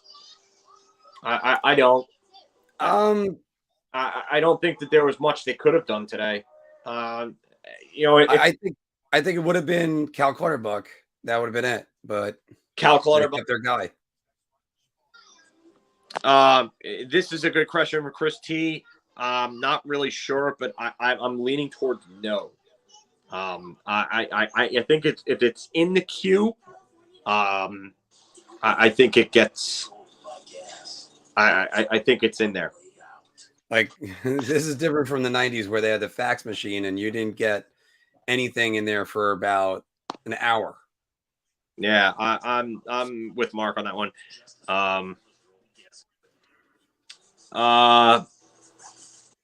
David Wood says they blew it by re-signing Clutterbuck and Priest. I don't think so. It depends on what the contract's were. If they gave Clutterbuck the same exact contract or anywhere close to what he was making, then okay, that's just terrible. Zach Priest, I can't imagine will get much just because he wasn't getting much to begin with, and he hasn't really put up a whole lot of points this season. Yeah. But he's actually played okay for them. So, Chris, I can't, unfortunately, because I've had my number since 95? I've been wearing 43 since 1995. It's such an odd number. Yeah, well.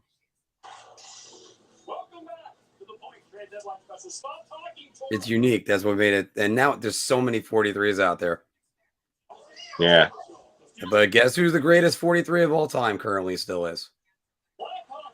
After me, of course. Who's that, Mark? That would be Richard Petty. Oh, yeah, no. I do remember when Ali Afraidy wore it. 34. Phil, you want to get on that? What? Oh, yeah.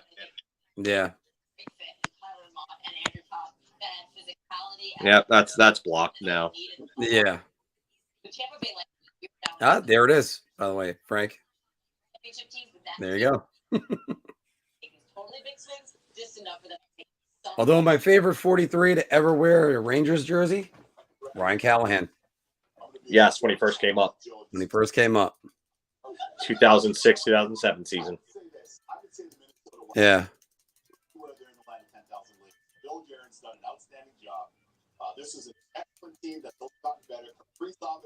I guess it says something when the spam bots are trying to get us. Yeah. You add Marc-Andre Fleury to Cam Talbot, who's an all-star this year. So yeah, so right now, I mean, oh boy, I was hoping to be off by 3:30. We're still going to be sticking in the queue for a little bit. So yeah, we're still waiting to see what's going on with the Andrew Copp. No, I'd stay with 45. I hope not. I don't like that number. I think he can get a better number.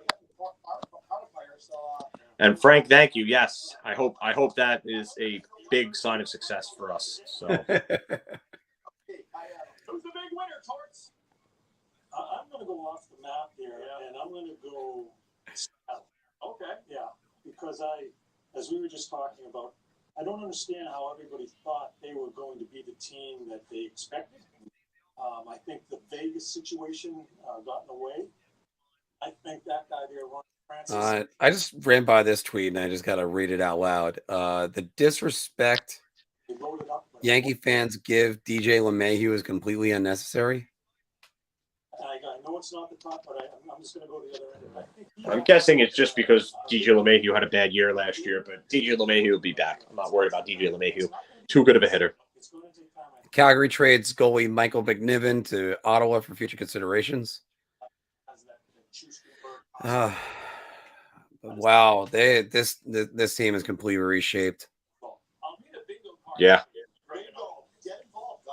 and that's why I keep on. It's going back to the Rangers, and you know what, everybody, it is worth it to be on nearly. I think think I'm just about 6 hours of sleep. Maybe I might have gotten there. And gonna have not so much sleep tomorrow. I just wish I could actually watch the full game tomorrow night. Yeah. But I'm landing in Arizona at 8:30 their time, so I'll definitely have to catch it all up. Spider Lockhart's 43. Ooh. Drew's doing a press conference. And Mario says, remind you about the time on draft night where we went past 2 a.m. Yeah, that was the night. I know. I watched him, and then Phil was so depressed he had to come to the bar afterwards.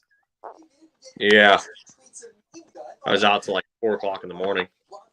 And Justin, you got it right. 43 adds up to 7. Just call it Justin. Yeah, just me, right? Justin. Justin. Yeah. Like, no, it's. I thought that was his real name, but 43 no, adds up to 7. Just me. 77 is a girl. It's Diane. Oh, okay. Sorry, but yes, you still got it right. That's all that matters. Yes. Yeah, and my birthday is June 7th, so that's where. And when I was young, I was like, well, if I ever make the New York Rangers, I can't wear number 7, so I got to think of a new number anyway. Uh-oh, Callahan getting cake on the broadcast. Callie's birthday today? Yes.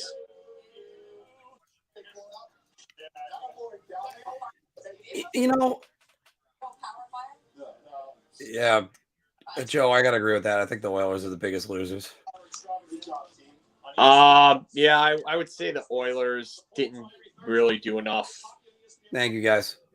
Might try to do a couple videos while I'm out there. I was hoping to go see the Coyotes game, their last game, or not their last game, their last month in Gila River Arena, but we're not going to be able to do that. It's my parents' 50th wedding anniversary, so I'm just happy to have all my brothers and me in one location.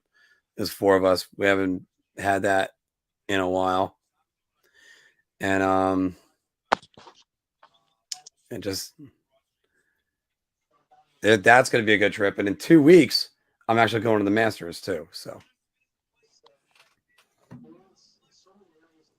and that is confirmed now. We have our tickets for the practice round.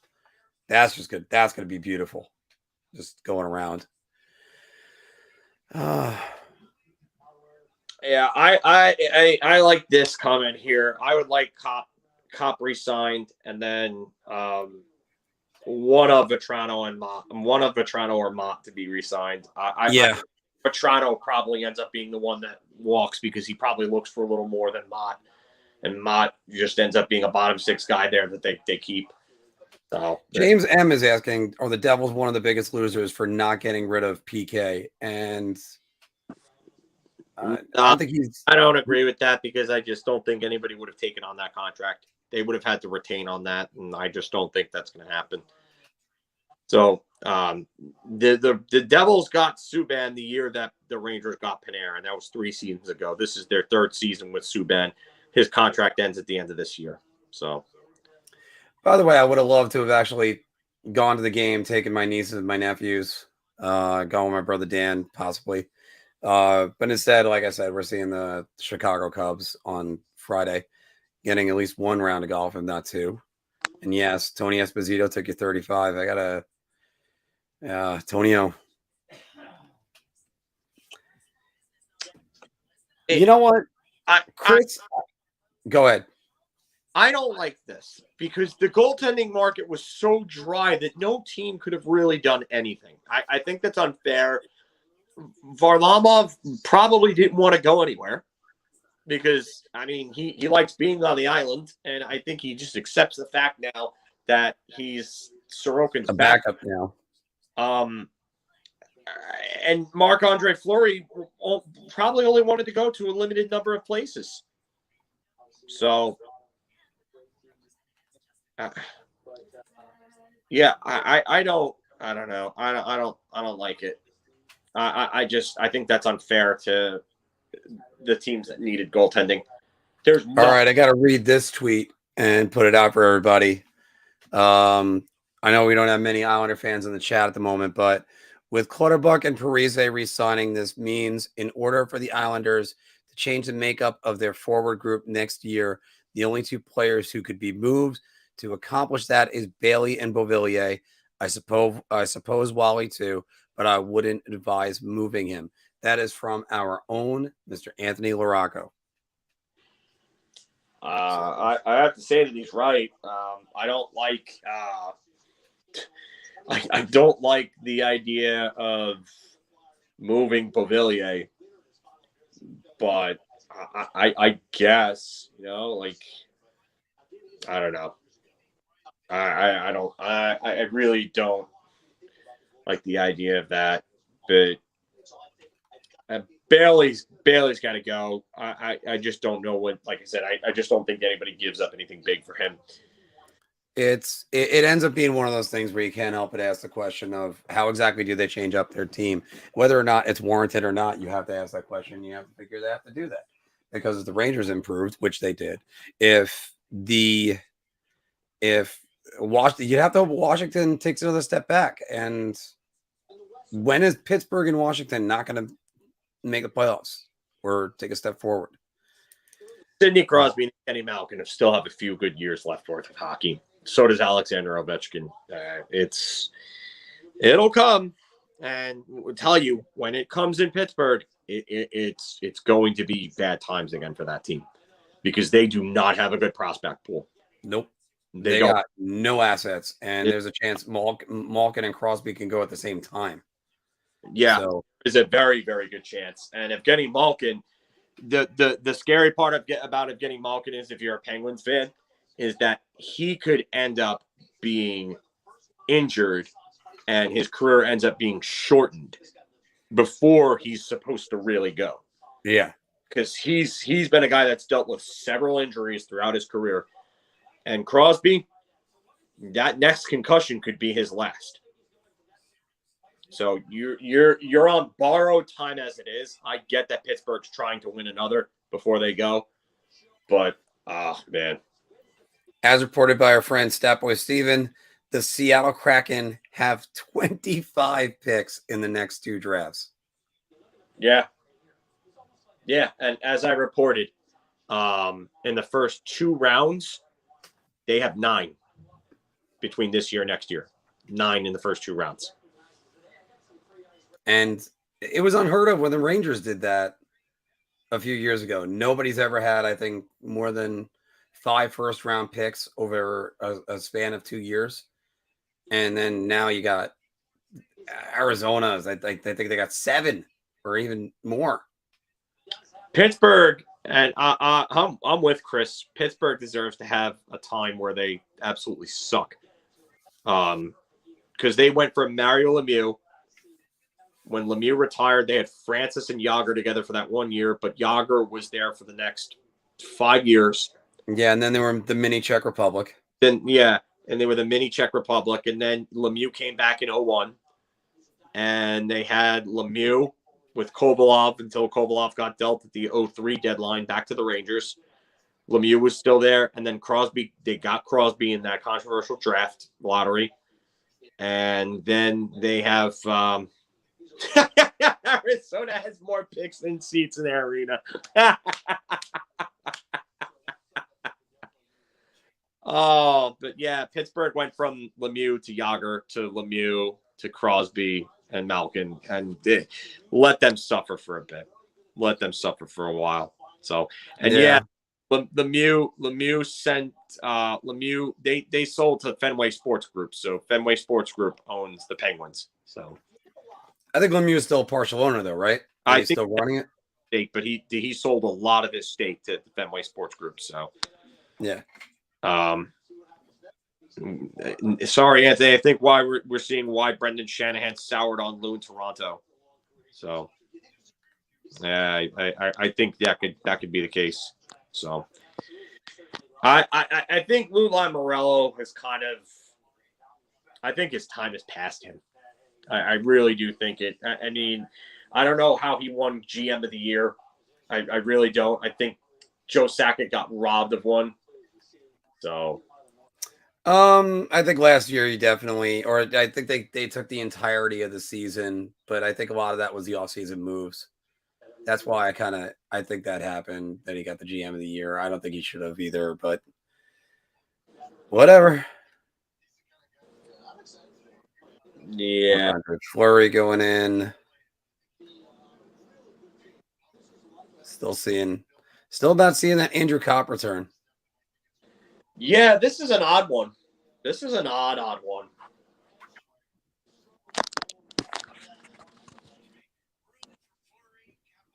Lou is like Harry Sinden now, John Lee says. Oh, my God. Harry Sinden in his late days in Boston. He was not a good GM.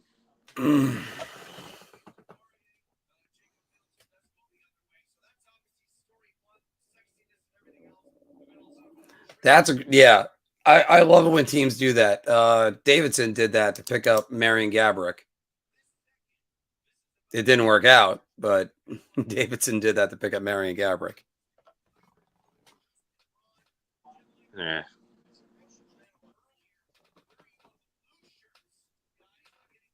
Hold on, NHL Network. What?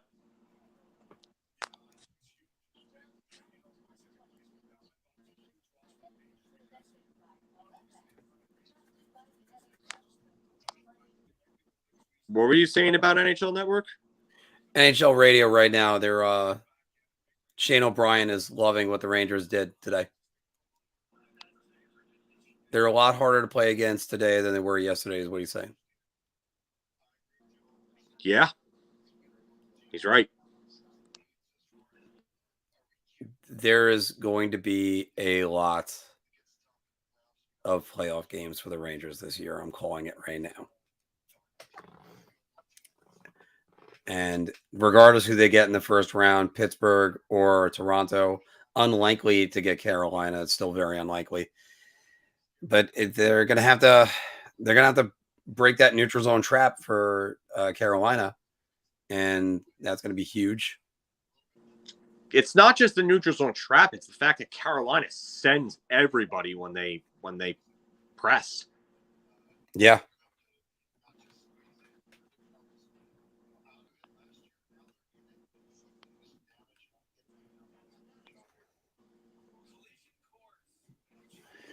But yeah, the Rangers. Wow, I know. Sorry, Frank. How far can they go? Well, Everest, let me say this. They have an elite level goalie playing at the top of his game. The Rangers had that in 2012 with Henrik Lundqvist, especially. Henrik was better in that season than any other season he was previously, and he dragged that team to the conference finals. Now, that was also the first Mark, if you're wrong. I know. I'm sorry I'm getting everybody's hopes up, but I just see Shesterkin right now carrying this. I said this all along. Shesterkin can win them a playoff round. If they end up going through the Atlantic, I think that's even better. The Rangers have a better record against the Atlantic Division than they do against it. As Phil has pointed out, they've only lost 2 games to Atlantic to the teams in position in the playoffs in the Atlantic. Was 1 to Toronto, which they should have won, and 1 to Florida, which they also should have won. But they won against Florida, which they shouldn't have won, and they won 1 against Toronto, which they shouldn't have won. Yeah. I mean, the third period collapse against the Panthers. But again, if you're asking me to bet Sergei Bobrovsky versus Igor Shesterkin, I'm taking Shesterkin. Or over any goaltender right now. Any goaltender. And right now that includes Andrei Vasilevsky, who is absolutely right there. He's got the last 2 Stanley Cups, and he closes out teams with shutouts. That's what we know about him. Or that we can always say about him. Not that we know. Over under 12 and a half playoff games this year.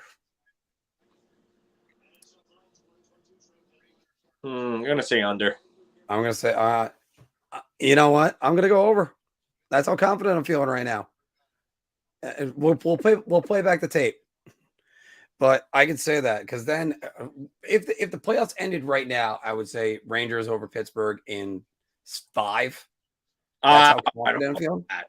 I think the Rangers could beat Pittsburgh. I'm saying 6. It might be 6, but it's I think the thing about that is it's going to be I don't. It comes down to Tristan Jarry. That's the thing, and I have zero confidence in Tristan Jarry. Never mind anything else.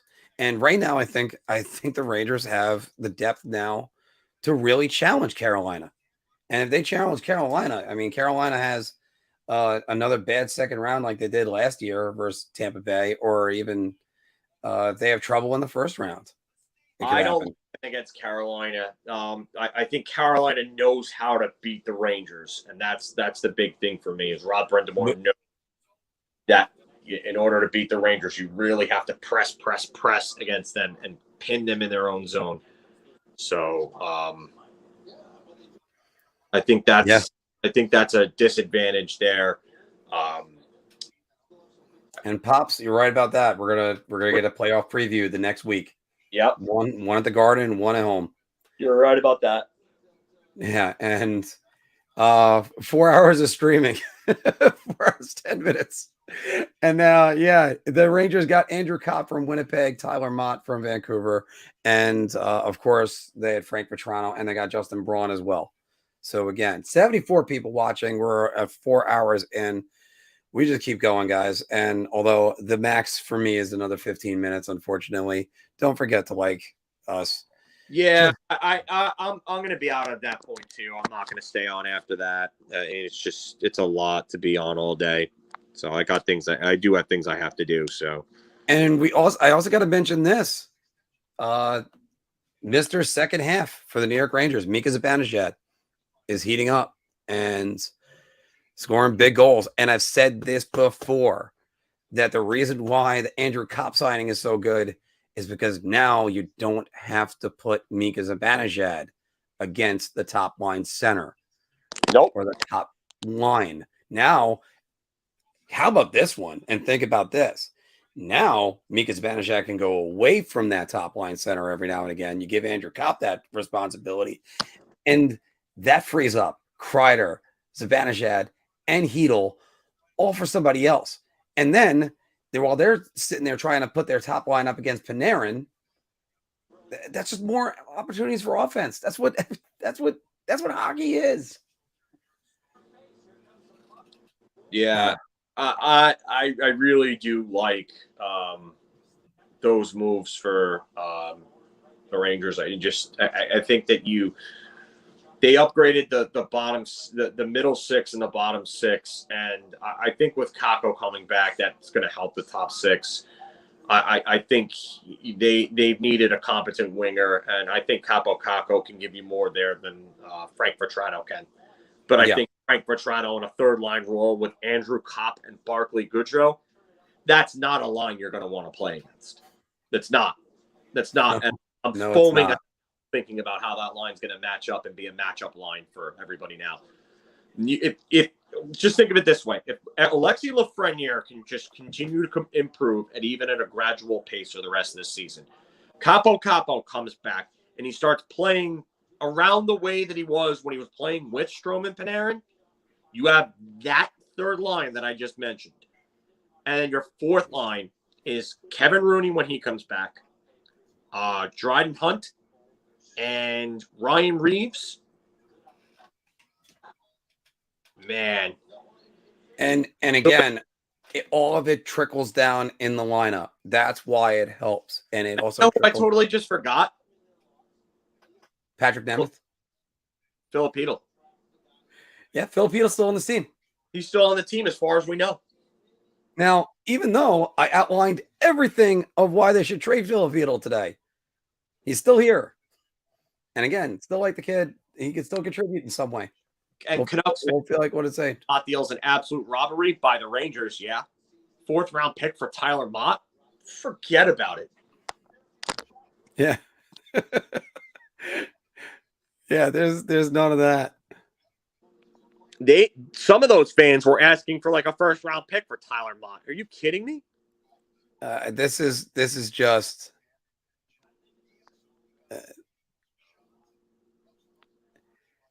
Yeah. No, And so I'm on HF boards right now, and oh man, the Vancouver fans want to just absolutely kill Rutherford right now. It's hilarious. It's amazing. It really is. What an utter disappointment. Terrible return. Mott is the perfect fourth liner. I would, and again, I would, to answer everybody's question, we're asking about fourth lines, and yes, Kevin Rooney, there's still no word. Matt B, there's still no word, and I still can't find it out. What I've heard is a conditional second round draft pick. It gets moved up to a first rounder if he resigns. There's that in there, and looks like it's defenseman, probably Matthew Robertson. That's what I've heard as well. If that's all it took to get Andrew Copp, then and well done then. And again, another thing a lot of guys are not realizing is, and Chris Frost throw this one out there, Kevin Rooney still is going to come back. So you can have Kevin Rooney, Mott, and Goudreau, and then you spell them with Ryan Reeves every now and again. And then you could have Hedl, Vetrano, and Copp. Yeah. And now there's less pressure on Hedl. Who gets moved to the wing where he's better. Yes. I mean, and again, Joe Graves hit this one on the head. It's, you like how the PK has improved on bottom six. This everything about this is amazing. This is the reason why you had me saying all along, no JT Miller, no Patrick Kane, no blah, blah, blah, blah, blah. They are better today. Yeah, they are. Go and shut down the Panarin line, and then the Vanishjan line does nothing, and then they are. I still worry about the top six, though. Yes, I absolutely understand that top six, but I will call them winners for doing what they had to do to improve that bottom six, because they made great moves and didn't mortgage the future in doing so. All right, who we got then? Because I'm still looking this up. Yeah, I'm not seeing where you're seeing all this stuff, Chris. Oh, wait. Cop conditions. Conditions are a second that could turn into a first. That's what I said. And if the Rangers win 2 rounds and Cop plays 50% of the playoff games. And another 2 that can go to Winnipeg in option 22 or 23. Still no word on the prospect.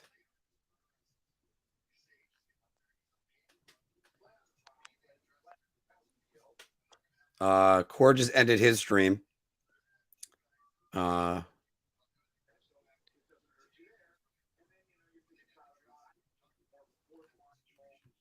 Yeah, and I like this. Ooh, Morgan Barron to Jets. What? I didn't see that in Dreger's tweet. Hold on.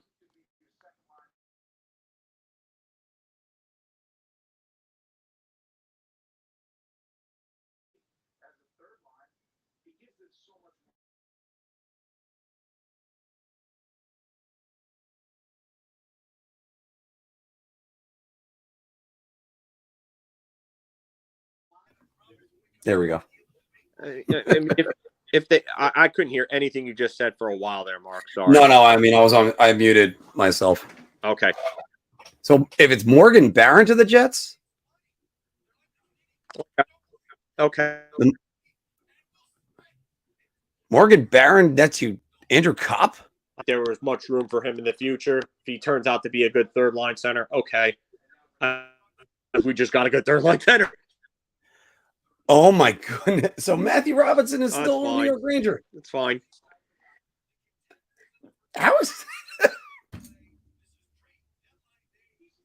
I have no problem with this deal at all. Oh. Okay. Cop conditions 2 are second that can turn into a first for winning 2 rounds, and Cop can play 50% of the playoff games. All right. And then another second that could be a Winnipeg option in 2022 or 2023. Plus a fifth to Winnipeg for 2023, sixth to the New York Rangers, and then prospect to the Jets, Morgan Barron. Okay. So Barron, 2023 fifth, conditional 2022 second or first, and then a Winnipeg option. Okay, so 2 seconds, Morgan Barron, and a fifth for Copp and a sixth. Yeah, I'm taking it. Take that and run. And it's an additional second if they re-sign him. And so that's what the additional second and is. He's right. They could now swap out Robertson for a center prospect in the offseason. Yeah. All right. And by the way, we get the Andrew Copp conditions in before we go off at 4:30. Perfect. Yeah. And you know what? I don't like Barron. I mean, I like Barron. I don't mind him going the other way. I don't. I just feel like with everything that was going on, I don't think he was going to get a chance here. And it sucks to know that, but this season showed that they were just not willing to give him a chance. And they kept putting in McKegg over him, whatever. I don't know what the deal is, but that's a great trade for the Rangers. It is. Oh my goodness. And we got 64 people watching. Once again, you guys are doing a great job watching us. I'm going to throw up a poll. We're going off in about another 5 minutes, but do you like the today? By the way, I would normally say there are no wrong answers to these polls, but today I'm gonna say that there is a wrong answer if you say that you don't like these moves. Yeah, I'm gonna go with that. Yeah, I am giving you the answer to this quiz. There is a wrong answer, and the answer is the no option. So yes, and the best part is that's all coming around that. Brody, hey, how you doing? Welcome on again. But I mean, everything about this, you gotta love it. Thank you, GTG. Hit the like button, please. Yeah, helps get us helps get us up in there. Yeah, I got 52 on our marker right now. Oh, okay. Yeah. So that's awesome then.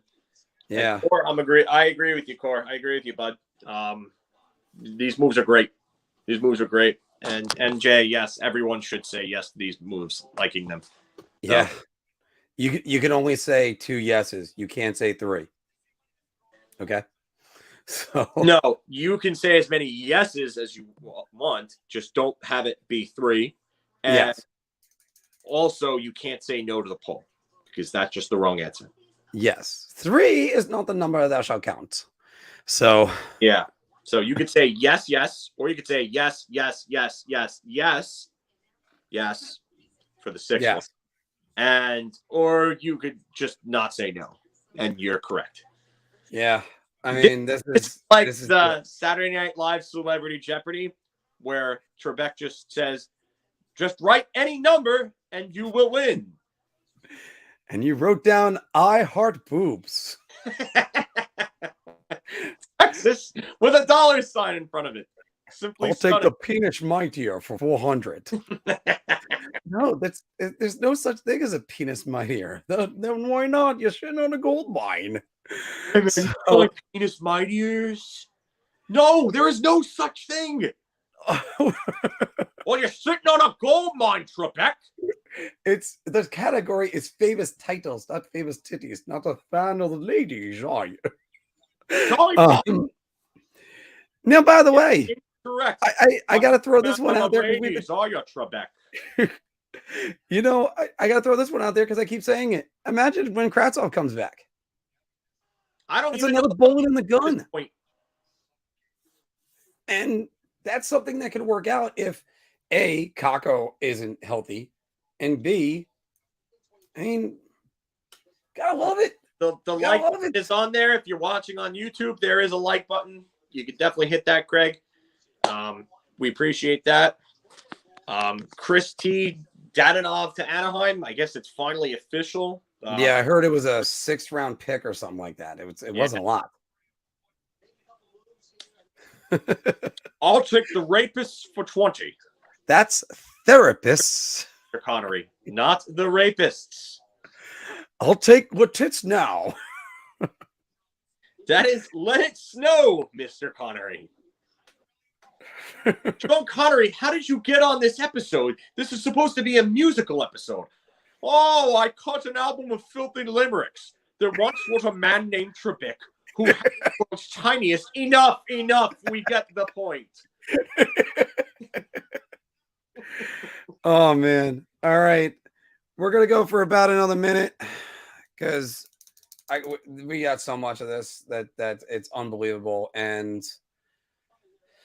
who knows? Maybe I can actually get it. By the way, guys, we could also you can also find us on iTunes and Spotify, and obviously a podcast every single week.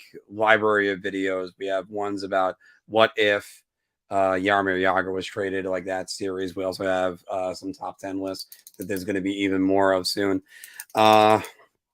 Just wow, this has just been unbelievable.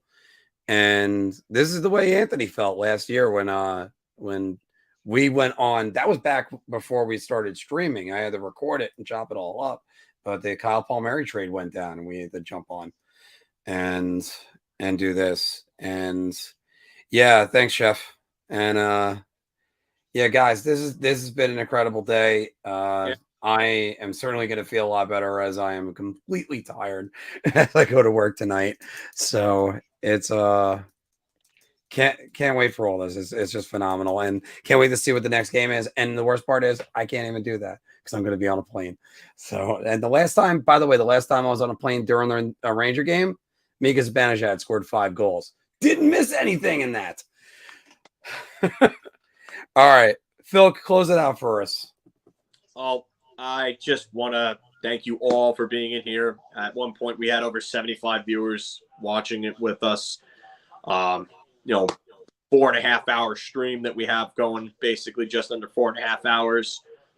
Anthony, thank you for the work that you put in the in the chats in there. Mark, thank you for doing what you do. Thank you all for joining. You all, and Chris T. A big shout out to you, Chris T, because you were breaking a lot of things when we were trying to go through our comments. Me doing this on my phone was a lot harder than having my laptop. I wish I would have had my laptop because I could have beaten you to a lot of those if I did. But Christy, you were a warrior too. So thank you all, and thank you for keeping the comments coming and the discussion going, because this was awesome. Thank you all for the likes and the shares and the subscribes. We appreciate that all. This was an awesome, probably one of the best things we've ever done as a channel so far. I mean, we've had some great interviews. Ray Ferraro, Michael Grabner, Darius Kasparaitis, Marty Biron, some excellent interviews, but very, very, very great, fun episode to do. And thank you all for sticking with us for the full duration of this. So yeah, and again, thank you. There's so much more that we got coming from us, and it's can't say how much it's a well appreciated. So since we got 53 of you in here, that's why we had to leave you guys with this message. It has been a hell of a day. And if you want to go back all the way, I believe, to the 2-hour, 30-minute mark where you watch this guy. Yes, this guy get fired up about Andrew Copp and the possibility of him doing it. So it was, once that became a possibility, then a reality. It was unbelievable. But again, guys, thank you very much. Don't forget to like, share, and subscribe, and check us out on our weekly show. So thank you, and we will see you soon. Let's go Rangers. Let's go Rangers.